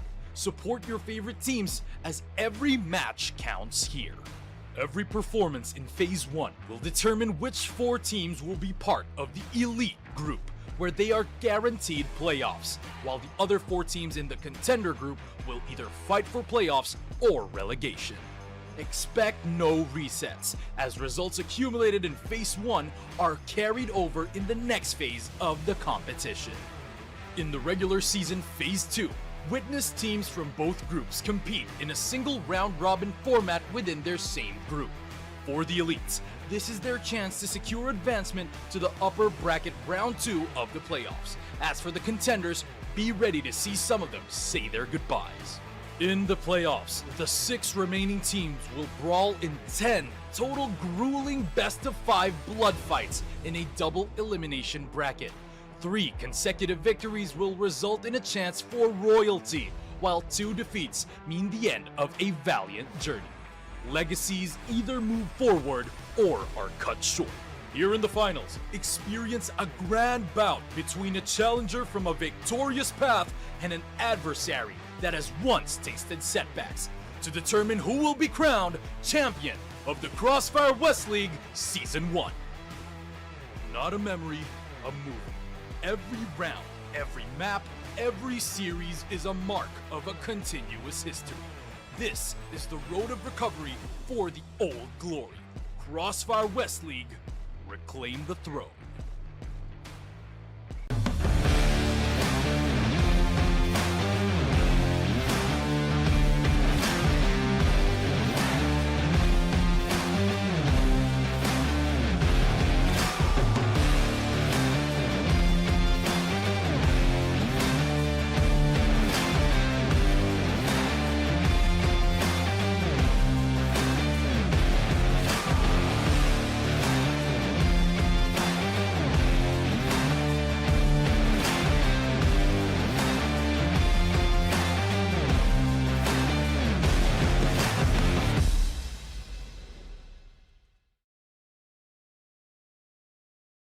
Welcome to the first season of CrossFire West League 2026. See this year's start of the Western League as 8 participating teams from all over the CrossFire West region battle it out in March to May in order to claim the throne and compete over a total prize pool of $228,000. For the first season of 2026, get treated to 3 months of high-stakes action, as the season consists of 2 regular season phases and a double elimination playoffs where legends are created. In the regular season, Phase 1, all 8 teams are included in a single group where they all play best of 3 matches in a single round-robin format.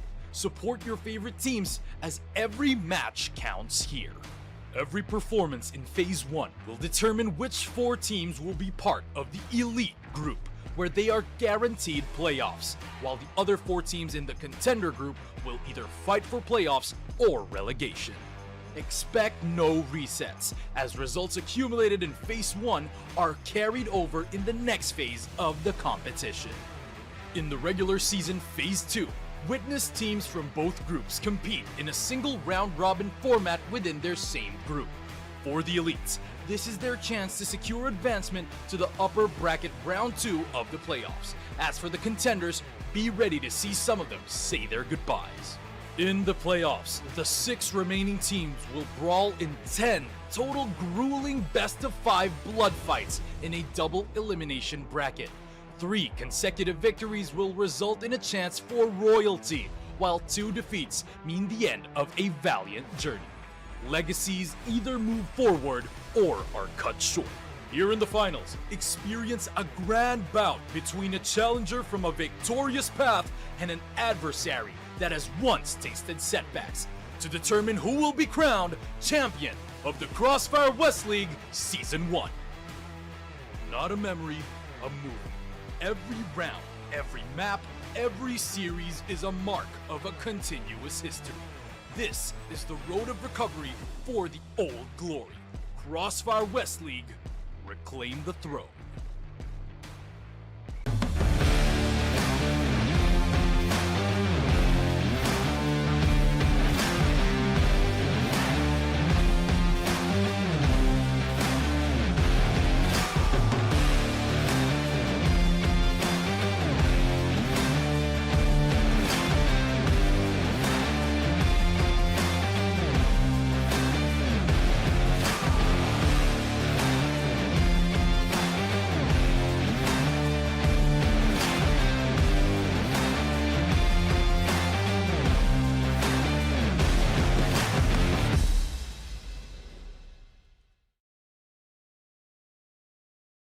Welcome to the first season of CrossFire West League 2026. See this year's start of the Western League as 8 participating teams from all over the CrossFire West region battle it out in March to May in order to claim the throne and compete over a total prize pool of $228,000.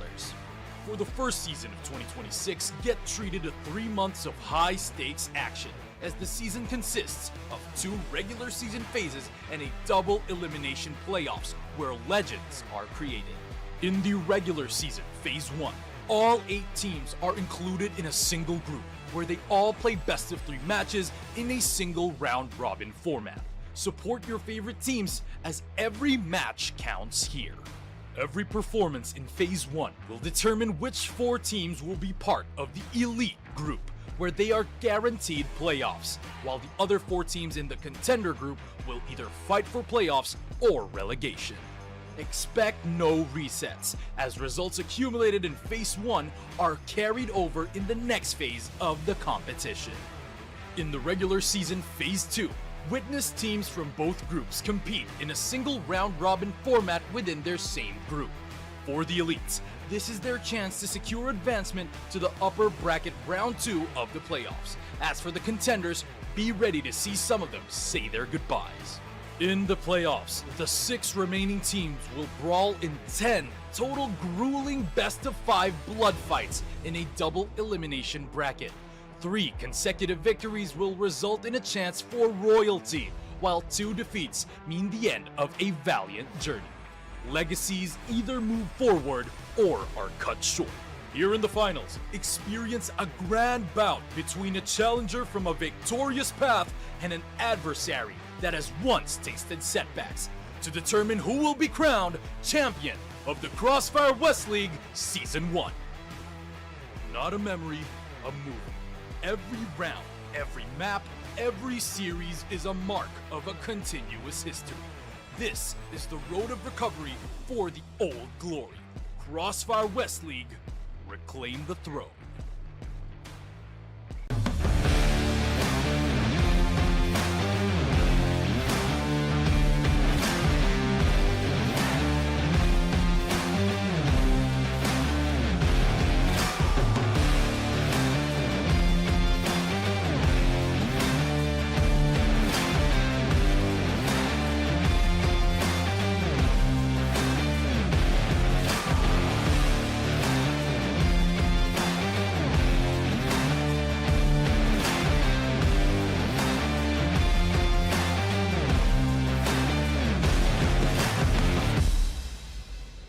This is exactly the kind of game and performance I wanted to see. This is the Hail Mary.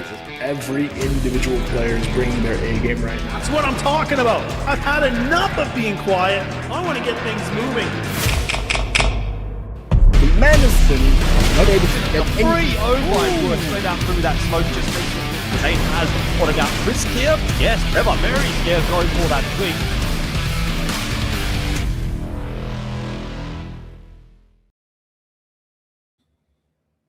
Well, the theme for today has been the underdogs shooting back. So you got one more underdog here against the second best team in the league so far. Of course, we haven't had the head-to-head between LCK and Vitality, but we're going on past experience on that one.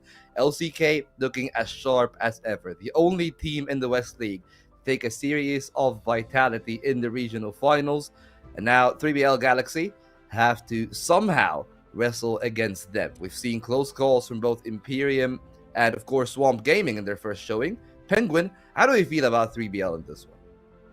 Well, it's a good test for the guys from 3BL, and also to boost their experience and to boost their teamwork. But it's going to be a tough one. It's going to be a very tough one for 3BL to play versus LCK, not only because they are playing versus LCK, but because they are playing versus a playstyle that is super aggressive, and sometimes you fall shortly versus the aggressive playstyle. And we've seen how good LCK is playing with their double sniper setup, their aggression with using the rifles, the addition of Kiku that actually improved team LCK very much. As you can see, the roster of 3BL Esports, Galaxy Esports, they are looking sharp and they need to get it on the line. As we saw from Swamp Gaming that they took one map from Vitality, and we see IMPERIUM going to overtime versus Nemesis. Now it's time for 3BL Galaxy to be able to get some momentum by playing a better A game versus Team LCK, probably taking them into map 3, while also winning the series. Other than that, 3BL Galaxy is gonna have a very tough game. Yeah, I mean, the one thing that I'm even more afraid so for the side of 3BL Galaxy is the map veto, right? Because we've seen how comfortable LCK are. They're one of the best teams, I would say, maybe even like in the entire game on Eagle Eye, with how good their double sniper setup is and how aggressive Flex can be. They can catch a lot of teams off guard if they're not prepared. And unfortunately for 3BL Galaxy, they also like playing that same Eagle Eye. And that is going to be one of the struggle times. Like, again, we've talked about this for Imperium. We're going to talk about this here again. Do you think that they should ban the Eagle Eye just to stay away from LCK? Or should they pick it and just try their luck and see if they can actually take down the likes of Flex, Flying Close, Foxy, and Kiko, all of which that have seen massive improvements in their game? You think about that Eagle Eye against Nemesis, they only got 3 rounds. No, I don't think that 3BL Galaxy have the luxuries of choosing the map to play versus LCK. So they have to stick to Eagle Eye and they have to play versus LCK, because I guess sub-base, both maps, both teams play sub-base. So we might be saying sub-base. And Eagle Eye is 100% sure. Sub-base is maybe 70-80% sure. But Eagle Eye is 100% sure that we're going to be playing it. Maybe the last map can be Ankara, in my opinion, because Ankara is also a very good map for 3BL Galaxy. And lately, I've seen LCK playing Ankara, and their Ankara is actually scary. And we've seen it also on the international stage, and we've seen it versus other teams. So, in my opinion, last map can be Ankara or Black Widow. But the first 2 maps can be, should be having one of them is Eagle Eye, because the luxuries of picking the maps is not versus LCK. Yeah, I definitely do agree about that. But then thinking about the one game that they played yesterday, LCK banned Ankara actually against Nemesis. But then the second ban is the one of some intrigue, right? Because they got port banned against them by Nemesis, and they decided to ban New Compound. They play port. Yeah, so again, like, could Compound be something that actually 3BL could lean into as a decider? Because I don't think it's going to be a pick. I think that maybe it will come down to the final map. I don't think LCK is going to play New Compound. This is going to be so hard for them, because they know that they are facing 2 double snipers, so Flex will not be as comfortable as he used to be. He will be going for port, he will be going for... they are very good on port, actually, by the way. And they will be going for Black Widow. I know that they lost Black Widow yesterday, but this was not... even Flex himself said that we had everything on the plan. It's just it was unfortunate for them, unlucky timings a few times, and the clutches were not there. So I guess Flex needs to be going for the maps.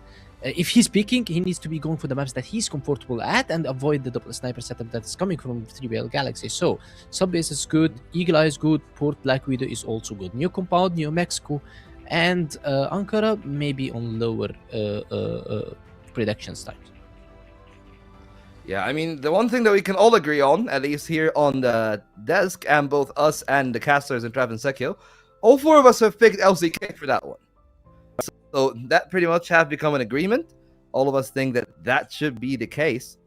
And realistically speaking, you look at the name value alone of this LCK team between Spoxy, Kiko, Flex, and even Dizzy and Lionclaw, both of which can step up at times. They're a really good team in their own rights. And I feel like, again, I really like Loons, and I think that he can definitely lead the team in a good place. And apparently, it is going to be the Eagle Eye and the sub base for those two, and it is going to be Port as the final map. I mean, the bans make a fair bit of sense. We see new compound banned away by LCK. It was either new compound or Port, and they chose Port. Again, double sniper setup could be something that maybe 3BL Galaxy can play for if they get there, but I don't think that they're going to get there, unfortunately. We saw the sub base, we saw the Eagle Eye. I think that this is too favored in the Turkish side here. Well, if you're looking at it from the Turkish side, from LCK, yes, it is favored to LCK. And if you're looking at 3BL, those are one of their best maps. I believe that 3BL, they like to play new compound, they like to play Black Widow, they like to play sub-base, Eagle Eye. So they have sub-base and Eagle Eye. Port is good for them because they have it on the global side. They're gonna be starting on the global side. So if this actually goes to map 3, then maybe we're gonna be worried about LCK because the pressure is gonna be on them, the side is gonna be versus them as well, and everything is gonna be just too tough for them. And when it comes too tough for LCK, this is where they shine and they show us a phenomenal performance, and we've seen it multiple times versus other teams as well. Yeah, I mean, let's use the measuring stick here, right? Like 3BL played against Unknights. Unknights are not a bad team at any stretch of the imagination. I don't think that anyone can sit here and tell me that Unknights isn't a top 4 capable team, right? And it was a really close game. It was 10-8 on that Eagle Eye. So do we feel like it is going to be a similar competitive game from 3BL against, of course, the side of LCK? Or is it going to be a little bit more complicated? Because, of course, like Unknights, they got HDZ. He was really good on the sniper. LSY can also find some value on it as well. Yeah, I know, but that's the thing I was about to say. Like, we're comparing HDZ to Spoxy. And, how do we feel about that one? And let's just play on map 2 a little bit until we go to map 1 before we go to our casters. Well, it's gonna be tough. If it was tough versus HTZ, and we knew that 3BL had some connection issues at the beginning of the 3-4 rounds on Eagle Eye, and yet HTZ delivered a very good performance. So if HTZ had some struggles in even the pushes versus them that happened from 3BL because they used to flash him, used to do a lot of utility usage versus him, and versus also famous from the window. I believe that LCK should have watched this game and should have had an idea on how 3BL is going to be using the utilities. So Spoxy going to be already trying to challenge these pushes, change his position, play maybe from bottom of A instead of going to A top, getting picked from tower, or just eating all the flashes. So this is the real challenge for Spoxy right now. And if you are challenging Spoxy, you are going 1-0 already. I mean, here's the thing. They're going to have to challenge Spoxy one way or the other when they're going into the sub base, right? I mean, I feel like we've seen how good the stairs play was from the side of LCK. Like, they're double players on wood. They always find a lot of value. And much like I've said about Vitality, they're even the tougher positions to extract, right? Like when you think about the player when you're walking into that A site, things also get a little bit dicey. So that's where maybe I'm thinking, like, where do they find success is my question. Because for 3BL Galaxy, that is always the one thing that I can talk about, right? Like, they still got a couple of good players on their name. I believe that Noxon have showed us that he's capable. Hunt always have a fair bit of experience. He played with you, so of course you know him better than most. So what do you think that he can actually do to rally the troops here? You guys know each other. Like, I'm speaking about, like, Hunt, you, like the players from LCK. There's a lot of, I guess, like, a healthy competition is what I want to say. Like, how do you feel about that? Well, if they're going to be going to sub-base and they're going to be starting on global risk, then they need to shut down the woods control, because the woods control is going to be hell from LCK. They usually go as 4. They usually go trying to guns blazing at woods. They usually try to get the maximum pressure they put on woods, so they let the enemy team, which is going to be the 3BL Galaxy at this point, not to rotate to any sides. It's a similar case for Black Widow, because Black Widow also, if you need to rotate from B side to an A side, you need to be crossing through mid. And if mid has a sniper, a good sniper, sniper like Spoxy is just cutting rotation, or maybe a lurker is going to be maybe by Flex, because Flex is usually flexing this role, as we know. If he's doing this, then it's going to be a big trouble for TBL Galaxy. So now, in my opinion, TBL Galaxy, we've seen them playing only 2 maps yesterday. This is one new map for them. We need them to show us that what they are capable of. They need to shut down the woods control that's happening from LCK more often, and also maybe we're going to be seeing shotgun from a Flex as well. I mean, they can do that, but here's the thing. When we're starting on GR, and we've seen how good LCK are at fishing for those kills on wood, whether it is the wall bang, spraying to the smokes, they really know their timings. They really know how to counter those opponents. So I feel like they might actually give them a tough time. 3BL Galaxy have a run for their money, but now it's their time to see if they can prove themselves against one of the best teams in the West League. Trav, Sekio, take it away.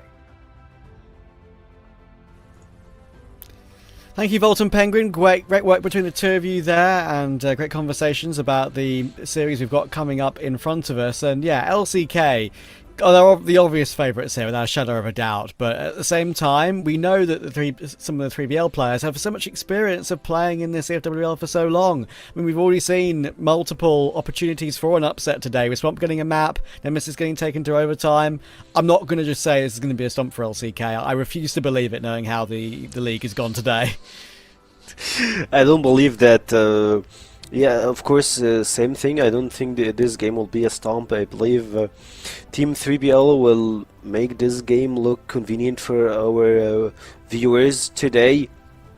Since I believe the last series they played, they proved their point, they played pretty well, and it felt like they were pretty close into having a close game versus Knights. Knights was the new roster. 3PL, they lost, I believe, the first map in a difference of 2 rounds and the second one of 3 rounds. So they have a lot to prove. They have a lot of stuff to maintain and keep it in their eyes. So sad, Omega Hunt, Noxen. This feels some names need to be changed, but overall, the roster is ready, and the players are here to make some name for themselves. I believe that the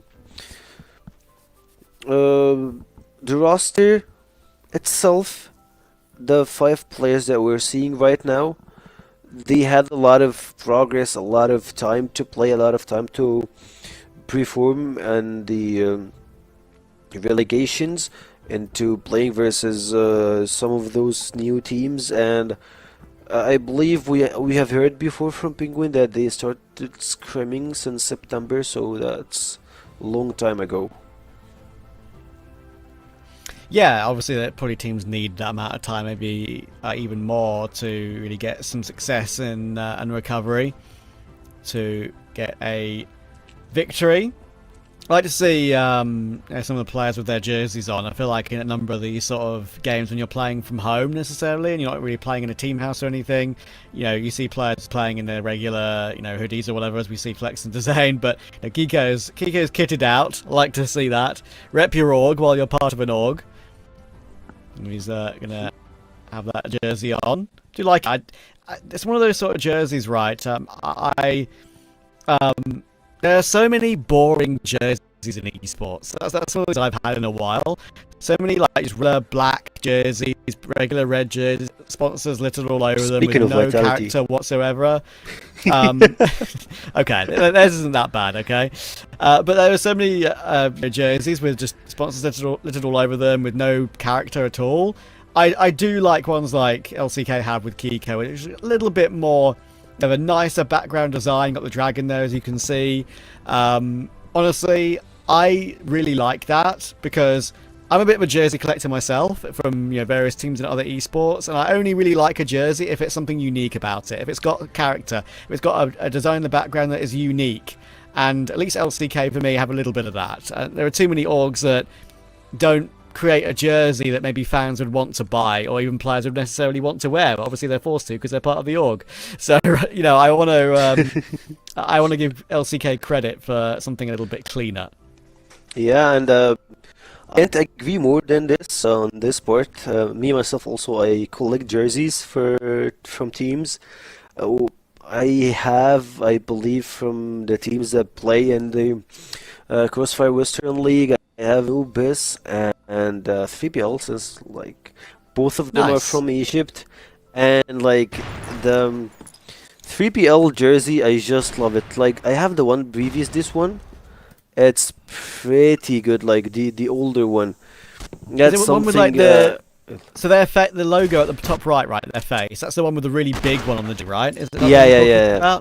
Okay, I'd like Yeah, that one that's- too. I that's the completely one. agree, my friend. Yeah, completely agree. I remember that one. Yeah, it's really good, and also I love the white one with the orange straps that we have currently for Team 3BL. Still too much details, I would say, on the Anubis jersey. If you watch it closely, they have a lot of stuff going on I see. it. But I'll in keep an some eye. ways, let's get back into the game. Huh? Tell me, come I again? will keep an eye. And yes, the game has begun. LCK and 3BL. Not much going on in the early round, so we can waffle about, useless personal preferences.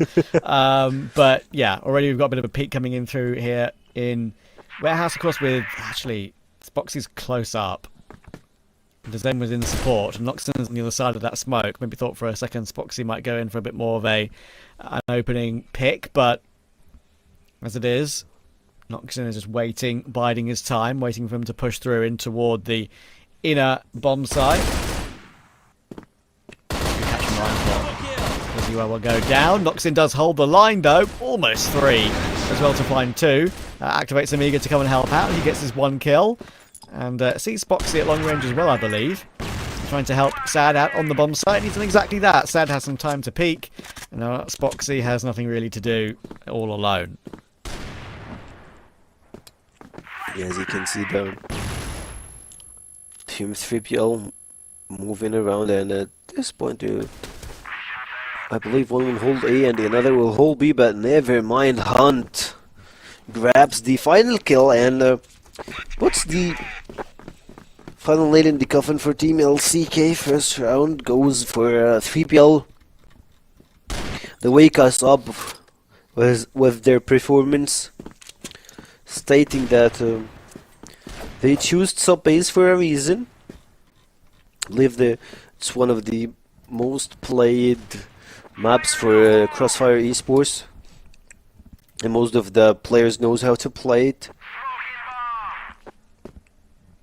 And still, they're making the default strat, but like on another angle.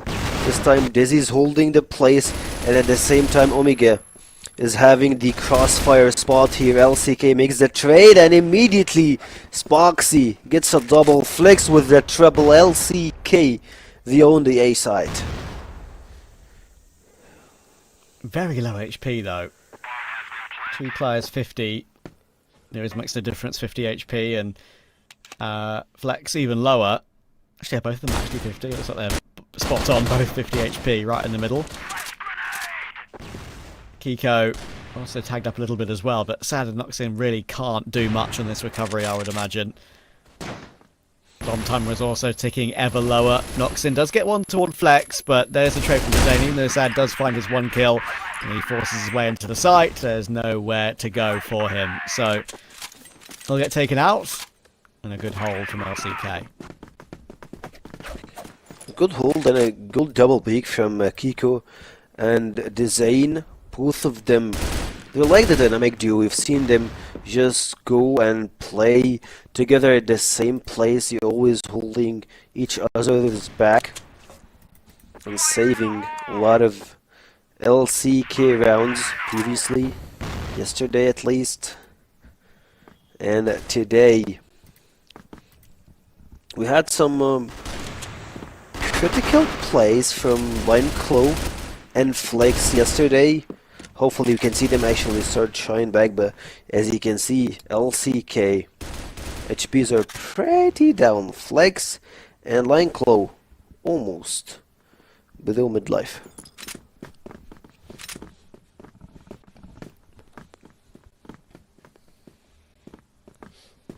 Bomber's now rotating back toward A, toward the double doors.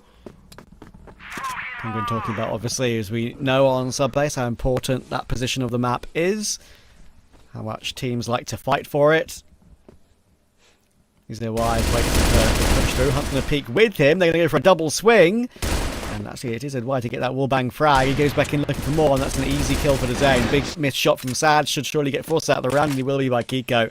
Amiga may answer back, but it's a 2v2. And Noxin will manage to strafe in behind to grab that trade kill. So it's all down to Flex on very low HP. A minute left in the round or so to get the bomb planted. I don't think he's going to be allowed to do so, but with the sniper rifle, you never know. If you're low HP, it might not matter as much.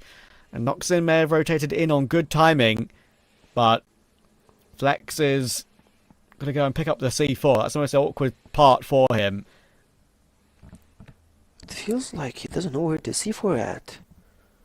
Is Flex lagging slightly? Not sure. He's crouch jumping, I believe. Kind of rubber banding a little bit when he moves, as you can see there. Not sure if that's... oh yeah, he's lagging. Well, he gets caught by Noxin anyway, but I reckon that's Flex lagging. I'm pretty sure, like, from his POV, he must be... So that our observer is lagging a little bit, or Flex is lagging. I'm hoping, for the sake of Flex, it's the observer.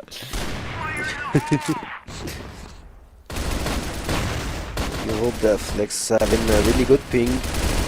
And I believe he just proved that he still got it. Maybe just a small quest here. Flex gets a double, triple maybe. Sad. Gets some kills in the trade here in the mix. 4v3 position.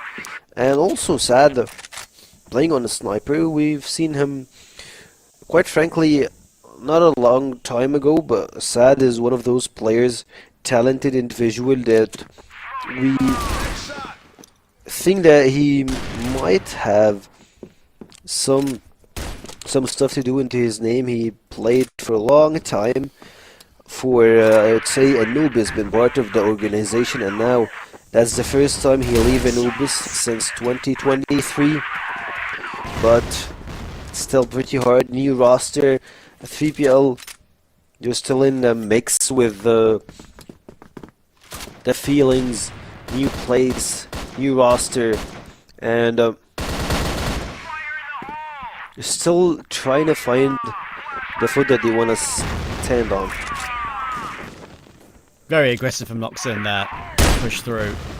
Find the opening kill on Flex.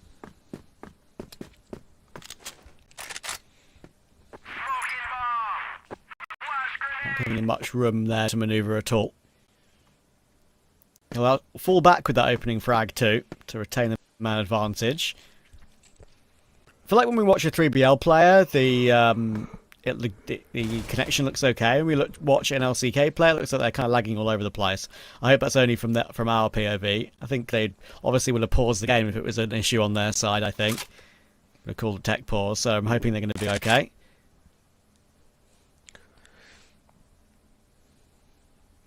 I don't want to curse 3PL, but we usually have those kind of stuff in Egypt, not the other way around. I mean, you can relate to this, like you can see tons of Egyptian players in the league, so you have seen it a lot.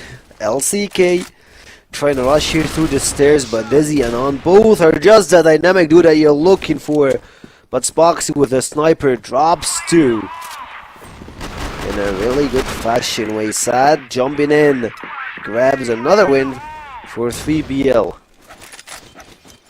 Yeah, they're keeping them at bay right now, LCK. They're not being allowed to put 2 rounds together. It's been back and forth the entire way with 3BL just keeping that 1 round lead. Not letting LCK build up much momentum at all. Favourites of the game still trail, but it's early days. Good catch. Fox is already up to 8 kills, by the way, and we're only in round 6. So he's playing out.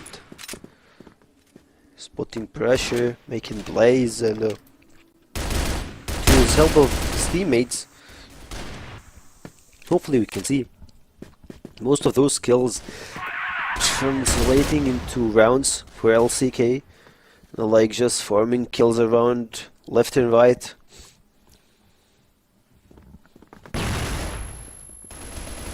And surely he's making some progress. Kiko here flashes Omega and he is just down in a 5v2 fashion here. I believe that Hunt's making the odds a little bit easier for them, but still pretty hard in a 4v2.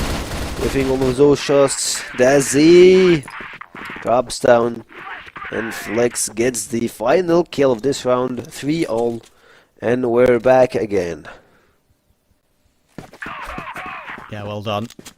Once they got the information there, LCK just managed to get themselves set up to make sure 3BL had no more opportunity to get back into the round.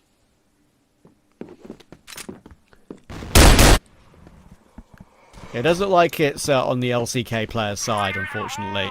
It's like it's not affecting them in the game, so otherwise they would have definitely paused and called a tech, but it's affecting how we watch their models as an observer. You can see from Noxon's POV it looks a lot smoother when you watch a 3BL player. If it's a Discord issue, it's fine. As long as like they communicate through TeamSpeak and they have everything correct for their side, that's what matters. And what matters is Zayn just drops to sad trades on with the sniper. At the same time, no one is here been able to capitalize from this. LCK just dropped 1, 2, 3, 4 and the plan goes on. You love to see the way they enter the site using the util and just reading information that they actually need and relying on it. Speaking of relying on something, Hunt here drops Flex. Two players into the control room. It's going to be very difficult to get by if you're LCK, and Amiga and AZY managed to hold on really nicely. Spoxy pops his head up for one, gets a great second, and almost actually found Sad as well, but it would have been a crazy clutch if he was able to do any more than that. Maybe I'll just refuse to go away. 4-4. I love that game is going back and forth pretty fast. That you can't just flinch at this game. You see how it goes. They are just firing at all cylinders. Firing right and left. Sad drops one here. Double man pushing Hunt. And Hunt gets one and falls back to the grave, of course. And making a 3v3 Omega with a really good flank here. Kiko still waiting for him to jump off to drop him down, but he doesn't go for it. Look at the repositioning here. I think, yeah, Kiko had no idea where to look when he went to go and recover that C4. Both Dizzy and Noxon had complete control of that in the corner. No ability to retrieve it.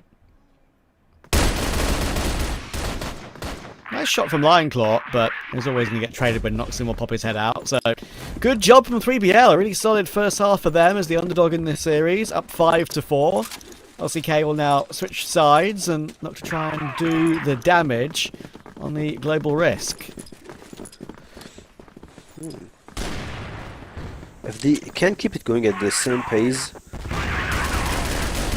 here I'm expecting to see Team 3BL going for game number 3. If Eagle Eye, as Penguin mentioned, that they are not pretty comfort on it, but we'll see about that. Sub base at least, they're making really huge progress and they play pretty aggressive, even though that they are the defenders. And at this point, you are in the blacklist side. Gonna pick your fights, and the first one doesn't go as planned. Kiko drops down to no Omega, no Desi, and 3PL. They gotta think it out and sort their stuff here. They don't have a lot of stuns. I believe they only have 1 stun and 4 smokes.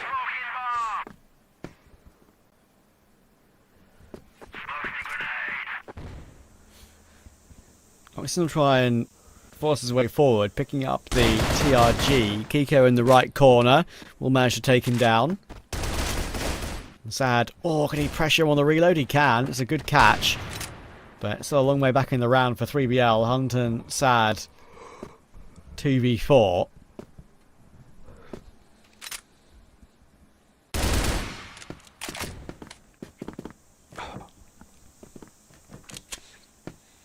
You love to see it. Hunt firing from way back on the right side through the tunnel. And I believe he might just trying to take the C4. He dropped the C4 and he's trying to enter B site. I thought that they might just go for the long rotation and get to A, since there was no one holding A, but now you can see that Flex just moved around holding the other side. Slipped down to Sad. And Hunt on one place, spotting Sad, giving some information. Klo just pushed Sad, and Sad immediately used the ult to his favor. Now we're going back to 2v2 fashion. Sad gets the second one. Flex left alone. What a reverse, what a sweep. From a 3v2 into a 2v1 with a plant here. Flex pretty low in HP, 5 HP at this mix, and he can't just survive more time. Hunt drops the final bullet. That's a fumble from LCK. They had that one under complete control. They had the lock, they had the key. Then they decided, okay, 3BL, have the key, take it off us. That is disappointment, and it all stemmed from the way Lineclaw died there. Just got baited into going for that duel versus Sad. Then Dezane got taken down by Sad on the follow-up. And it all fell apart since then. Again, the underdog playing well here. 3BL up 6-4. Immediate 4v4 in the following round. Flex and Hunt both down.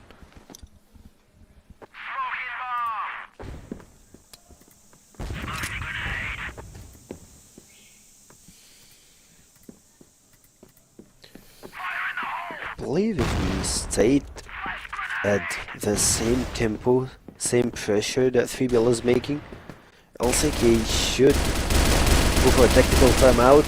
Like Klo holding his place behind the boxes, but he immediately fires back, grabs a kill, immediately ready with an Nox, and they always go by twos. You drop one, the other guy immediately trades, but it went south for Team 3BL. Zane, Spoxy, they're just here to collect your souls. Getting into a really bad spot here. 6-5 on the scoreboard. Yeah, they're going to try and lock it down now. I think I wouldn't be surprised if this is the moment where they really lock in mentally, because after losing that 4v2, that round where it should have been an absolute walk in the park, and you know they need to treat 3BL with maybe a bit more respect in this situation. Play those rounds a bit more carefully. To immediately hit back. Quite a lot of forward pressure here from 3BL, but as you can see, there's been no decision made yet because the C4 is still dropped way back at almost the spawn, pretty much. 3 players looking to try and split B in some way.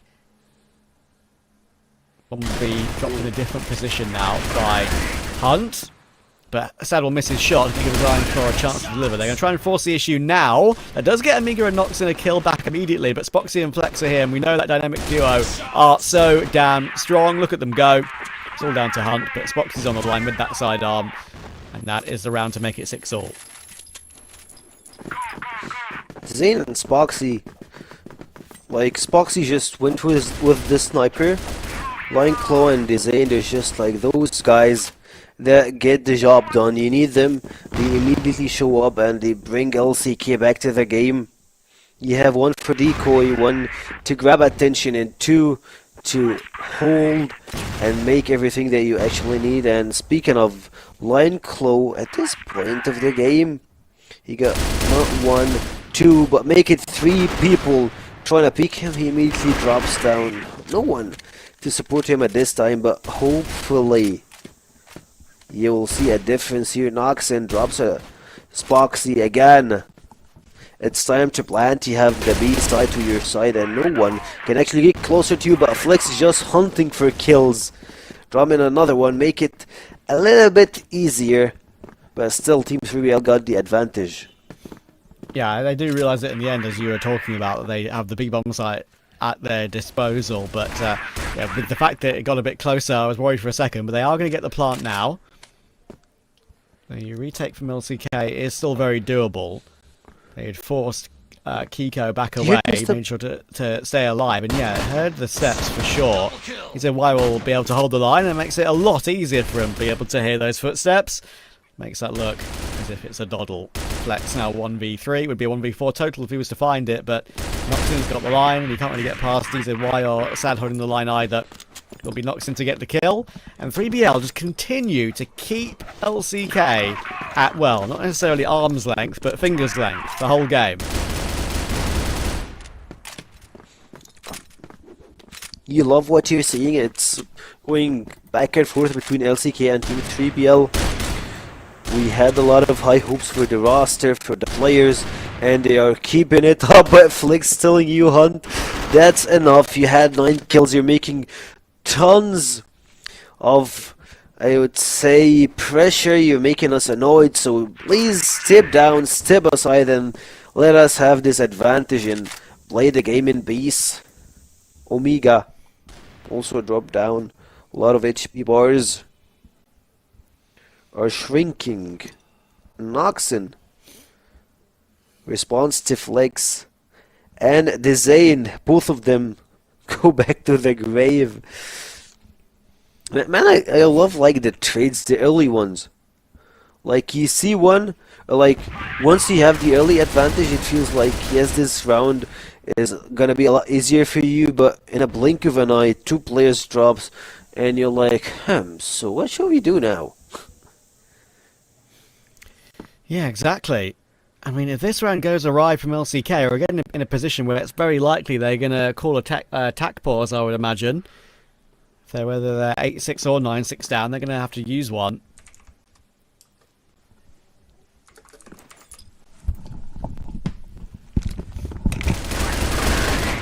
Oh, the push down into Lionclaw. That could be a problem, though. There's 3 more players where that came from. Lionclaw's in the corner, and I don't think they really want to commit to that one, and I don't blame them, because I think they realise there are 2 players that could be in position to really comfortably deal with them. They're going to move back away now in toward the grip of Kiko. Smoke could be big, but the timing swing from Kiko doesn't work out. It's all going to be down to Spoxy on the side. He's already found the one. We know he's the main man. He'd be the guy you want to be in position. There we go. Great clear on the second. Thankfully for Sad, it's an immediate trade. It's Sad versus Lionclaw in the 1v1. Sad doesn't know that he's up close. Doesn't know where he could be. Checking every single angle. Lionclaw will now creep his way through. First bit of information, but before we can get close to Sad, Lionclaw will go down. Great pick, great grab, and that means that at 8-6 for 3BL, as I was saying, the right time for attack pause. I reckon that's what we're going for right now. 3BL are really in control. Surprising.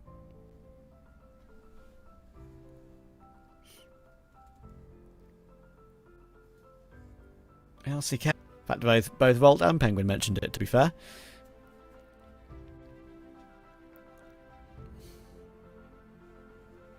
And yeah, time to really ponder for the LCK side. 3BL, sure, when you call a tactical timeout, you give your opponents a chance to talk as well. So it's not just a one-way street. They have now a chance to discuss about what they're going to do to try and win the game.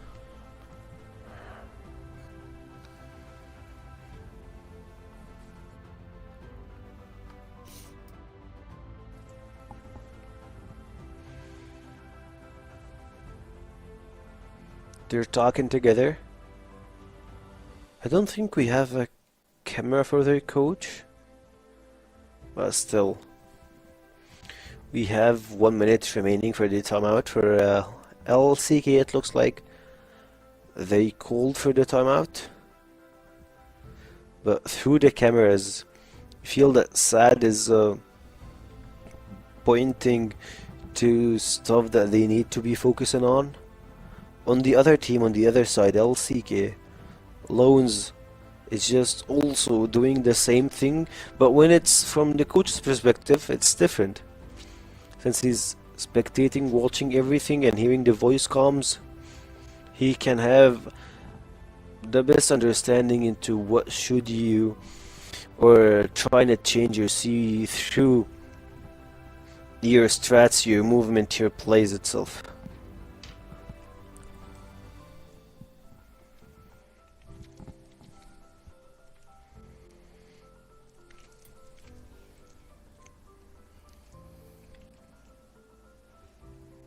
He'll be back into game very shortly.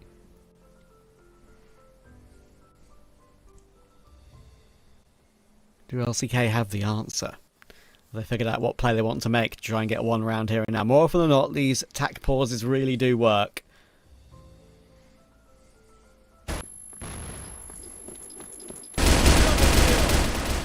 Oh, they're going for something aggressive. They are trying to change it up, and Lion Claw immediately gets 2, but it's cancelled out by Noxon. Again, good work from 3BL to not let LCK's multi-fragging really affect them. Flex. Oh my goodness, what a battle with neither. Why that was. That was really awkward. And LCK, despite the pause, despite the change-up, 1 minute 55 in the round, and it's to 3v2. Up to a mad dash in middle near wood doors, and oh my goodness, the Zane going aggressive himself. Sad gets spooked back away, looking to try and keep the man.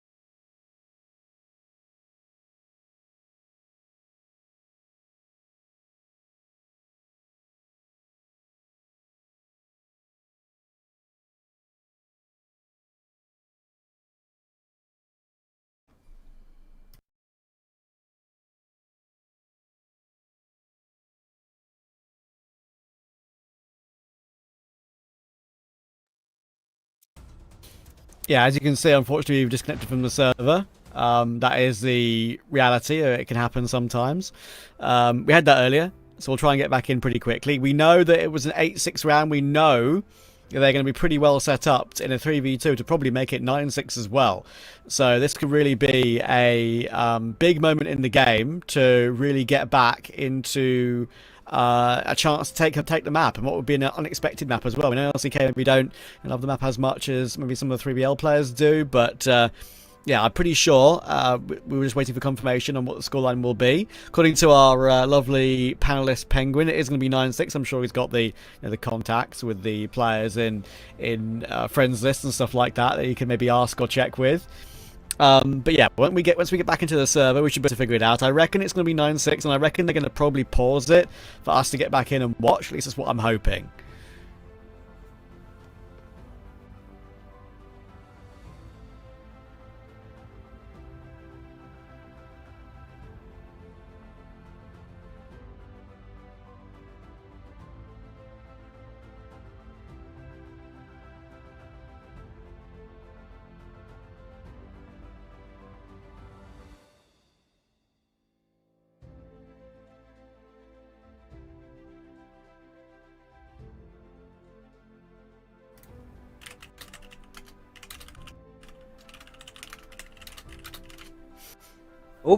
Oh, we're back on camera. We're back. We're back. There we go. A refresh fixes everything. Guys, if you have a crash in your life, and you feel okay afterwards, just make sure you have a nice little refresher, take a sit back, appreciate what's happened, and refresh and get it sorted. And we're back on camera, we're back sorted. We just all just froze for a little second there. Probably just a combination of everything, not just the OBS PC, but also the VMix having a bit of an issue. We can confirm it is 9-6 right now. And we'll be getting back into the action as soon as we possibly can. But for now, I think I should probably, executive decision, because we don't have a game. I think we probably need to just throw to player cams for a little bit if possible, and wait until we're back into the match, because right now we don't really have much to talk about when we don't have a feed, which it took about, I think, 5-10 minutes last time to get back in. So I do think we need to try and switch to player cams if possible, please, production, and take a little bit of time to figure ourselves out before we get back into the server. We do have a chance this could go deep into overtime again. We saw it happen early with Nemesis, right? We saw it go from a chance to win for Imperium on map 1 to have a really good opportunity, and then it went to a Nemesis recovery to bring it back to overtime. And as soon as they got to overtime, they managed to sweep it. So I wouldn't be surprised if LCK have the opportunity to do the same thing here, that the same path does actually happen. And speaking of player cameras, they're taking the time that our observer will join the game and getting ready to talk it off. You can see Hunt throwing instructions. Omega, Desi, Noxin, Sad, they're all logged in, and I just wanna have one piece of the cake. Get closer, feel the dream. Even if the winning against LCK is hard, but if you won a game in this series and by a miracle you got into one more game, or like got extra rounds in the first half you have in game number 2, you might try to believe yourself and have the mentality that it takes you, have the reading to get to winning versus LCK, and it will be a huge upset for LCK.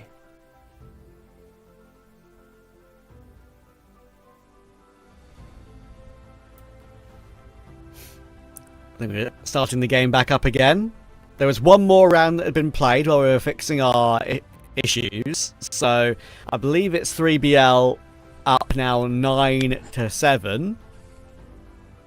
So they did win that round, they did convert it to make sure it's 9-6, just to be clear for those watching at home. And then LCK have pulled one round back. 9-7 will be the score. 2 more chances to win the game.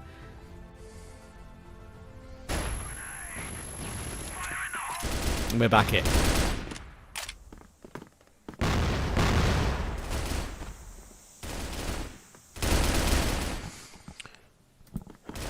We're back in the game. Hunt with the open kill to a pretty long shot here also. And a lot of smokes here. Hunt keeps going, second kill. Goes for the third, behind the bombs, taking it, and Hunt is just hunting here. He's hunting his praise. 2v5. I feel I can see that it's over for LCK in the first map. Hunt? Incredible. What a performance it's been. And with Kiko last alive, he's going to get leapt on by Noxin. There we go. So 3BL will convert it. 10-7. Great map for them to grab. And that is, again, one of the underdogs coming into today. We thought we could possibly have 3 series that could be 2-0s. Well, we've had 1 series with Swamp grabbing a map against the favourites Vitality. We've had Nemesis getting dragged to overtime, and now we've got another map from the underdogs here, 3BL. We know, Penguin and Volt mentioned it.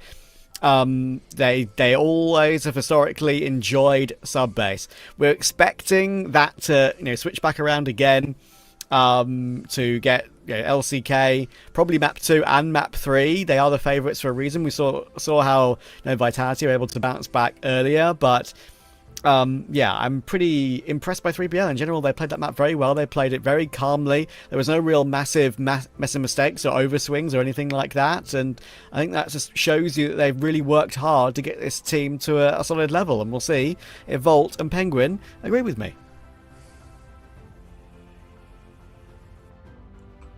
Yeah, well, what a surprise! Another time that the underdog fires back here today. Yeah, well, what a surprise! I guess, yeah, Penguin, as I was saying, another time that we see the underdogs fire again. That is a statement from 3BL. LCK was not playing bad, mind you. It was just 3BL dissecting the things that we were talking about that were making them strong. And Hunt decided to be the one to be proactive here a lot more than usual. And I feel like that was one of the most important part of the game. Well, I've said that 3BL is going to be bouncing back very quick because the loss versus Unnice was clearly a technical issues versus them that made them not playing well. That's why I said we're going to be seeing 3BL now, whether they're going to be performing good versus strong team like LCK in one of their best maps, or it's just going to be another tough season for 3BL. Well, they fought hard. They had a good game. They had no, as Trav said, they had no over-aggression swings. They had no random peaks. They just played as a team. They went to gather information, and we've seen one round when it was 3v3, and they rushed it down. They found line close swinging, killed what it was 4v3. Line close swing, he killed Omega, and then they checked. They saw also Kiko here. Then they suddenly went smoked A-top across to side, fighting Spoxy, who's solo. So it's just trying to play by communication. However, LCK, this is only their first map, and we're talking about, yes, it's one of their best maps, sub-base, but they are going into their best, which is Eagle Eye. That's for a second. We've seen also Strong Gaming going very good versus Vitality, which is the Season 1 and Season 2 2025 winners, and yet they couldn't keep the pace for the map 2 and map number 3. The question here, will 3BL be able to keep the pace and try to get the map number 2 and map number 3, map number 2 in order to close it without going to map number 3? Yeah. Or just LCK's experience gonna close the series casually 2-1? Well, I mean, from what we've seen, like, we can definitely understand why 3BL Galaxy decided that this is their map pick here. Of course, yes, LCK is great, but as he said, it's one of the most popular maps for the Egyptians to play. I guess that's one of the big parts, right? Like, sure, you can say, oh, but like 3BL don't have Kevin anymore, but you gotta remember, like, when you're looking at scrim opponents, most likely you're gonna be scrimming against other Egyptian teams, like in the Open League, other players that really haven't like competed in a while, other Egyptian teams in a whole, and I guess everyone levels up, and that's one of the things that we have seen, right? With players that have played this map before, know exactly what to do.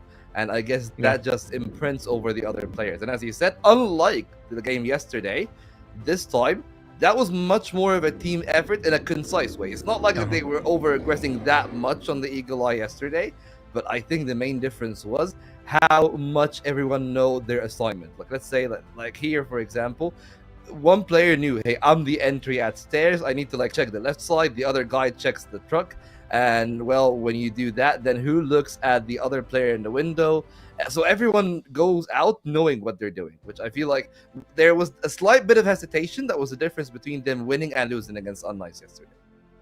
Well, if you're talking about 3BL playing the sub-base, yes, definitely sub-base is not going to be like Eagle Eye, because sub-base they played tens of times in the West League, in the casual tournaments, flying practices and everything, unlike Eagle Eye, which LCK, I believe they played it more than 3BL. And this is the struggle going to be now for 3BL, because who picked Eagle Eye is LCK, and LCK knows already that 3BL loves Eagle Eye, so picking Eagle Eye versus a team that already loves Eagle Eye, that means that you are confident that you're going to be better. And as Luke said, it's just group stage. You're going to be seeing teams going back and forth with LCK, with Vitality, with all the top tier teams. And however, when it comes to the playoffs, everybody's more warmed up, and only one team going to be claiming it all. So now it's just a group stage. We're seeing the LCK group stage, and we'll go for the 3BL group stage.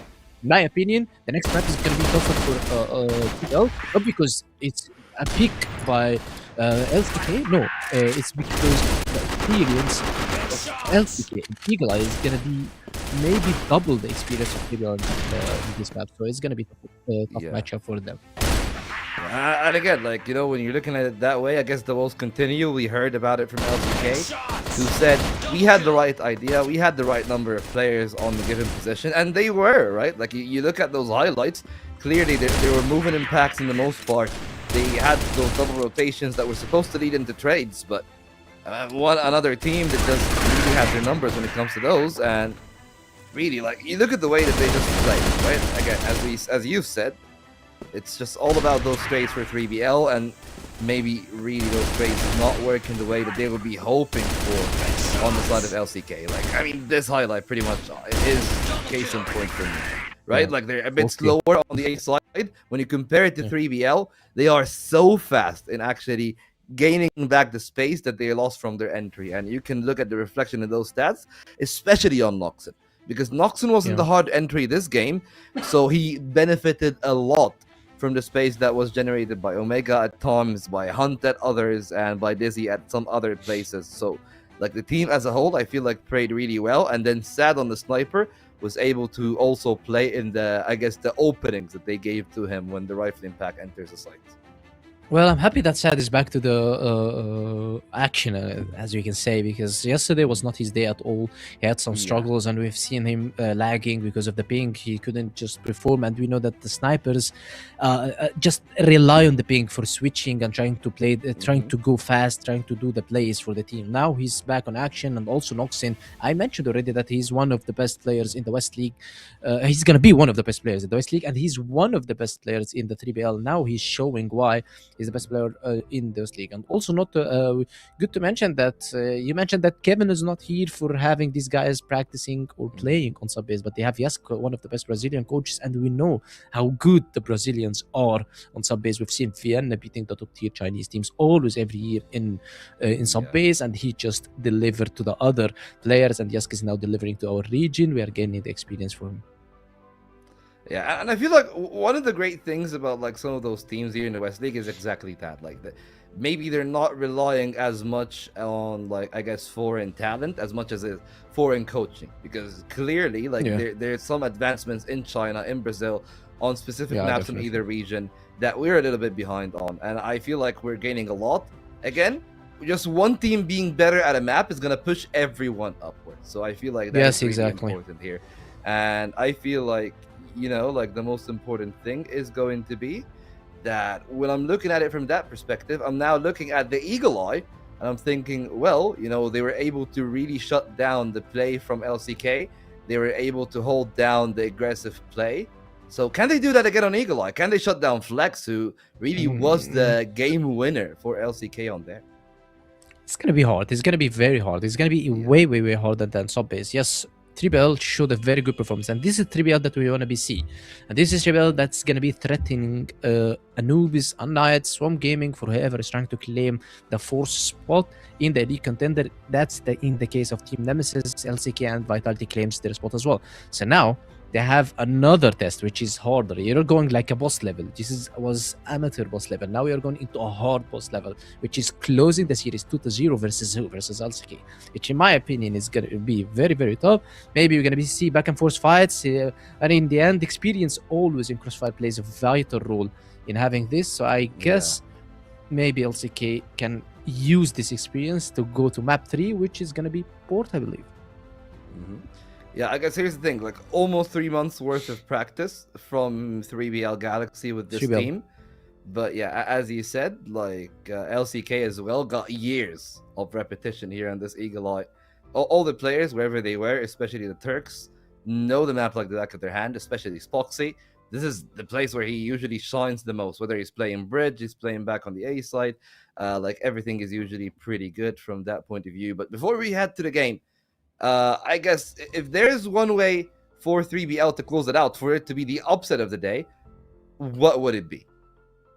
Maybe DDoS Flex. Just let him not to play the map. Maybe just let him go, get to somewhere else. Because he's gonna be that dull. Yeah, it's not that bad, because if every time you're gonna be fighting Flex, then he's winning. Why? Because even if he's not dying, or even if he's dying, his teammates are doing something else on the other side of the map. Yeah.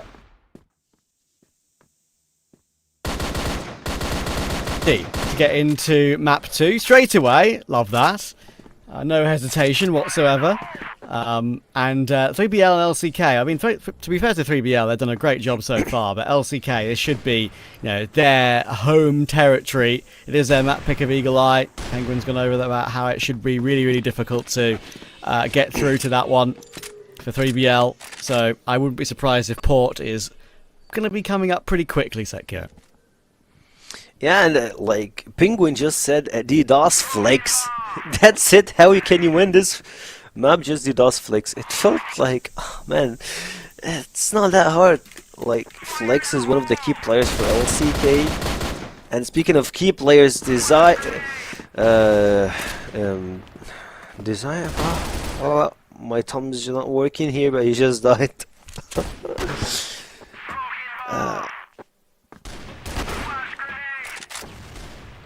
Anyways, might be pretty hard for Team 3PL to get in some kills here, but it looks like Kiko's stepping up, and Noxin and Desi both are just left alone here. Zoom out is crazy on the map, but I believe we have Dizzy on the C4 trying to go towards B. Here Flex on a turret, moving forward, checking a player, and Kiko helps him down. It's a 2v1 situation and Noxin left alone next to 1v1. Can he clutch it? But Spoxy immediately trades and picks up the first round for LCK. There'll be a lot more of that over the course of this map, I reckon. LCK 1-0.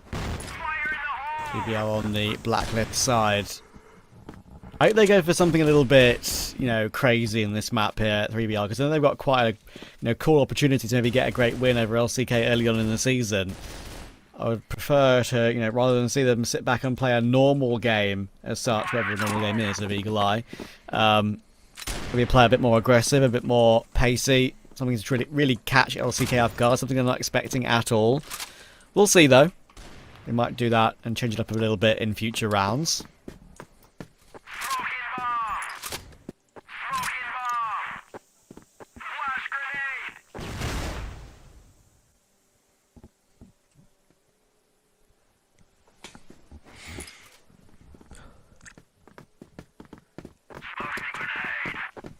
Default setup coming here from LCK. Even with missing one player, Omega is just going to the turret, hunting Kiku, getting the second kill. Flex is here to try to trade a little bit with the players, but he immediately falls down. Hunt helps, and Lion Claw left alone here using the turret and moving forward. 30 seconds on the clock. He needs to get closer to 3PL teammates, and they're just training the place with nades. Lion Claw actually got a really good flanking position here. No one is looking at this side, but it's still pretty hard. No time to defuse and kill the 3 players, and Sad immediately goes for the jumping shot, dropping him down and giving a small advantage to Team 3BL, putting them in toe-to-toe with Team LCK. Look at the aggression here from LCK. 3 players, well, to be fair 2, but 3 are holding that angle, 2 are pushing up, and they've really tried to catch 3BL off guard, and they have. It's a really nice opening 3-piece, but Noxin's coming in from behind, all 3 in return. Unfortunately, he's now last alive. Hopefully, for his sake, gets an opportunity to at least make this clutch doable, but I think, Flex and Lion Claw know the danger that is on the other side. Long range angle, not willing to go any further than where they're playing from. They're going to let Noxin have the plant if he wants it. Noxin doesn't know that though, obviously. He doesn't know where these players could be rotating in from. I think maybe Flex saw him there. Not sure.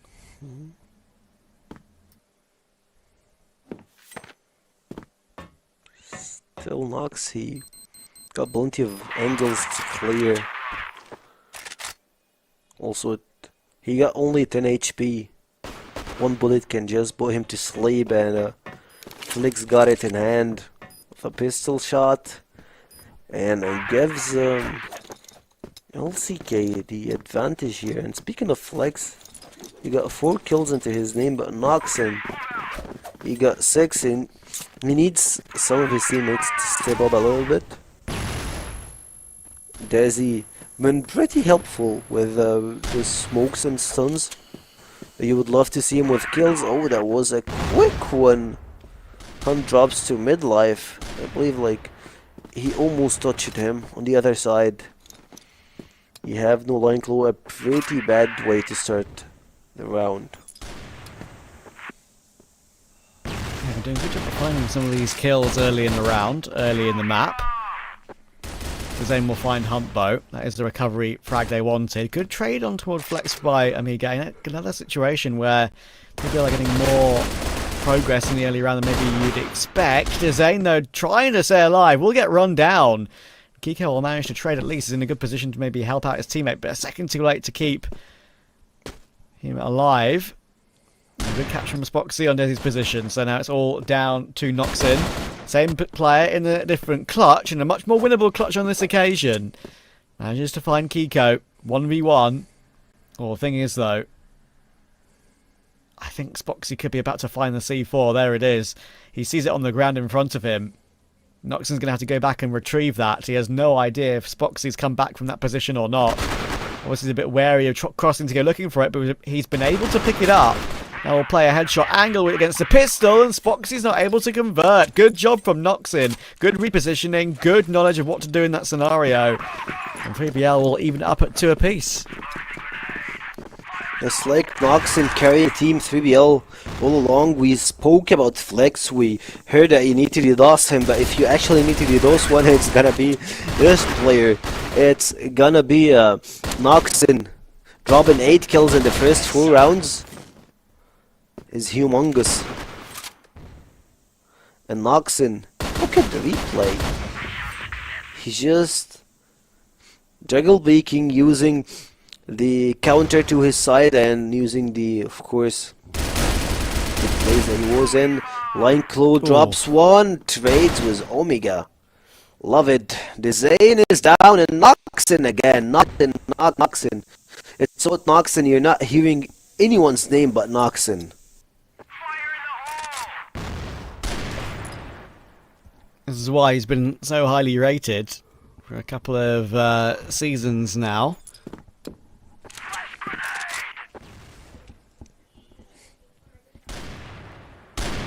Spoxy takes a little peek, almost gets caught off. He knows he has to do it to try and recover from a 2v4. Trying to help his team step on it a bit, trying to recover some confidence after 3BL are now a map up. They're now going to rotate round together, all 4 of them with the bomb in tow. Can Spoxy or Kiko get into any sort of position to catch one of these players on the cross? I'm not sure they can. That grenade thrown by Spoxy will reveal his position somewhat.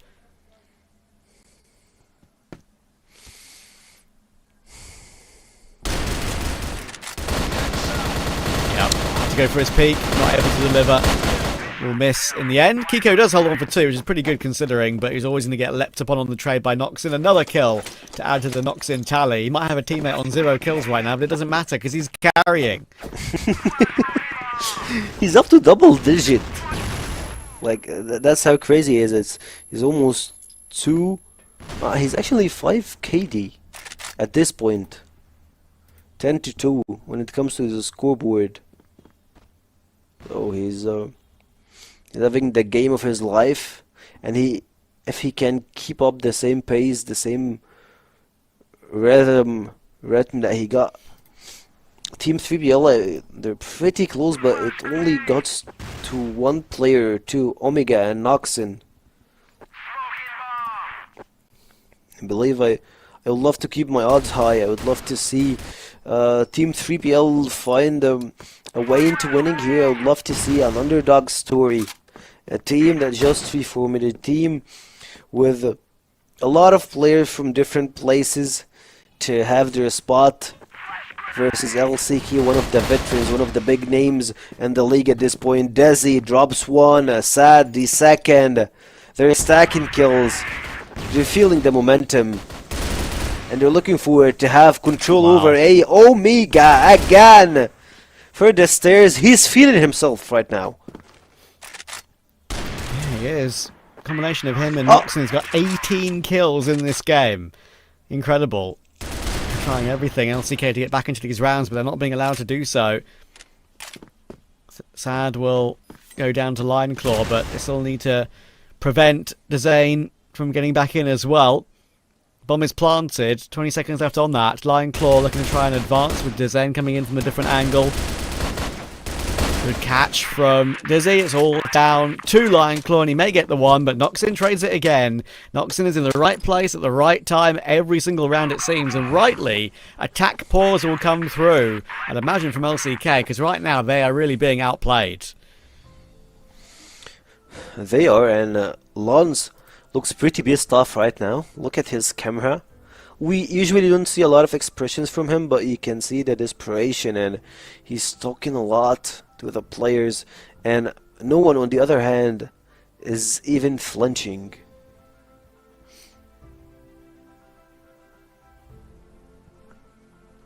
Yeah, I appreciate them calling a attack so early, because it's first half, they've already realised that 3BL are really here to play today.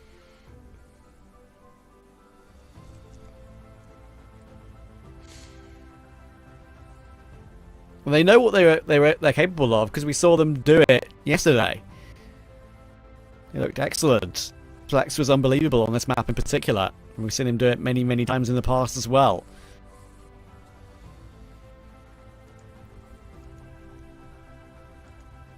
Maybe this is going to be an off day to look back on, who knows?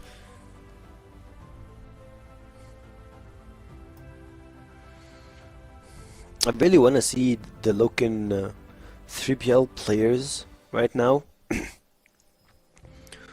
What are they saying?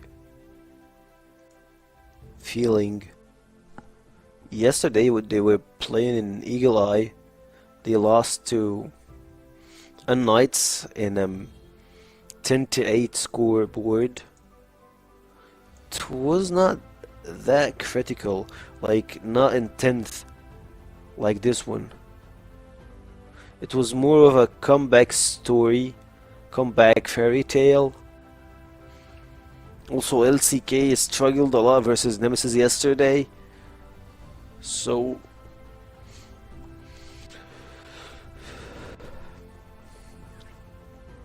they feel like they're not on the right path. Flexi needed to DDoS him, and Noxon at the same time, both. Maybe it's Noxon that need to be DDoS, man. It's not Flex, it's Noxon that need to get out of the server to have a chance to win this game, apparently.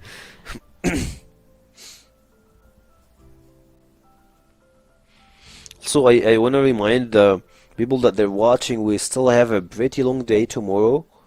We have 4 games on night versus SG, LCK versus Vitality, which is a pretty important game to watch. Plus 3BL versus Nemesis, both played versus LCK, and we will see the result through this series today. And of course Anubis versus Imperium, first show off for Anubis, and Imperium, after their one map wonder, they almost got a point into this series. They went to overtime, so we want to see them playing versus Anubis with the new roster. I believe Anubis goes to the C category when it comes to the rating, but 3BL LCK, that's the story of tonight. Who's gonna take this W home? Will it be Team 3BL Galaxy with the opposite, the underdog, the story that you wanna tell to everybody, that Noxon and Omega both are making wonders here, or LCK will find a way to get back into the game? Oh, here we go. The LCK recovery begins now. Kiko to Zane, Spoxy with a double. That was an example of what they all do to change it up, and they really just stayed stock solid in their positions. They just didn't push at all, no aggression whatsoever. They played a setup which was pretty much impenetrable. For the first time in a while, 3BL work off. Again, what I talk about though, it seems like when these teams throw in these tack pauses and it gets them that one round, sometimes it can be only the one round. You need to make sure it's more than the one. You need to make sure it's a build-up of multiple, some kind of streak for them. It will work out very comfortably here for their third, but that'll be a flash in the pan.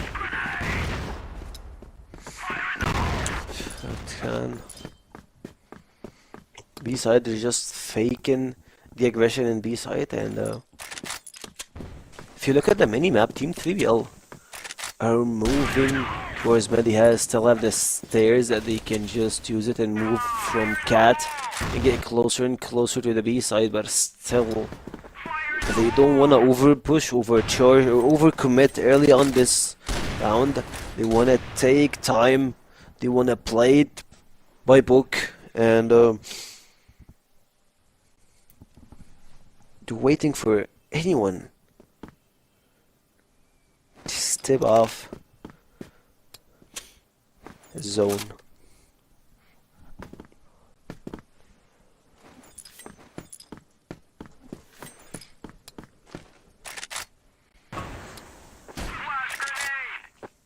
Slow beginning to this one. 3BL realising that LCK have kind of changed tactic a little bit and want to try and make sure they get to the middle of the round without losing a member. Finally, Flex goes looking. He gets his one, but gets taken down immediately. Thankfully for 3BL, Hunt and Sad to respond, but Kiko and Lineclaw will reply in kind. And here comes Spoxy with his sidearm. Pistol getting the work done. Hunt's now 1v3. Good catch on Spoxy, but how is he going to be able to find Lineclaw and Kiko? The bomb in his back, and there is one. Okay, and he's still actually really healthy as well. 72 HP, trying to cross, but Kiko's hearing him trying to escape. Frustrating one for Hunt. That was definitely a chance to win that one, but LCK are back at 4 each, and now a great opportunity to still win the half 5-4. Almost Hunt got it closer to make a really wonderful clutch on a 1v3 fashion design made for him. Omega, like after the bows, him and Noxen, they just step down. They don't look the same. None of them actually got a kill after the pause in those 2 rounds. So, wakey guys, you really need this advantage over the first half so we can see Team 3PL play their defense here. I believe LCK will be more aggressive when it comes to attacking. Flex still have a lot to prove in. Spoxy been the key player through this round. Sin trying to advance will get caught, and he has definitely quietened down after his incredibly powerful start, right? It's very obviously the difference maker right now. He's 0-3 after a little tack pause for LCK. They've managed to neutralise him. Before that, he was running riot. Right now, he's probably the player of the game, but they've managed to do a good job here, LCK, of finding a way to stop him from doing so much damage. 50 seconds left in the round. 4v4. Desi playing with the angle. Utility will now be used to try and set him up. C4 is still waiting in middle. And Spoxy finding Desi will probably make this round a little bit more comfortable. For the first time in a while, we're actually putting a lot more pressure on the B bomb site. And Hunt might be far forward, but he's got to get multiple frags. He knows there's a couple of players on his left, but they're way further forward than he was expecting. They're nearer Sad than they are him. Descent and Kiko will both bypass him, though, and try and get in through the building. Kind of amusing that they just kind of ignore him in a way. 20 seconds, that's why it's awkward. Sad's still got the bomb, but he can't get anywhere near a bomb site. The time really is against him. He wants to go looking for the kills, but that might not be the way forward. A good pick on the first, but can't connect on Dezen for the second. And that is LCK finding a way to recover and win a half in the end. I also feel pretty bad for Sad. Earlier on this round, like a few seconds ago, he had 2 players bypassing him and moving in front of him, and he whiffed all his shots. Went through the wall, and it didn't go as planned, so I believe he's blaming himself for this round. If he got only one of those two, he would have turned the tables for Team 3BL to have a better finish of the first half of the game. After the tag balls, LCK, they're looking pretty good. They got 3 rounds, they turned the tables, and we can see Noxon as we have seen him beforehand at the first 3 rounds or like 4 rounds. He had 12 kills or 11, I'm not sure with the number, but yeah, like after the boss he just disappeared. It felt like he had an adrenaline rush, and those 2 minutes cooled him off.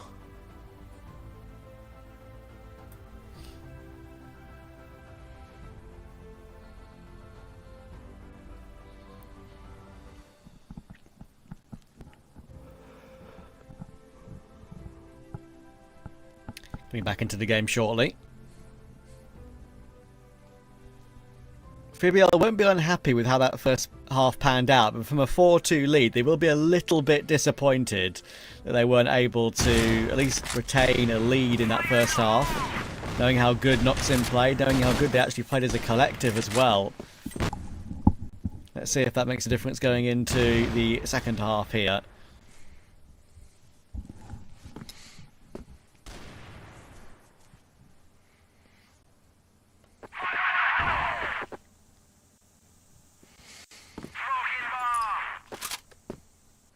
Double nade onto Dizzy's position. That's a crazy start to the second half.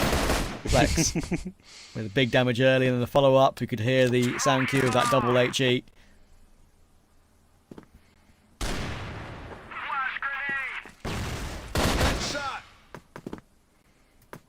Omega. Try and take some trades. Spoxy. Up on a turret. Through the smokes. He saw Hunt. And he got him, Kiko. They're just hunting Team 3PL right and left.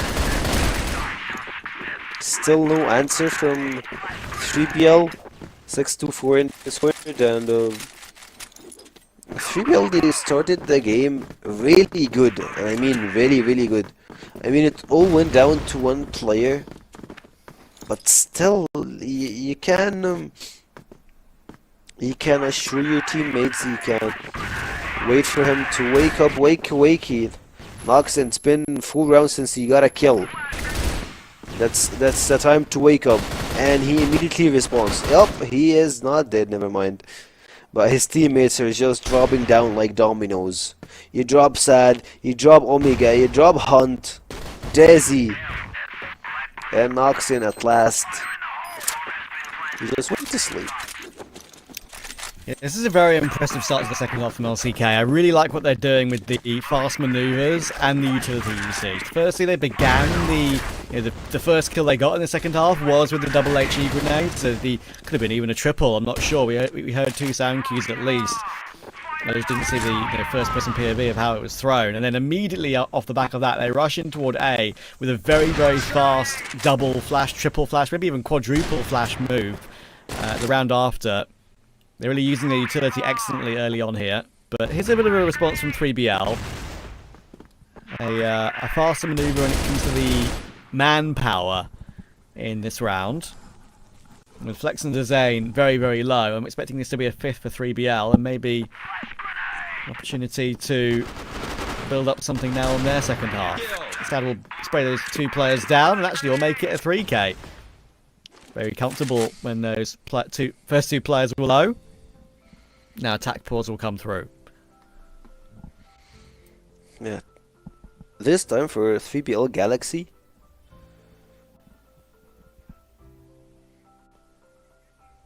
And even though they won the round, I feel that they still need more time to discuss and go through their strats, and the way of defending doesn't appeal that it's ideal. They're actually trying to rush the round. Like early on, you saw that Team 3BL, they had a different play style, but after the tick pause, after the change of sides, of course, a different approach, different mentality. And Omega is scratching his head. What can we do? Fist bumping each other? Hearing the voice, seeing the chances to get back into the game. I believe that they're logged in, and I hope that Noxin wakes up again and show us his magic. Yeah, that was such an incredible start to the game from him, right? I mean, he got the important trades when necessary. He got the multi-frags. I think he was on, like, what was it, 11 kills very, very quickly in the game. And you can't, you know, get away from the fact that when his numbers fell off slightly, that's when 3BL as a whole fell off.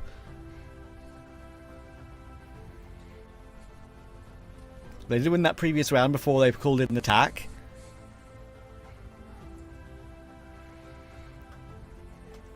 Then LCK started to you know, pull out all the stops at the beginning of the second half with all their utility, their excellent utility.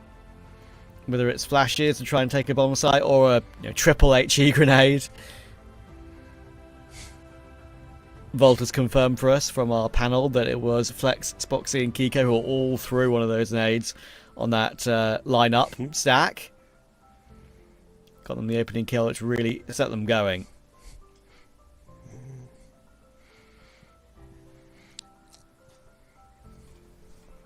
So I was looking to the chat, and I love what one just shot down. He's asking about Dizzy. But that was earlier on today. He's saying he disappears with his game, but he appears with the name. Dizzy's having his best game today. But you gotta give it to him. He's trying, but Noxin, he just went on cooldown. You need to refresh the game, refresh the page, refresh your head, trying to get it back together and see what can he do.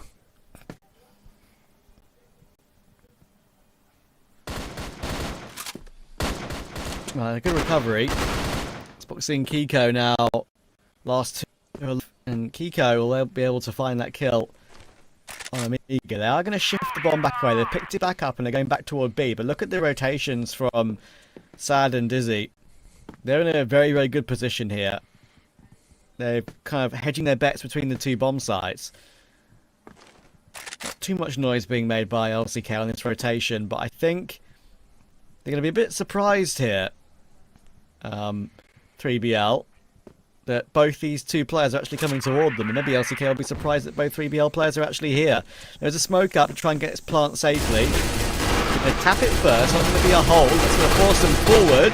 Unfortunately, I think it's going to force them into their demise. It will be a hold on by Kiko, just about surviving that assault. And LCK will be back up to 8. Even with more players, more numbers all coming from the same place, it felt like it's a tricky play that they're all coming from one place. One player had to check the other angle, and speaking of the chicken angles, welcome back Noxin with the pistol rush here. You're not gonna just sleep and wait till LCK rush into you. Noxin just jump in, grabs 2 kill and get back to his teammates and like, yeah guys, I've took everything on my side and I won't let it slip again. Yeah, that one was He's really ignited. Wasn't it? That was very impressive.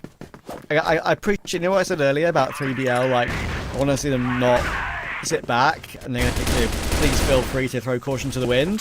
Now that LCK have the lead, they are trying to be a bit more aggressive. Unfortunately, Noxin goes for something again, does get caught, and then when Hunt pushes forward, he's pushing into 4 separate players, and Flex will easily get that frag. So, looks like LCK will be about to recover. Damage taken, but they're 3 kills away from map point. Dizzy eats this nade so hard. 22 HP and a dream. You have a really good flanking angle. Still Omega goes up into the street. Picks line and repositions. Takes the second floor. Stairs are here. He got 1, 2, 3 players keying onto him. And Spoxy just picks him up and say, yeah, that's it for you, Sad. He can hear the steps. Immediately looks for it, but Sad with a flick shot. Nice kill. Takes him down. Can he deals with another one? But Kiku drops Sad down. Desi with 22 HP. It's pretty hard for him to clutch this 1v3 situation. No sniper, no nothing. Hold on a minute. You got one, Desi. Don't give us fake hope, please. We're looking to double pick him, but Kiko. He got to pretty close, but LCK goes to map point. They're getting close, 3BL. They've actually battled pretty well. It might be a 9-6 lead, which is actually pretty comfortable, but LCK can definitely say it wasn't comfortable for them throughout the entire game. 3BL were 4-2 up. And LCK called a tack pause. And that was when they managed to recover things. From a 4-2 lead to a 5-4 half for LCK. And even though Noxon has been brilliant throughout the map, in that one little quiet period, which I think was probably enough to really get LCK back into the game. And if you're relying on one player to play that well, that entire point, yeah, that is going to be a bit too much for you, right? And LCK will get it done in the end. They expectedly do take map 2. We'll see if map 3, obviously, is going to be as successful for them. We're expecting it to be the case, but 3BL are playing pretty well as a whole today, I would say. There definitely are, and also speaking of 3PL Noxon, he did pretty good early on the first rounds, but then it felt like LCA, they got a drive wheel and they're just taking the game away. And as we are hearing now, I believe that Penguin and Volt are ready to take the game away and speak more about what happened after the tag pose. Well, a big thank you to you, Sakio and Trav. That was a pretty competitive one at hand.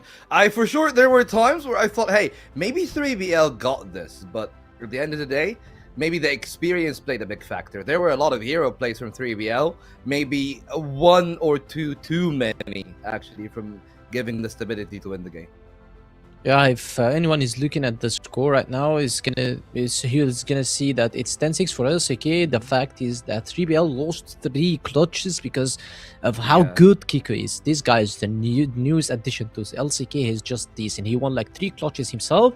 One of them was the last clutch before the round before the last, where he killed Dizzy, or Dizzy almost clutched that. So he just secured 9-6, which is match point, and already 3BL momentum was down, their mental was down. So honestly, this set, I know that maybe the MVP is going to be someone else with more kills, but in my opinion, that Kiku and the vital role that he played in securing the rounds for LCK is one of the is the set MVP for Team LCK. However, yes, 3BL showed a good performance, but this is LCK in Eagle Eye, unbeatable. These guys are unmatched on Eagle Eye. They play very good. They play on the same line. They play also aggressive, and they know when to play aggressive. That's the case. We've seen them like defensive multiple times. They were losing, and then tactical pose, they started playing more aggressive, but they didn't play aggressively instantly after the tactical pose. They waited 1-2 rounds just to fake out for 3BL that they're going to be continuing on the same pace, and then suddenly all the game just went the side of LCK, with where the experience relies on them. I guess that's what we call conditioning, right? Like, they make you think that, hey, we're not going to play aggressive, and then when they swap to aggressive play, it takes you a while to adjust to it because you haven't played against a very fast team for a while. And credit where it's due to the side of LCK. It got a couple of tricks definitely in their hand, right? Like, we've seen the triple nade, that was a close collateral. The triple nade. A couple of times that LCK just had those small plays that maybe 3BL were not wary of, that make things a little bit difficult. Of course, it's not like 3BL were not trying to make their own plays, but they were like, you know, like Tarzan level of just confident plays. Like somebody jumping out of the window, taking an angle. Where you look at LCK, it's like somebody lurking, finding a good angle. That even sometimes being flexed out of all people. Like that is the part that got me. It's like flex and lurking in 2026. I don't even know what is happening with that.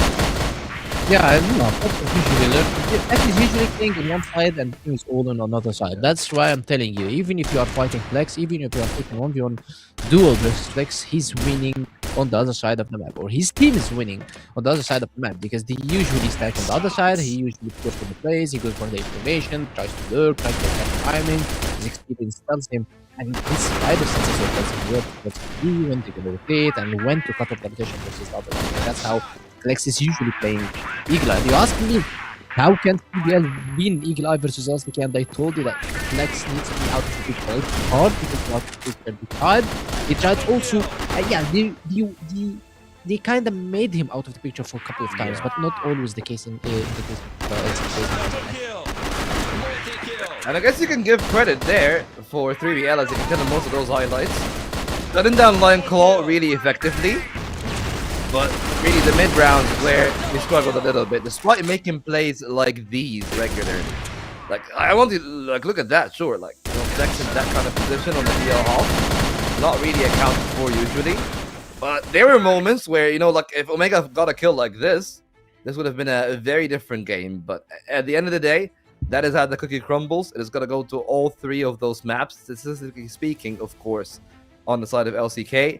It's a tie between Kiko and Spoxy, but I do certainly agree with you. Kiko a lot more impactful. You look at the side of 3BL Galaxy, and you can say that really, like, I actually thought that Omega played a really good game. Like, just his timings, sometimes maybe feigning a retreat and then re-peeking, or knowing when to be confident and going for a multi-kill. That is something that is very hard to teach a player. It is something that is ingrained within them, and that shows me that he's got what it takes to actually be great.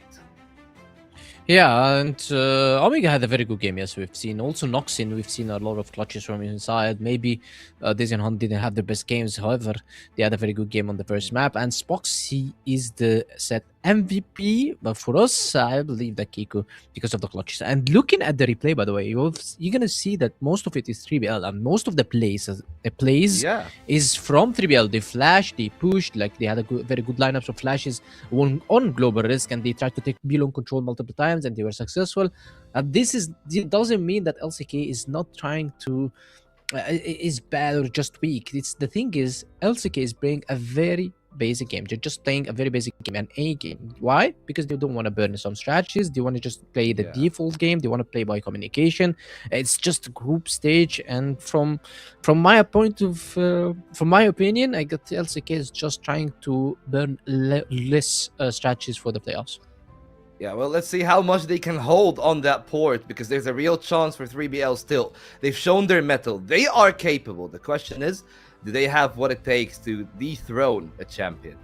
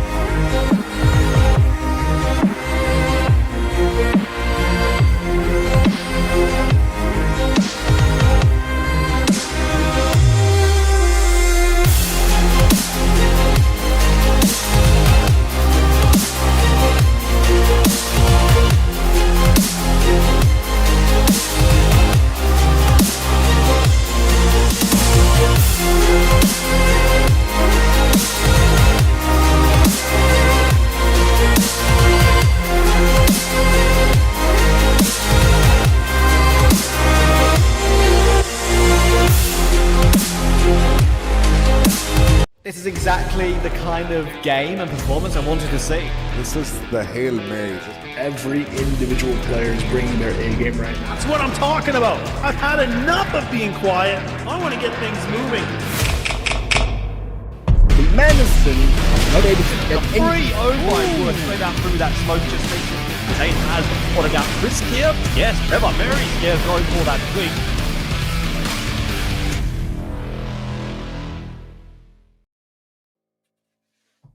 Well, we want all the distance for this one too. Now, one final map. Port up ahead, as we said, 3BL likes playing the double sniper. So there's a real world where things can be a bit dicey, but of course, just to remind you on the start, it's a GR start for 3BL Galaxy. So Penguin, talk me through that one. Is this the half that they're supposed to get the advantage with their double sniper, or do you think that it's okay if they drop a couple of rounds? Yes, but it's double-edged weapon. If you don't get more than 6 rounds, that means that 100% LCK is gonna be the winners of the series, and they're gonna flip it back on the face of 3BL. Because if you're starting against global risk, all the pressure on you, you know that if you lose 1 round, it's like 2 rounds lost. Like, let's say that maybe LCK wins first round, second round, that means it's like you are down 4-0. So it's just impossible to come back from that situation. So only 2 rounds or 3 rounds win versus 3BL on the first half. While they're playing on the global side, I don't think 3BL can have any chances of coming back versus LCK when they switch to sides. However, good to mention that last time we've seen a full Egyptian team playing versus LCK rather than Rocky Sports in the past, which is Vitality right now. It was a Noobs Gaming, and they beat them 7-2 on the hardest side. So sometimes you feel that LCK is playing perfectly good on port, and they are just all having good games versus their enemies, and the other times you feel that they are shaky a bit. So right now, even if they are shaky and they start on the blacklist side, they still sure that they're going to be going on the global side, and they can get it back to their favor. So now all 3BL needs to do to secure more rounds, to stop playing to stop having solo plays or more aggressive plays that they usually do. Yeah, I mean, again, it's really the truth, right? Like, in those 9 rounds, I feel like 7 is the bare minimum. We'll see how many 3BL Galaxy can get. It's the final map. They start on the global risk, and right now it's absolutely a gambit that they'll have to make. So let's toss it over to Travis in a second. Well, 3BL have played well, but I think overall they are in a position where should be an LCK victory, right? I mean, that is, for me, I'm quite impressed with how they played, especially I think Penguin brought it up very, very aptly. There were a lot of really close rounds on map 2 of Eagle Eye that really could have gone either way, and Noxon was so good he could have easily kept that up throughout the entire game, going from 4-2 to 5-4 behind. That could have really changed everything. Now, the fact that LCK have pegged them back, I do think that they'll be in the ascendancy for map 3 here. They should have the advantage in map number 3, since we're playing in port, I believe, and as Penguin mentioned, once you're playing at the GR, if you lost multiple rounds, you know that this game is over for you. So a lot of questions will be answered on the first few moments here in the first few rounds, and it feels like Sad is saying, yeah, thank you Penguin for this note, and we will have this pretty early kill to try and transition it into our early rounds. Still speaking up on time, but a really good early kill for Team 3BL.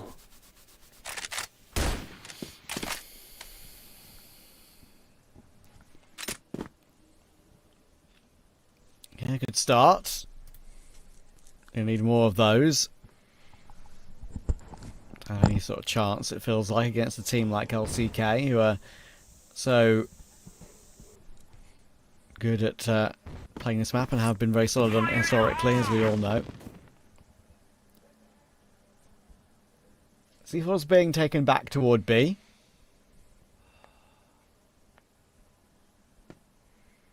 Tiny, tiny angle. Gun barrel seen.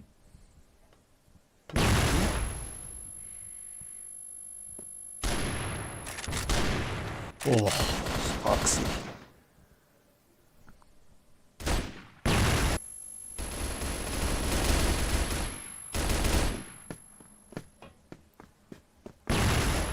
Trades aren't bad for What LCK here. And still in a 2v3 situation. The problem is the C4 been dropped off, but they still have full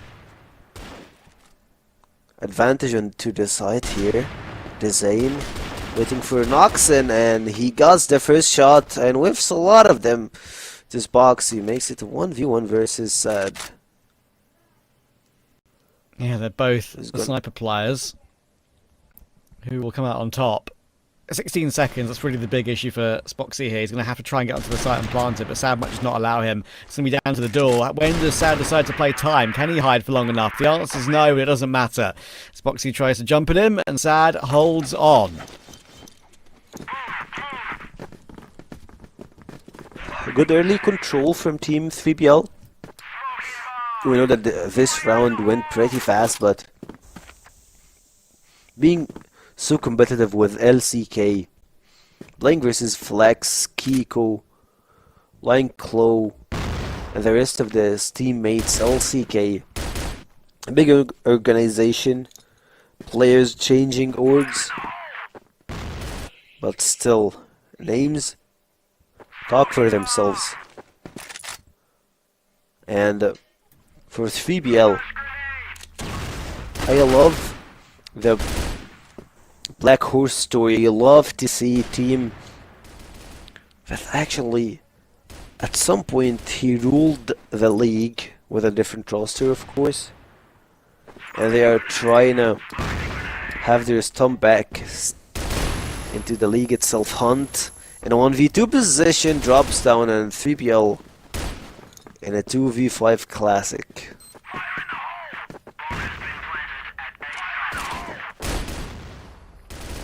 Pretty difficult to recover with Amiga and Dizzy here. Only much they can do. Got all the utility coming flying their way. LCK of the opinion of, well, we've got it, we may as well use it. Flash over the top, actually not a bad flash. Dizane will go down the end to Amiga. He knows that Lion Claw's in the corner, but Kiko's there as well. And even though he finds a second kill, which is actually pretty good, Lion Claw responds with 2 of his own. 1-1.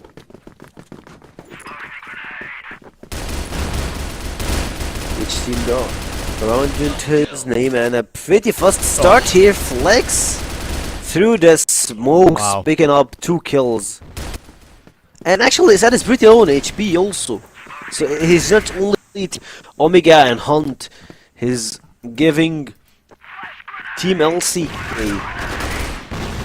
with dreaming to how to start the game. Spoxy taking the third, and Sad just drops off.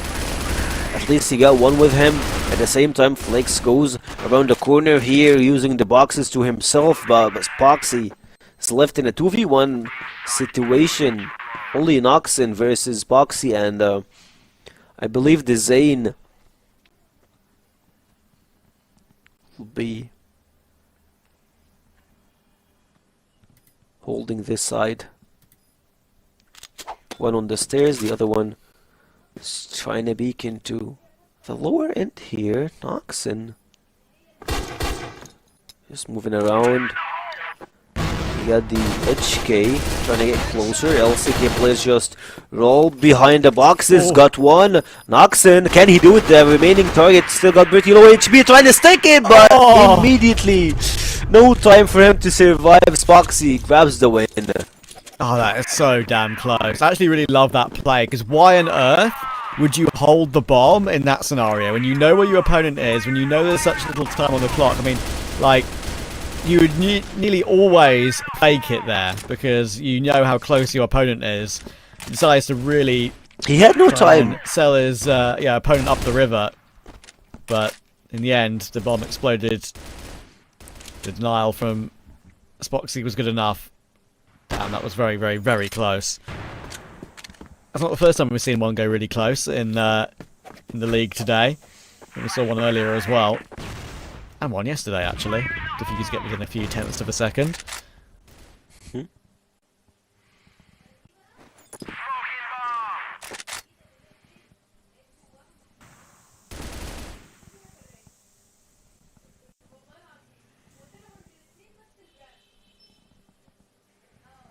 sad. They're holding their spot. Losing 2 rounds this early is pretty bad for them. LCK. They're cooking their place here into the B side. You can see them actually using the upper box here to get extra spots, to have extra angles for themselves. Omega goes for the trade. Kiko with a jumping shot. Trades 2 for 2. But the problem is that LCK players are pretty low in HP. Flex is below 50 HP and Kiko the same thing, so it will be a little bit easier for Sad and Noxin to get back into this place. They need to just use the smokes at the correct time and place. 1 minute remain on the clock. Sorry, you can still favour them to... Yeah, you can still favour them to hold on, I think, from here. At least I would think. Lots of combined gunshots, making that very hard to hear anything that's going on. But there's a reason for that, because Hunt and Sam are behind those smokes, and in the end Flex will finish it off. You can see him G'ing up his team earlier on. 3-1. He wants to make sure they keep this one as clean as possible from this point onward. Not let 3BL get any hope at all.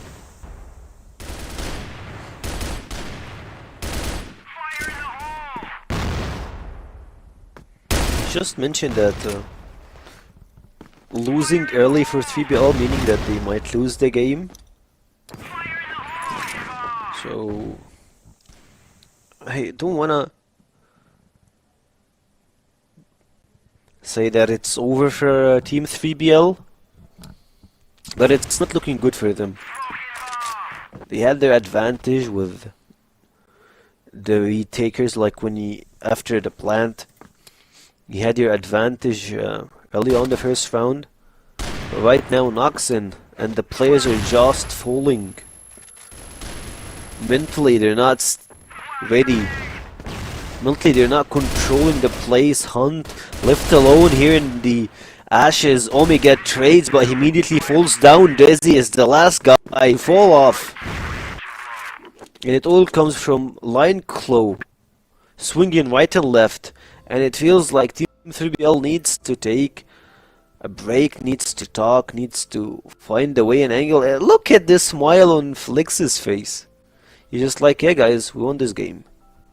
Yeah, you kind of, it feels that way in a way, doesn't it? But you also can't rest on your laurels. You can't take things for granted in any way. He knows that the game's not done until it's 100% over the line.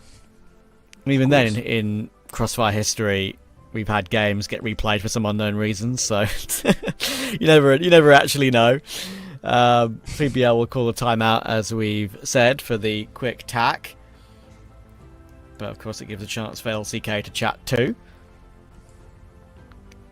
I see Loons maybe posing some questions, even though LCK are in a decent position, saying, guys, look, don't lose your concentration.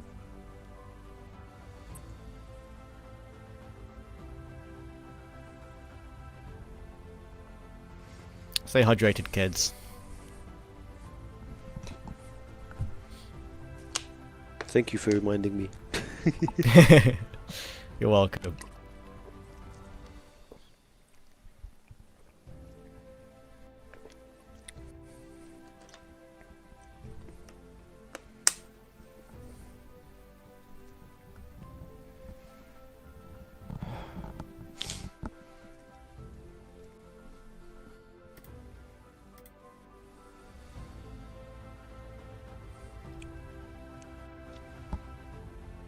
Loans is giving instructions.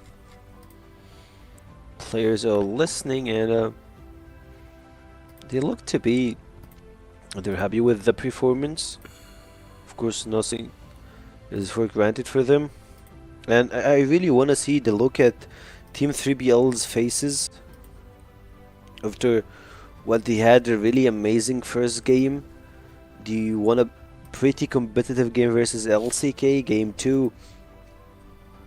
They had a really good run in the first 4 to 5 rounds. LCK had to just call it off, take a pause into the game, and just drive 3BL Galaxy to the ashes. And in this game, 3BL Galaxy, they're pretty down.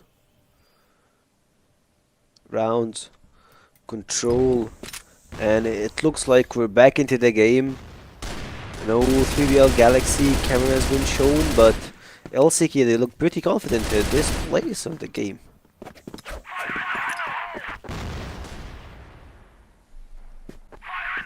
Will it be a fast one, or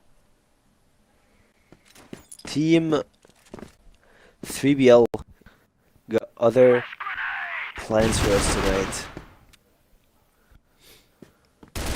For their sake, I hope they have a better performance at the end of this half. Oh, knocks in. He's able to hold on eventually. You know how good he was in the previous map earlier on. Quick rotation round though. There's no full committal from LCK yet.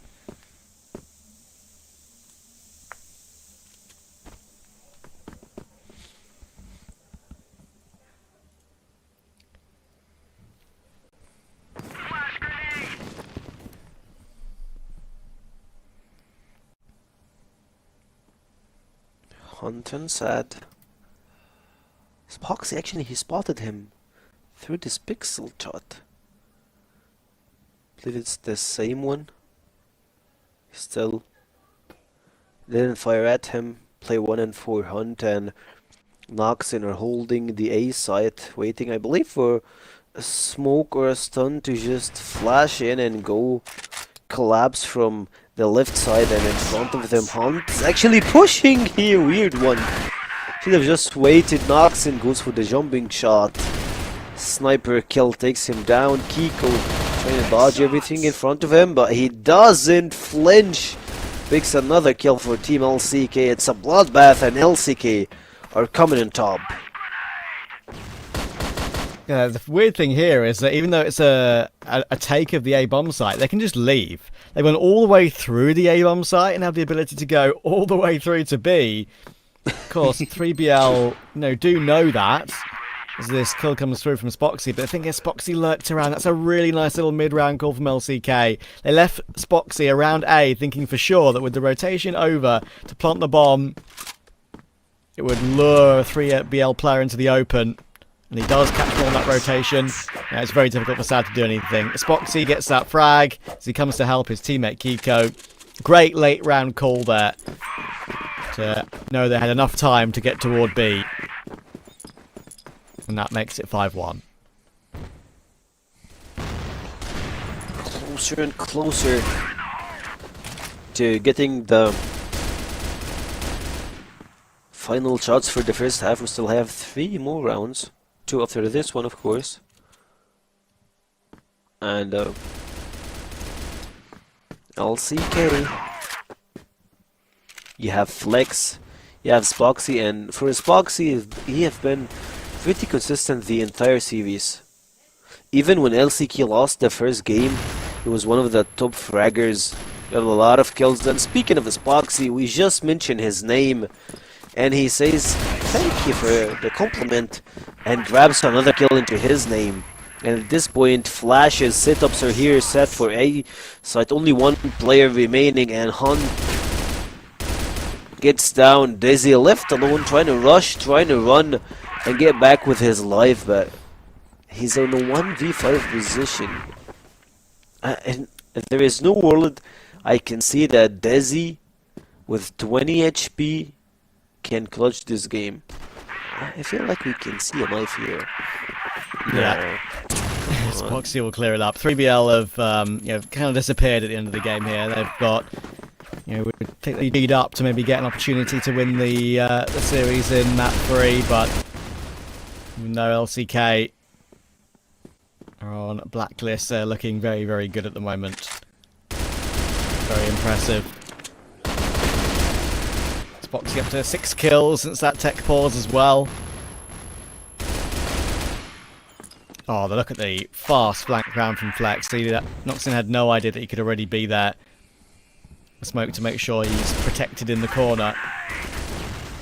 Where support now will come back in behind him to try and escape, and that's exactly what he does.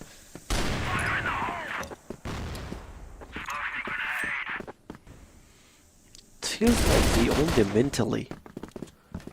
Speaking of that, Omega just goes to take Flex to the lobby again. Just wait for this round to be finished. Two players pretty low in HP, Omega and Desi. Also the B side pretty controlled from LCK, they're holding angles. They have it Spoxy in the low side. At the same time trying to give him the edge to move. Dezane picks a pretty massive 2 kills here, and he's leaving only one player at this point, Spoxy, versus 2 players from Team 3BL. Omega.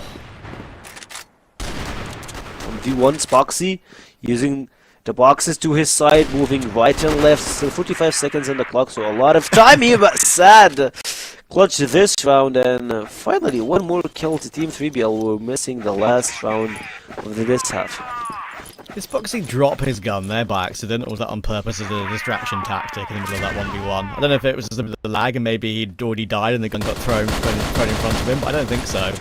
I think that was just maybe a bit of a fat finger. It happens. Either way, I don't think it's going to really mean too much for LCK. It's a good clutch for 3BL to grab, but it looks like it's going to be at least a 6-3 half. It could very easily be a 7-2 coming in here. Kiko is low, but LCK will now pause, knowing that 3BL might be able to get confirmation. But it's a great pre-fire from Sad. Kiko will respond in middle. That's a good trade kill and a good position to be in to get that trade kill at that timing on the play. They're going to try and make their way in toward B now. Rotation has come through from Dizzy to try and help out. And actually, you know, Sad is pretty close on that rotation too. He could definitely be a helping hand in a good amount of time. Is he playing close? Probably sitting in the window though, and Lionclaw flies his way through. No issue at all. Bomb now planted. Sad 1 versus 3. Unfortunately, I think he's going to be a little bit sad if he doesn't clutch this one. He's found one, but pushing forward when you've got Lionclaw and Kiko to hold against you. Even if Kiko's low HP, it's going to be so hard to find an answer. Lionclaw still jiggling with the angle. Sad has not even made his way through the corner of that smoke yet. And the bomber has 16 seconds left on that until detonation. Big damage done. And then Kiko swings to finish it off. LCK 7-2 in full control. Pretty dominant side from LCK. 7 rounds in the first half. Only 2 taken by Team 3PL. And feels like the time is ticking. You need some place to be Team 3BL. They're not delivering anymore, and it feels like that they got to them mentally. Like when it comes to your mental state, the game itself, you might just lose a couple of rounds, it doesn't matter, but when they're just snowballing, they're taking everything even after you used your tag pose, it feels pretty bad for the players. And right now I believe we're about to start the second half with LCK. They're talking it off and they're like, yup guys, we got this in hand. And Team 3BL will get down into having the second lose on his season.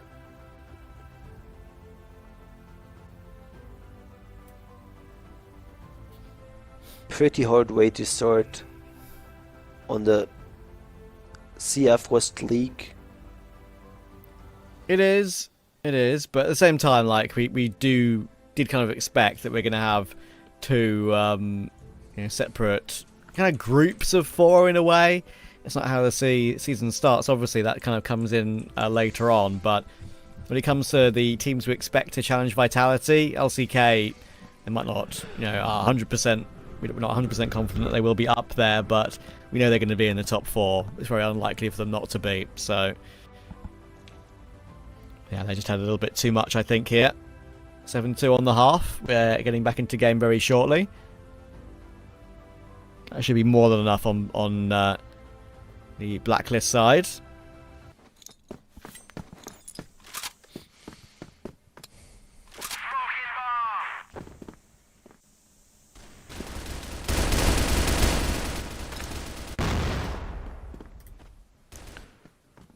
Three more rounds and the Zane. The rest of the boys, they just need to find a way to play this round pretty fast. The Zane moving forward here, trying to grab attention in the middle, and actually they're playing pretty fast forward, even though, or actually playing pretty aggressive, even though that they are just defending side, holding spots. And hopefully Penguin will be not correct when it comes to, if you lost 7-2, you're just like out of this game. I believe, like, yeah, if you drop 2 rounds, they dropped 7. That's a lot to handle. And speaking of a lot of stuff to handle, Noxin just dropping 1-2. Kiko gets out of the way.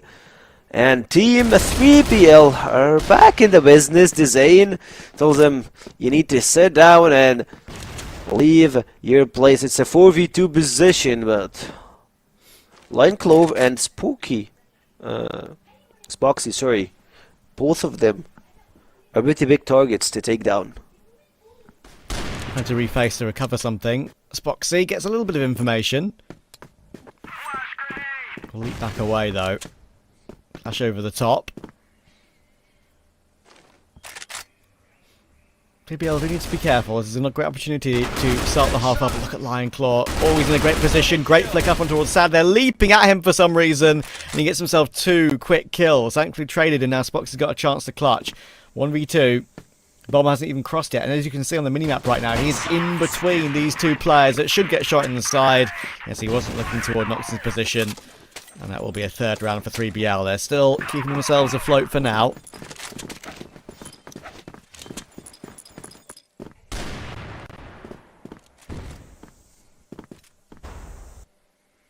Three rounds in hand.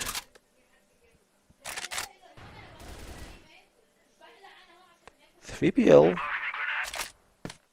taking down Omega. Like, it felt like they almost took Dezane down, but Omega just folds off. Sniper intact. And they're going down like low, using the smokes to try to reposition himself, trying to get closer and closer into an offensive play. At the same time, feels like Hunt, Sad, they're just like, yeah, they want to get rid of LCK dominance over this game. They want to find a target angle open to have more kills.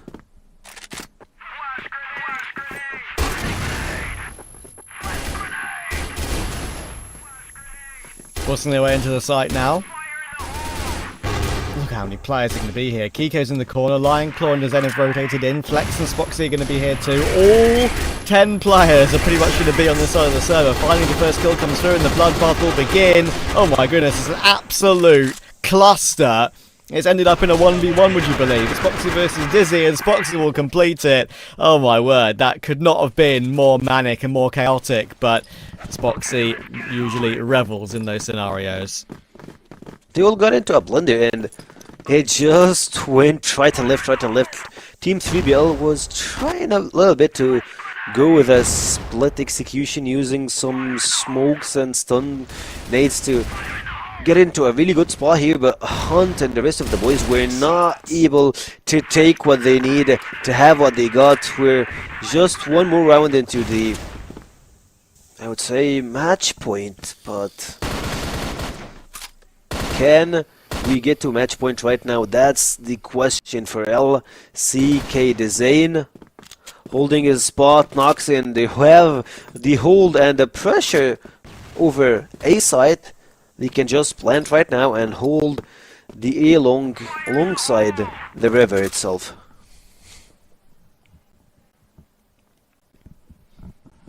Flank from Flex coming through, but caught by Sad. Zane will now be in position. Does get a quick trade, but with Noxin on the site, it's going to be very hard to remove him. Great tap on toward Amiga, though. Now knows where Noxin is, and Kiko's found Dizzy. Oh no, surely not. Noxin now 1v1. We know how good he can be. Playing with the ladder, playing with the timing. Bomb planted above him. Kiko, many clutches so far in this game, been big in these big moments, and he's going to choose to hold. He's sticking it! Oh my goodness, at the last second he comes off of it, and that baits Noxin into going for the peek up the ladder. As you can see, he could defuse behind the corner of the wall. That is why Noxin had to go up it to peek, and Kiko once again outplays his opponent. Match point for LCK. You get it? in a pretty right spot right now.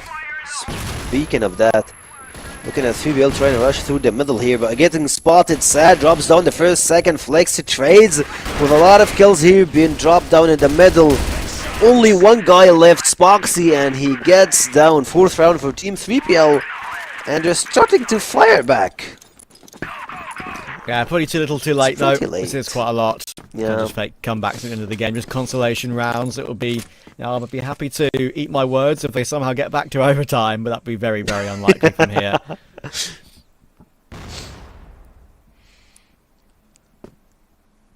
They need to play it so perfectly so they can reach to overtime. They need to win 5 more rounds without mistakes.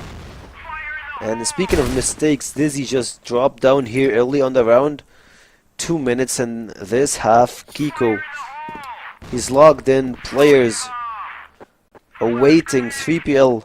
It's not an easy fish to take. Got the first game. Second one was pretty close at some point. But LCK got this on hand. Flex with another kill. I feel it's over right now. Yeah, Flex looking very, very good. Oh, Noxon is still alive, so look how it's not evenly pretty over distributed the kills were. I mean, fair enough. Look how even distributed the kills are for LCK after the second half began. Everyone's put a shift in. Kiko just waiting to see if 3BL are going to be pushing their way in toward B, but they're going to fall back off of it for now. Lion Claw could be the next man up for a fight. Playing a very tight angle. Is he ready for 2 or 3 players to be jumping his way? More often than not, it is hard cleared though, and Noxon does do exactly that. Good job. Back into a 3v3. Yeah, all 3 players are in this position, trying to kind of split the map in 2. But there is a reposition from Dezane to try and take up the position that Lion Claw once had. I think he'll be spotted and then move back away again. And that will force 3BL into a play on B. 3 players in the club. Actually, they're trying to rush the same place. Kiko picks them and uses the boxes towards his side, waiting for the support here. But Omega just trashed them down. Drops 2. And Spoxy in a 2v1 fashion. Sad gets another round for Team 3BL. It feels like they're in an upset. They were down on numbers and now they're going back when it comes to the most important part. Team 3BL, they know how to come back. They know how to play from the losing side. We've seen that yesterday. They might get few more rounds, but can we get to overtime? That's the question. Flexen goes up the ladder. Surely he'd be... Oh, Flex has done exactly the same in this round as he did in the previous. He got his 2 kills on long last time.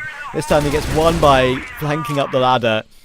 And then refaces and just a totally clean headshot. Surely this is the way the game is figured out. Dezane's got a second. And now Dizzy is left all alone with nothing to do, and he's cleared by Kiko. LCK do recover. They do get the win that they should have gotten probably in 2 maps, but we all knew that 3BL, despite their good performance today, it was not going to be easy for them at all in map 2 and 3. LCK were always going to be the better team, but I think I do need to give credit to 3BL, not just for map 1, but also for how close map 2 was. You might look at the scoreline and say 10-6, maybe that's not too great, but there was at least 2 or 3 rounds where there were pretty close ones, and some of the main individuals of LCK, like Kiko, for example, were able to grab them at the last second, and even Kiko won that great clutch on the R3rd map decider report as well. So he's been a very key player for LCK today. They do get the win, and that is it from us 2 today. We'll leave it over to Volt and Penguin to close out the broadcast. Well, thank you so much, Trav. Thank you so much, Sakio. That's a wrap on the crossfire that we have for the day here, Penguin. And, well, you said it. You said that they didn't even have the luxury to drop 2, let alone 3 rounds, and they only got those 2 rounds. Yeah, in my opinion, 3BL lost it after round 3. They were just super random, doing some crazy stuff, and versus LCK, you would never get around that. And I was surprised that it finished 7-2 in favor of LCK. I thought it's going to be maybe 8-1 because that one clutch that 3BL got, or maybe also it might have went 9-0 in favor of LCK. However, 3BL, they played very good. They tried to go on with the LCK, but they lost a lot of clutches. I guess if you count the clutches, it's 4 clutches coming from LCK. One of them or 2 of them are 3 versus 2. So if you don't win clutches in CrossFire, you will never win games. And in that case as well, if you go to sub base, I guess they won like 2 or 3 clutches. Like Sad clutched it 2 times, maybe Noxen clutched it 1 time. Hunt did a crazy play also 1 time. So if you win clutches, you win games. That's very simple for CrossFire. And now you didn't win the clutches. Spoxy clutched multiple times on port and well deserved win by LCK. Yeah, absolutely. I 100% agree. I think that we've seen really good work from Spoxy whenever they actually swapped over to the GR side. But really, when they were playing BL, I'm really impressed with Lion Claw and how he actually always got value. Of course, you can tell that Spoxy, they're very high on the scoreboard. But one of the things that 3BL did, and I want to take your opinion on it, is how much they actually contested those smokes on the bridge. Because I feel like, sure, there is definitely a wisdom to trying to sense how much they're going to spam, how much they're going to dedicate to the bridge. But when you know that that's the place that they like to play heavy on for their default, contesting with 2 players and losing them through smoke spams again, that feels really tough on 3BL. And I feel like that's where they really lost the control in the defense. Yeah, and not only like this, because 3BL, they used to have like Hunt playing the B tunnels or the B barn with a sniper, and we've seen him using the EBR more often, so they lost control of that certain area. And this area you cannot lose control on the global side, because this is very important for you in order for you to play maybe 2 or 3 side. You can have a stack around the side, which is hard to be defended. Other than that, you will have to play maybe 2 on B side, 1 on mid, just trying to be a fast rotator, which in that case, I guess, at the time, it was in favor of LTK, the worst rank, and they usually wall banked some damage for the guys in mid. They usually, even when they pushed side or B side, they usually had one guy just trying to get information about when is 3BL team is rotating into the sides. And again, we see that same thing. Kiko, we talked about him extensively in their win in Eagle Eye, and I feel here today he was impactful again. Not just on the VO side, but yeah, as you can tell, you know, defending long enough to have Dizzy in approach. Well, they were definitely great moments, I feel like, from Noxen. The rest of the team didn't really show up as well. Like, I'm looking at Hunt, I'm looking at Sad, and I was expecting a little bit more out of them in that port, being the veterans of the team. But yeah, as you can tell, like, Dizzy as well didn't really have a good time, but just Hunt's game, maybe that would have been a difference maker. He just unfortunately did not show up here for the final match. Yeah, because Hunt is usually, as I said, playing with Sniper on B tunnels. So he's taking the rifle, he's going out of his comfort zone, he's trying to do things to make his team win, end up just maybe hurting his team more.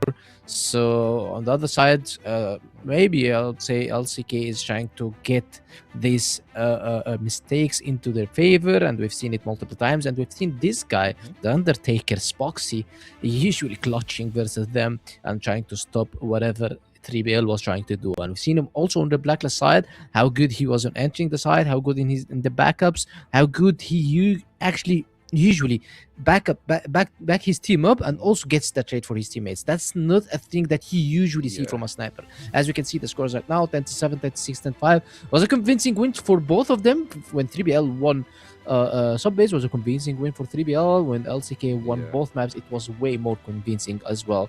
In the end, LCK deserved the win. The experience closed the series, and 3BL still trying to find their way back to the wins. Yeah, I feel like it's definitely a deserved win.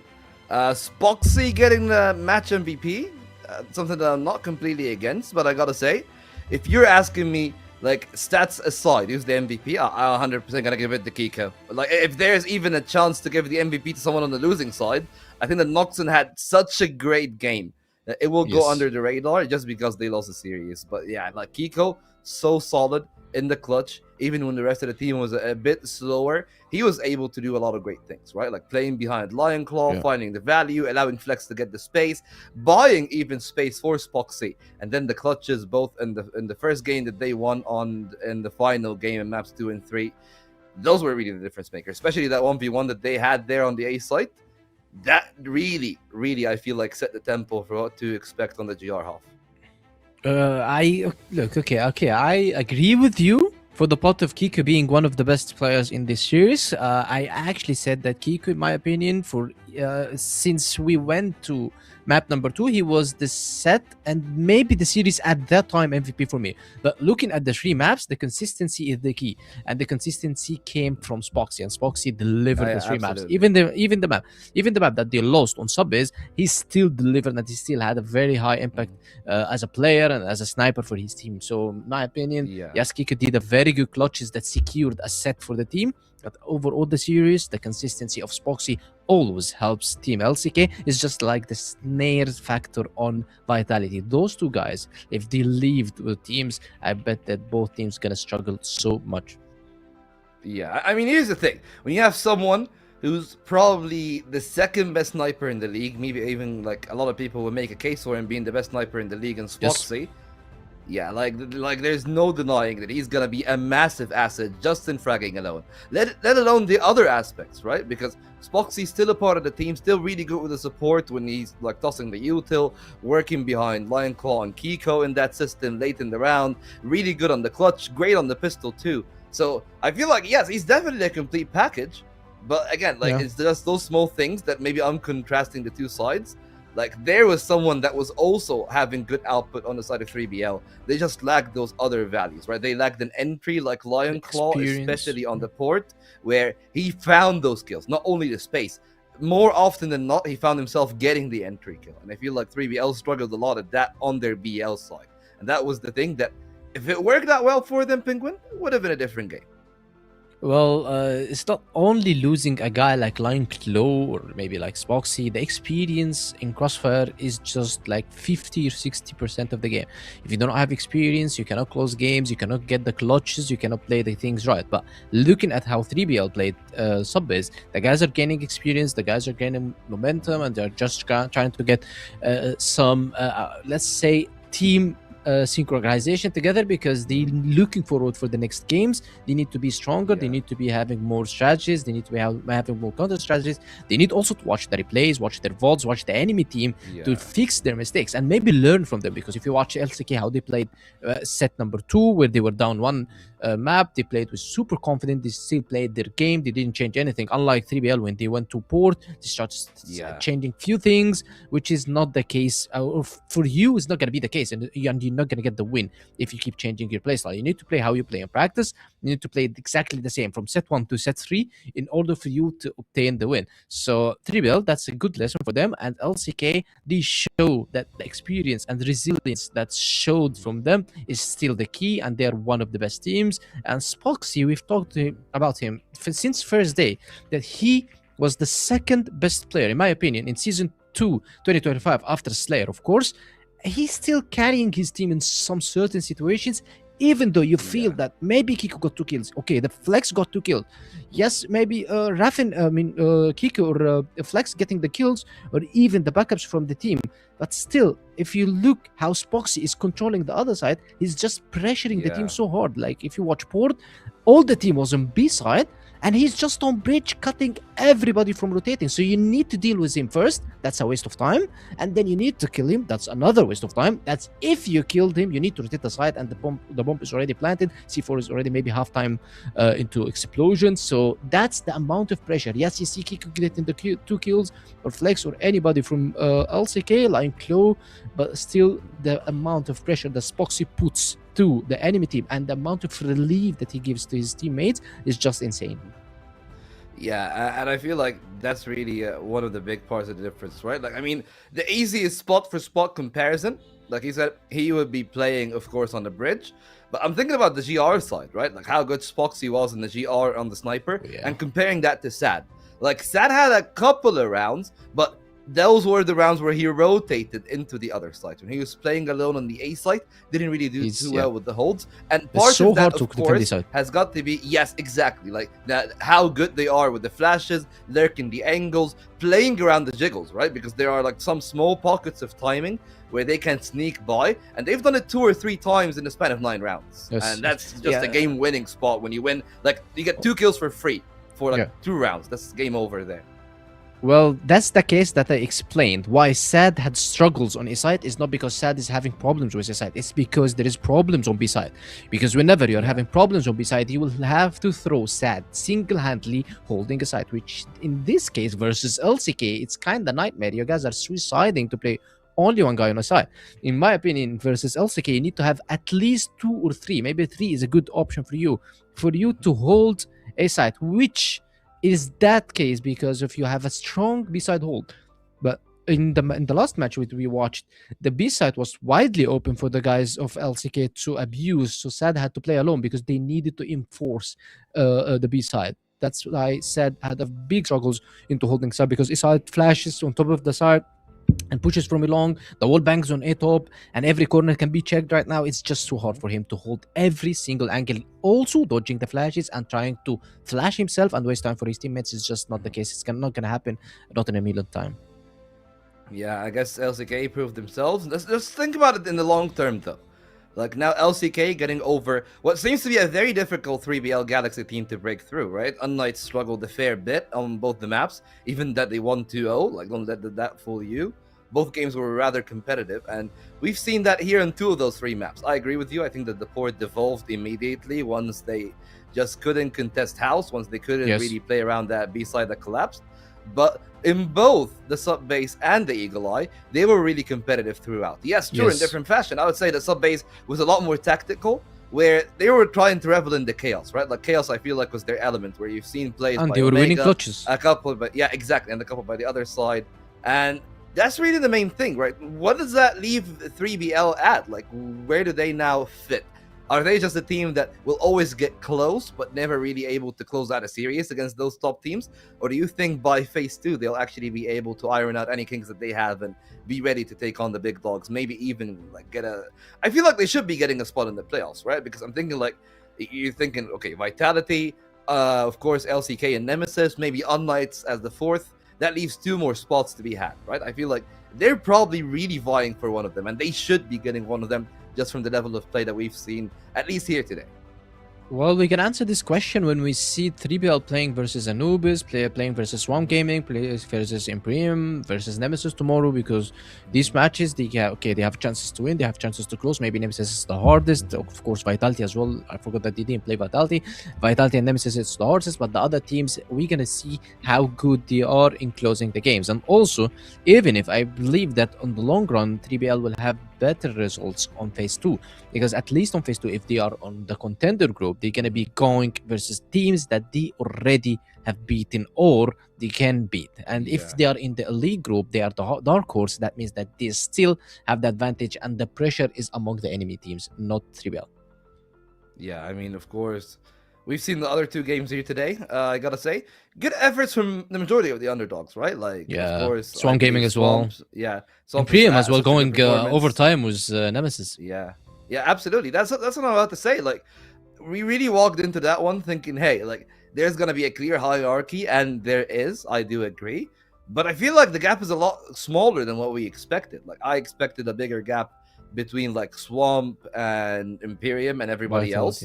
No, it's clear, like, it's a 4-4 split, and even in those 4, there's like dynamics, right? Like, I would say Vitality, LCK, and Nemesis are like the top 3. Unlights is like the in-between, right? And then you got the other 4 teams in the bottom, where, I feel like those 4, that is the real fight. That is going to be the real struggle, and that's going to be the most entertaining CrossFire that we're going to watch in phase 1. Yeah, because everybody is going to be going into this maybe elite group. They're looking into teams that played together versus each other maybe for years. That now in the contender group, these teams are maybe most likely they are all fighting for the first time. So it's going to be a stronger fight, and it's going to be closer than the elite group. Yeah, I mean, that's definitely going to be the case. But yeah, I mean, I'm looking then at the schedule of tomorrow. Got a couple of intriguing games. Of course, LCK Vitality. 4 games. Yeah, you know, tomorrow is this is not a derby, but this is like the decider for who's going to be having the long breath and the long run across this season. The game is always, you got to think like this game is going to be close. No, not at all. This game is going to be one-sided for any of the teams. I don't think that tomorrow's game is going to be a close game. I mean, what I mean by close game is not going to be going like overtime. They're not going to be going like 10-8. No, it's even if it's going to go 3 maps, it's going to be like 10-5, 6-10, 3-10, or 10-4, 10-5, 10-4. That's how the games are being played, and it's going to be a very fast games. These guys go by their aim. They just don't do any strategies because they're going to meet each other definitely on the playoffs. So no need to burn anything. You just need to go, run, kill your enemy, and get the confidence to continue the league, and maybe top up on that you can just make them scared from you when they play in the league group or even in the playoffs. Yeah, and I feel like we've seen that from Vitality here today, right? Like, that's one thing that they have shown as we go actually look over now what their stats are in today's standings. They have completely now gone away with the lead. It's them and LCK at the top. So tomorrow's game is actually going to seal who is going to be first place. But that 23 round difference in those 2 wins plus 74 on the kill feed, man, that's a scary number. And again, LCK got a tough opposition. And I feel like some of those results are definitely a bit harsh on 3BL. Like they are playing some of the tougher teams first. I feel like the Unlights one, maybe if they had it later in the week, maybe if it was the 3rd game and they had Nemesis and they had LCK first, they could have done better there. Clearly, they had like a slow start on that one. They're getting better and better by the day, though, not even by the week. So I'm really excited in seeing what they're going to be able to do in weeks 2 and 3 most often. Yeah, and that's the case for Imperium, by the way. You're exactly explaining the case for Imperium. We've seen them versus Vitality. They got completely crushed. Then they are going here versus Team Nemesis. They almost got a set. Maybe tomorrow when they play versus maybe, let's say, a Noobs Gaming Swamp or 3BL, even Unlights, they can get set or even a series versus one of them. So that's the case for Team Nemesis. And as we can see, that tomorrow Imperium gonna play versus Anubis, which is, I'm not gonna say Egyptian Derby, but it's 10 Egyptian players meeting. Of course, Unlights versus Swamp is also good for Unlights. If they claim the win, that means that they are 2 on board. Vitality and the LCK is just... That's the playoffs final. That's the early final, as we can say. And Nemesis versus 3BL also an early decider for both of teams. Yeah, I definitely do agree. But my eyes are really on the Anubis Imperium game the most because that's the debut of Anubis, right? They're the only team that we haven't seen play yet in those 6 games. So a big state maker, as now we kind of have a good idea of where 3BL stand, where most of those teams do stand. We've seen improvements. I think that by the end of week 2, we'll have a very solid idea. By now, we're getting the precursors, right? We got the feels that, hey, like those are the teams that got mechanical potential. Maybe they're struggling tactically. Those are the teams that are struggling with the kills a little bit. Of course, what we've seen from Imperium that they've improved upon here. Anubis is still a massive question mark. So I feel like tomorrow is going to be an intriguing one. So Penguin, I'm just going to actually ask you a pretty simple question. For those 4 games tomorrow, outside of the Vitality LCK game, because that is clearly match of the day, those other 3 games, which one you're actually most intrigued about? Which one makes you the most curious about CrossFire West League? Well, 3BL versus Nemesis, of course, because it's the Alucard versus the 3BL. So I want to watch Alucard playing versus them. Well, no love lost. I'm sure. Of course, that then concludes our coverage for the day. We'll have to wait and see how the Egyptians will feel when they square off against each other. A lot of history, a lot of championships have been made in the West League, but for me and you, and of course Travis Sekio, like a massive thank you to everyone who've tuned here today, and to of course our production crew as well. They've made this one pretty much a breeze, and with that, I guess that we're gonna just seal it off here. I think that we're starting at the same time tomorrow as today, because we got a chunky schedule, so we need an earlier start. So with that out of the way, without any further ado, guys, we'll bid you all good night and goodbye. See you tomorrow. This is exactly the kind of game and performance I wanted to see. This is the Hail Mary. Every individual player is bringing their A game right now. That's what I'm talking about. I've had enough of being quiet. I want to get things moving. The Madison not able to get free. Oh my word! Straight down through that smoke just makes it. Zane has what about risk here? Yes, Trevor very scared going for that swing.